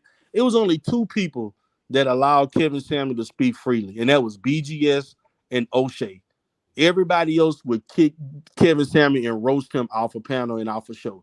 That's a lie. That was before Ramil even came in the Manosphere. Yeah, they was on him before that. That wasn't just because once he became popular. O'Shea was the first one that interviewed Kevin Samuel, and BGS was really the one that actually allowed Kevin Samuel to come up and talk, be on a panel without nobody disrespecting him. Because before that, any panel he would get on talking about cologne and this and that, and talking about you need to dress like this and that, they would call him gay. They called him all kind of names, and they would tell him to kick him off the panel or don't let him on or block him. But they act like black women crazy when we saw the same thing that they saw. We see it sitting in front of us. And Kevin was getting roasted like big time. He was not that well received. And only on those 2 platforms. That's it. Those are the only 2 platforms he can go on where nobody really messed with him like that. My thing is, even though he got caught, I still think he was suspect. Even regardless of he was with that woman or not. But my whole thing was, he was saying. Now he did mention that he did. I think he wasn't married to a white woman, or I know he dated a white woman, but I don't know what his wife was. Well, I do know this. That don't mean nothing to me because I know they have DL men with wives and kids and stuff right now to this day. Right, but my thing is that you want to sit here and act like you this black woman expert, and you don't. It's obviously me. He don't date black women. Right. He was not dating. He was not dating black women. He was dating women of other races, Hispanic, white, and stuff like that. That's what he was doing.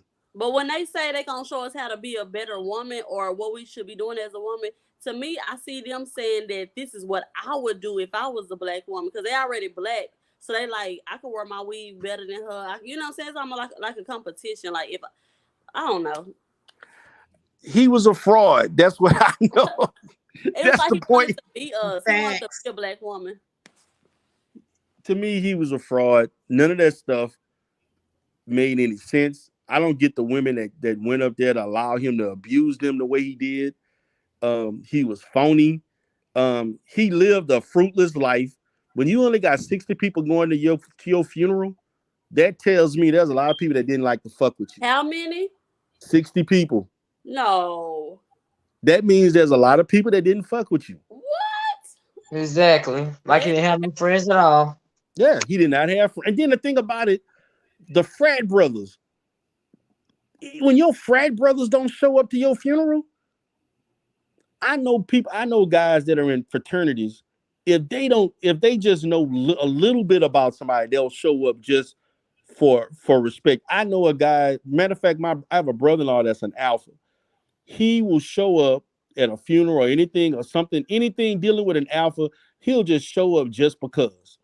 Just to say, hey, just to chop it up about the line or whatever. And whatever. If you don't have and he was a Kappa. If those Kappas didn't show up, these people show up and show out for they were looking for a reason to show up and show out. So if the Kappas didn't show up, that let me know you was not liked. People wasn't fucking with you. Were there any celebrities that showed up? Hell no. Okay, so there was a first black church or something like that came out and spoke against the black women so-called celebrating. I wonder why they didn't allow him to have it at their big old church. I mean, and there was a lot of celebrities that came out, speaking against, it's like, why ain't nobody show up if y'all really fool with him like that? I'm gonna say this, just because people were commenting on Kevin Samuels because it brought views and attention, but nobody really gave a shit about Kevin Samuels. And Kevin Samuels obviously didn't give a shit about other people. Anytime this one now, if you all, I'm gonna say this. I don't know how people feel about Super Slide 84, but if you need to watch, Super Slide actually did a review of the funeral. They said that all the pictures of him and his daughter was when the daughter was a little girl. He had no pictures of him and his daughter together when she was a teenager or an adult. And that's sad. That means he was not in that girl life. He was a deadbeat dad. Well, you don't blame the mama. That's what they do in this space. The mama wouldn't let me see him. You can't blame. She an adult now. What's your excuse when she was an adult? She in college. The mama can't stop you from seeing your daughter when she an adult. Right. So where were you the last 3 or 4 years since she's been an adult? So no. The bottom line, the guy was he was a he was not a person. He was a person who lied about himself.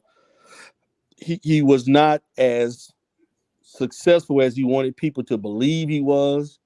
He covered up his insecurities through fashion and dress and giving on this persona that was not real.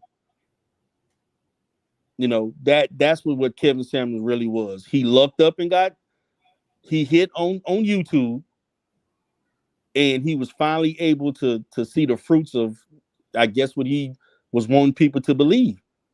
He became believable once he became successful. But before that, guy was working at Office Depot, making like what, $10, $12 an hour or something. And then you lied about being a chemical engineer and shit. Lied about that, which I knew he was lying, but nothing about him said that. I mean, everything. Then he said he was doing corporate sales. I mean, everything. He was a lie. It was a lie. People want. And that's what tripped me out a lot about the manosphere is because they act like they know how to be inside of a mind of a high value man or a man with, what I'm saying, that's making 6 figures. It's like they don't want women that do this. They don't want women to look like this. They don't want women to say this. It's like, dude, you don't know what them got successful men want. Like, Kevin Samuels didn't even know any high value men. Because he wasn't successful. Thank you. I'm gonna say this, guys. I know wealthy men. 6, 7. The richest man that I know is an Arab guy that's worth over $100 million in all industry in Houston. these men that make millions of dollars, and I'm gonna just say these guys that make 250 on up, they wives ain't looking all that. I'm just gonna be honest. They Exactly. don't. They and I'm not saying the women ugly, but what I'm saying they not no 8, 9s, and 10s.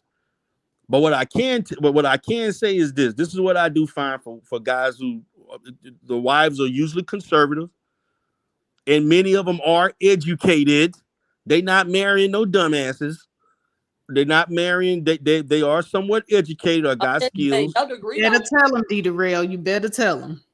And the thing about it is, those that stay home, when they met them, they wasn't staying home. They didn't start staying home until the guy could afford, was making overwhelming amounts of money. Where what's the use of me working if my husband making $50 million a year? Unless I just want to do it. That part. See, people, this whole thing about they thinking that these wealthy guys got this superficial um uh That's because they mindset don't towards know. women. That's because they have never been wealthy. So all they doing is look. They saying, if I was a wealthy Man, guy, this is what I would do. If I was a wealthy guy, dude, you probably never ever going to hit 6 figures in your life. So how are you speaking for these successful men and telling these women what you can't get one? Like, she's a woman, she got a chance. These man, men would not know how to act if they got money. Look at Kevin Samuels. He got a little bit of YouTube money, and he didn't even know how to act. yeah, and he Exactly. was up there buying. I mean, no telling what he was buying. Of course, anytime you got guys, as soon as they make a little money, they want to go across seas. They're gonna go deal with all these women, Yeah, new stuff money. like they want to go mess with all these foreign women from the Philippines and all these other different places. When I've seen these guys, like a lot of successful guys in any kind of industry, these are couples that I've even counseled. Particularly a lot of guys, I counsel a lot of families that are like in the petroleum industry, or they in government and stuff like that. And these people that got master's plus degrees, they working as engineers, they working as CEOs. Some of them working, management, upper management for Exxon and all these different finance companies. These are average looking people who are intelligent. They got their stuff together. Matter of fact, I never forget. I had this white couple that I counseled. They were in real estate, and they making the husband was upset with the wife because the wife is more successful. They came from the oil industry, but they decided to go into real estate. They making 500K a year plus year. At least I know the wife, because the wife make more than the husband, and that was one of the issues that they had. He couldn't handle. He had issues dealing with his wife being more successful than him and so forth.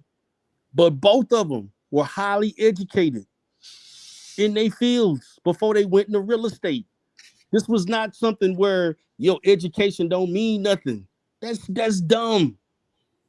Where on earth, why would you believe anybody telling you that your education means nothing?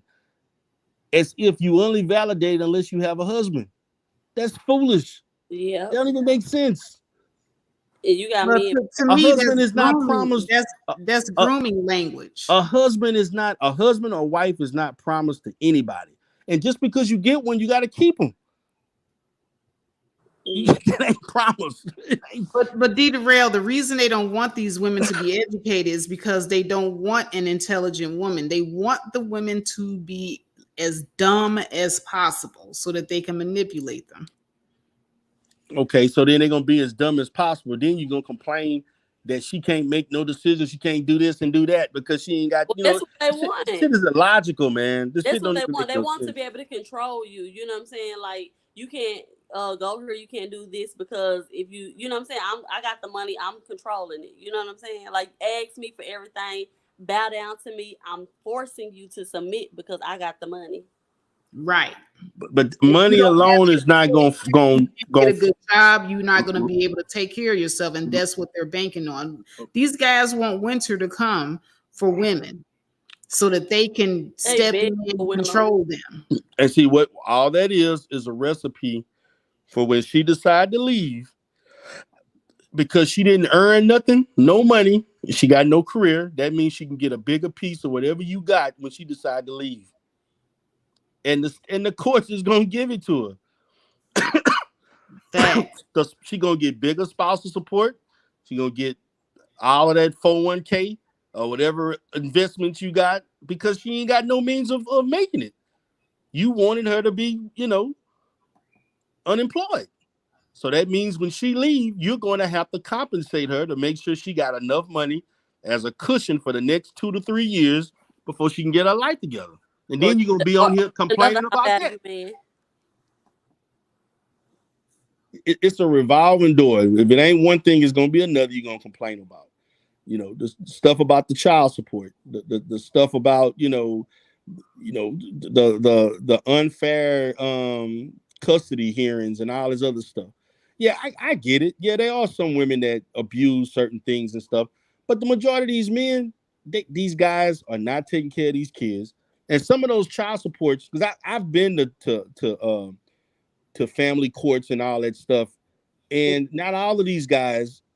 Some of these women get raw ends of the deal when it comes to child support. I know people, they got women getting paid $150, $200 child support a month. What the hell you gonna do with that? I see like A month to 47, raise a child, like $200 a $46 a month. week. So you mean to tell me, D. Darrell, that if they were to get rid of child support, that these men wouldn't just step up and voluntarily give these women and children money? You is that what you're saying? Shit. Heck no, they wouldn't even Yeah, know. they wouldn't do. I'm gonna say this: if they wasn't volunteering before it happened, they damn sure ain't gonna do it afterwards. That Because part. child support is the reason why they don't want to voluntarily do it. They say if you just get rid of the child support, we get the man out of our business. We'll A take lot of care of these the women, children. a lot of them women was trying to work with these guys. Then they wonder why. Just the reason why some of the women were mad. They was mad because you wasn't doing what you're supposed to be doing.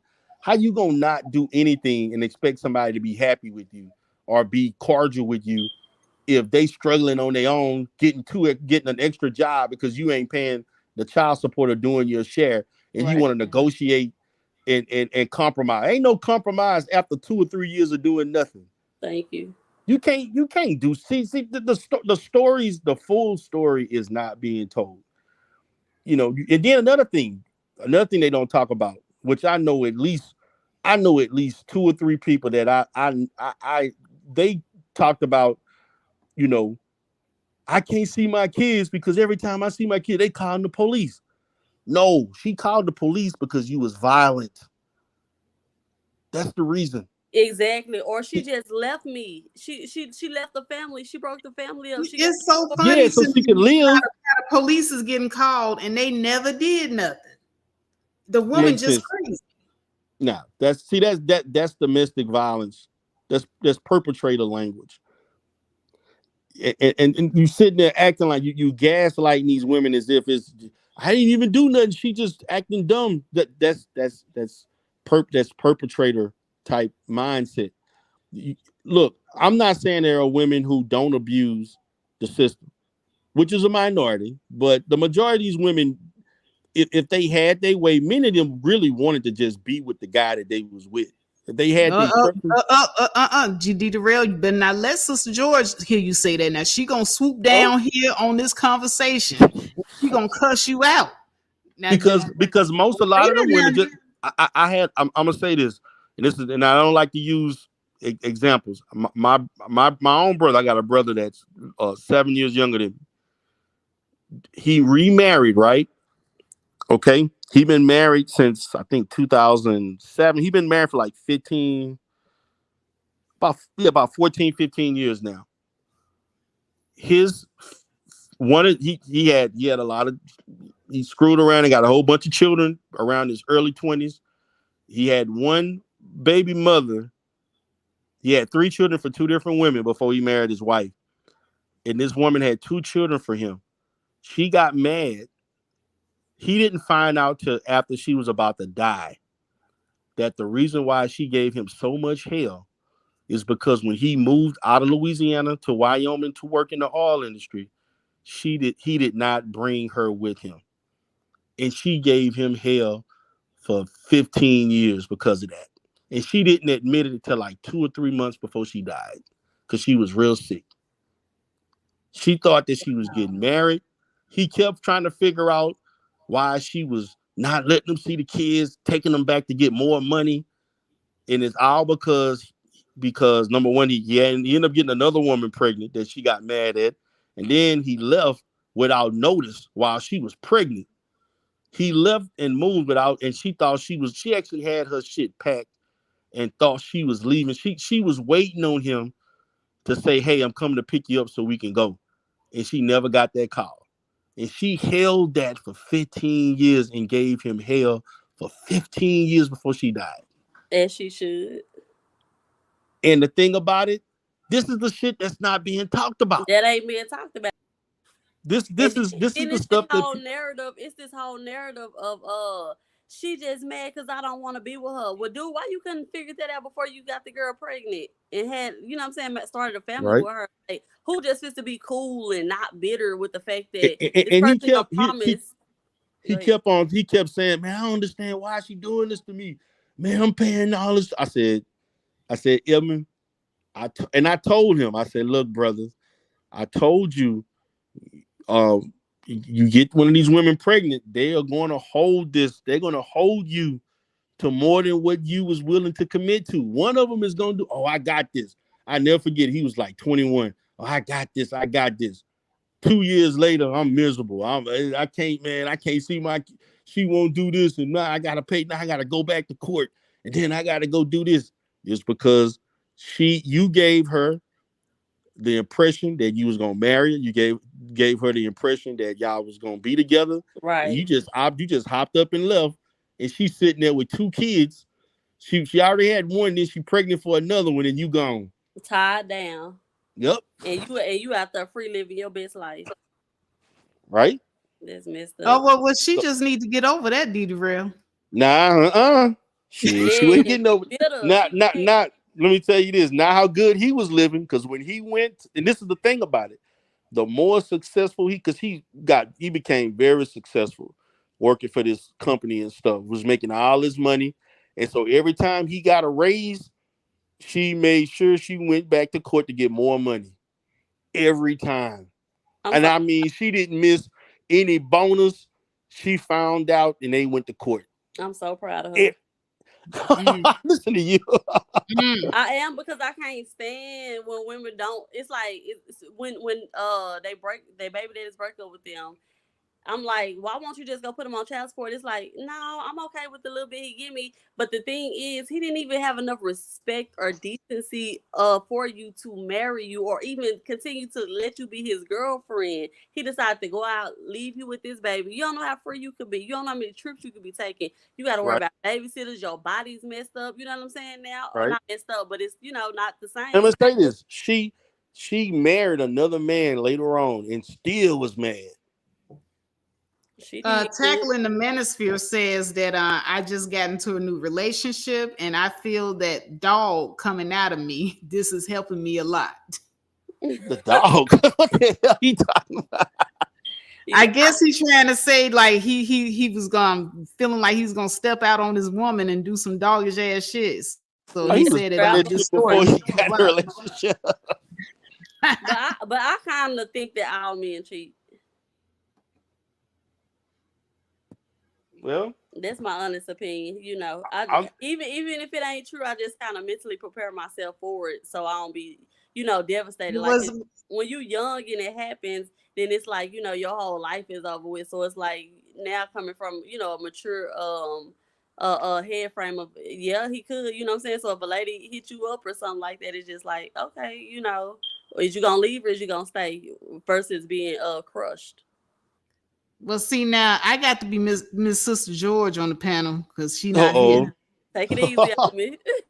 But see, now y'all know these women, they not no innocent parties to this. You know, there's a lot of you treacherous ass hoes out here. You treacherous ass bitches, you hoes know that y'all be sitting up here lying to these men, just trying to take them back to get some extra money, won't let them see the kids. Y'all treacherous ass bitches, y'all know.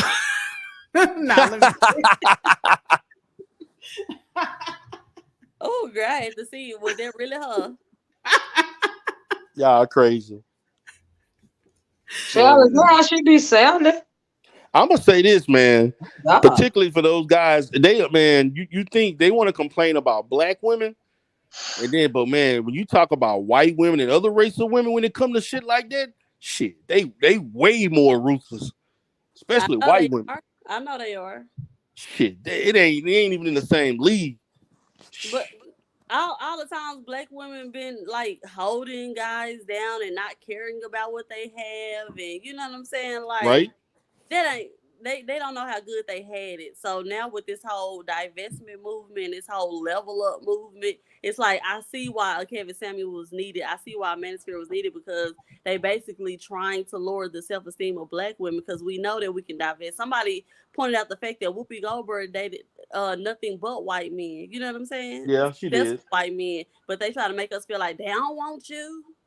The woman y'all viewed as the ugliest black woman could get a white man at the snap of her finger. So it's a bunch of lying going on. I mean, well, for those that want to go that route, I mean, but Whoopi in a class of herself, like that's Whoopi ain't a typical woman. You know, she on another different level. Yeah, but then sometimes people be trying to make it seem like the celebrities are different women than we are. You know what I'm saying? It's like we all women. In my eyes, I think we Yeah, all. I mean, I don't as think far as it's better than me and this and this. If I want to put myself in a environment where I'm surrounded with nothing but successful men, then of course you'll have a better chance or whatever case may be. But that's really the only difference is their environment that they choose to put themselves in. right, yeah, but I don't think shit. I don't think I know Whoopi got a black daughter. I think that's the only black man she probably was with. I think everybody else she was with was white. Right. Somebody wants to know, Tackling Manosphere has a question for Atari. He says, Atari, are you a divester? No, my man is a naker. Ooh. You got a naker? But if he mess up, no, just like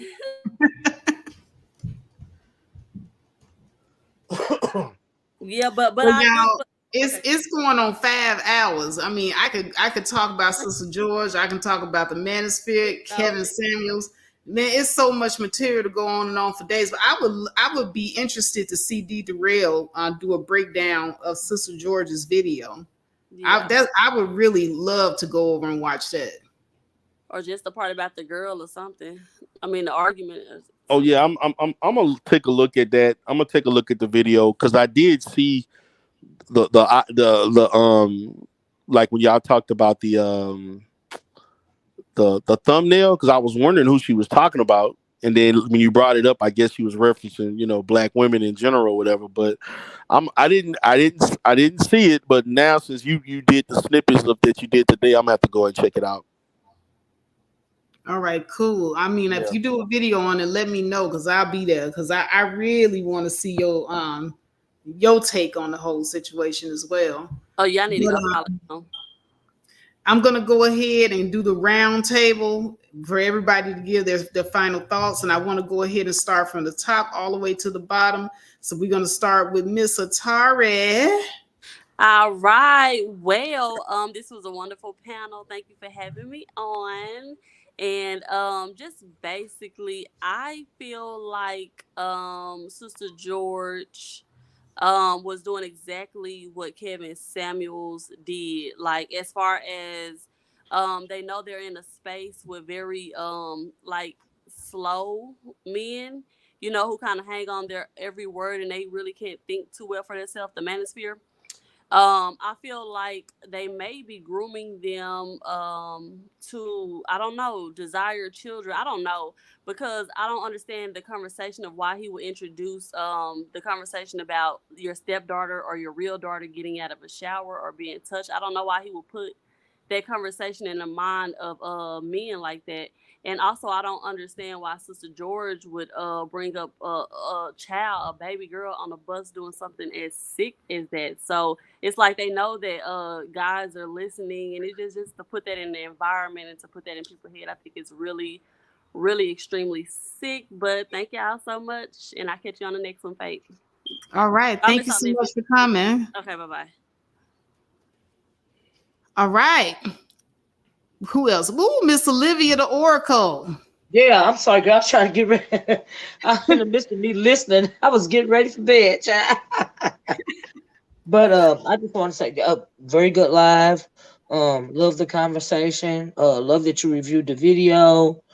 I think that you was on point about everything, especially the follow through. You know, because it started on your channel, and so I appreciate the follow through. D Darrell, if you do you know, do a type of reaction to George's video, you also, before you do that, you ought to review Faith Factor's video where it all started, so you could get context of the situation. Because George, girl, you need to do some work. She need to do some work. That's all I got. That's all I got to say. But that's all I got, Faith. Thank you so much for having me. Yeah, I'll talk to you on the next. All Good night, right, Miss Tim. Olivia. You know it's always a pleasure. Please do come again, sis. Okay, thank you so much. Bye bye, y'all. Good night. All So right. yeah, so I like to say thank you for having me on. I'm gonna definitely have to take a look at that video in its entirety, uh, and kind of do my little snippets and edit and see what unique stance that I can take, that I can bring to it. I mean, I did see what you definitely did a good job today. I can definitely just look at things, but I'm just going to say, just the present. It was to me, it's kind of cloudy. It's a very cloudy presentation with the therapist that, or whatever she is, whatever. It just didn't make sense. There's a lot of things that didn't make sense. Obviously, this lady is not a licensed professional. She probably is a person that just works in the mental health field, but not necessarily a therapist. Um, the things that she said was not relative to her credentials that was listed. That's just my opinion, based on me knowing, because it just didn't make sense. But I think that I'm gonna take a look at it. When was that video? Was that video yesterday or today? I believe it was yesterday. Okay, so I'm gonna definitely take a look at it and probably do a video about it and give my perspective on it. But from what I heard and what you've done, it didn't really sound like what it was meant to be. It just sounded like two people just discussing any other manosphere topic. That's what it felt like. So, but other than that, Faith, thank you for having me on. I'm happy to give my perspective, give my professional opinion. This particular topic allowed me to do so, so I do appreciate you for having me on. And you have a great night, sis. All right. Thank you, D Darrell. And once again, you're always welcome, and please do come again. All right, guys. So that's the show. That's the show. I'm always thankful, for my guests, especially people that have credentials like Miss Olivia, the Oracle, and D Darrell, where they can come in and they can drop, some actual knowledge based off of their actual professional experiences in a way, that's not, that's giving their opinion as well. So I just want to throw that out there. And D Darrell is a licensed therapist, but he knows the protocols of how to speak on his credentials and his expertise online. So it was really important that we get his take on, that particular interview, because we do know that we are dealing with somebody who self-proclaimed are manipulative. And so in the spirit of not wanting people to be finessed again, I think it was really important to have his opinion as well as Miss Olivia's opinion, because they do have insight. So I just want to go ahead and thank everybody that tuned in tonight. This was a very long stream. I was not able to review the entire video.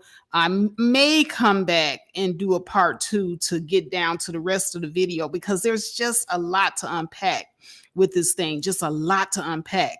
But like I said, if D. Durrell does a breakdown, I will definitely be there, because I would be very interested to watch and see what he would have to say on the breakdown as well. Commendable K and I, we are planning to do a talk. We're going to do a Commendable K, and we're going to break down the Misterhood. Okay, and so we want to officially bring out the term Misterhood, and we want to break it down to you. We want to tell you about this situation and how it also kind of, helps to keep the Misterhood going. People like Sister George, that keep the Misterhood going, and the men that benefit from a Misterhood. So we're going to do all of that as well. Once again, thank you everybody for joining us and for taking part in the conversation, for watching, participating in the chat. Please remember, even after the video, if you didn't get a chance to donate today, you can donate via the thank you button. I believe that's what they call it. It's a heart-shaped button with a $sign at the bottom of the video. And so that helps me continue to crank out these videos to you guys and bring you more of this type of content. But guys, I do have to run. I had to run like 2 hours ago. This video went longer than I expected. But I do enjoy talking to everyone and just communing with all of you and just giving you my perspective on these topics. As far as Sister George is concerned, I was going to go into my whole spiel, because you guys know how I am. I'm a very forgiving person. You could do a lot of things to me, but I always try to look at the bright side of the person. I was so quick to want to look at the good side of Sister George. But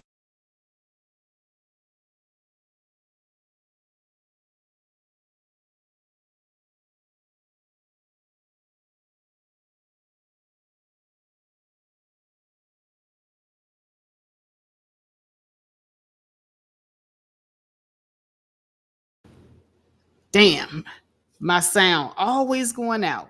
But anyway, let me hurry up and just wrap it up, y'all, as I know y'all got to be places. But anyway, self-proclaimed person that says that they're manipulative.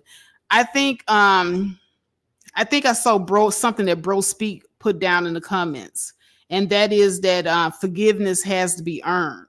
So I'm gonna wait. I'm gonna wait to see if she's really, really and truly remorseful for for her part. She says, and this is her words, for her part in the situation, and if there's going to be a change in how she moves. I'm going to sit back and wait. If I see change, then then I'm going to naturally be inclined to want to forgive. But like I said, everybody's entitled to their opinion. I'm still going to support Sister George and her content. I don't see a reason not to be cordial out here on these YouTube streets, and continue to try to uplift other Black women. That's what Black woman empowerment is about. We hold each other accountable and we uplift one another when necessary. So there's two sides to this. We hold each other accountable, we uplift each other when necessary, and also we do a lot of introspecting. We do a lot of soul searching within ourselves. So if you're a woman that wants to be empowered, then you have to be willing to look within yourself and look at some of the things that you need to change about you first before you go out trying to change the outside world. That in and of itself is empowering. And with that, I want to say peace. I love you guys, and I'm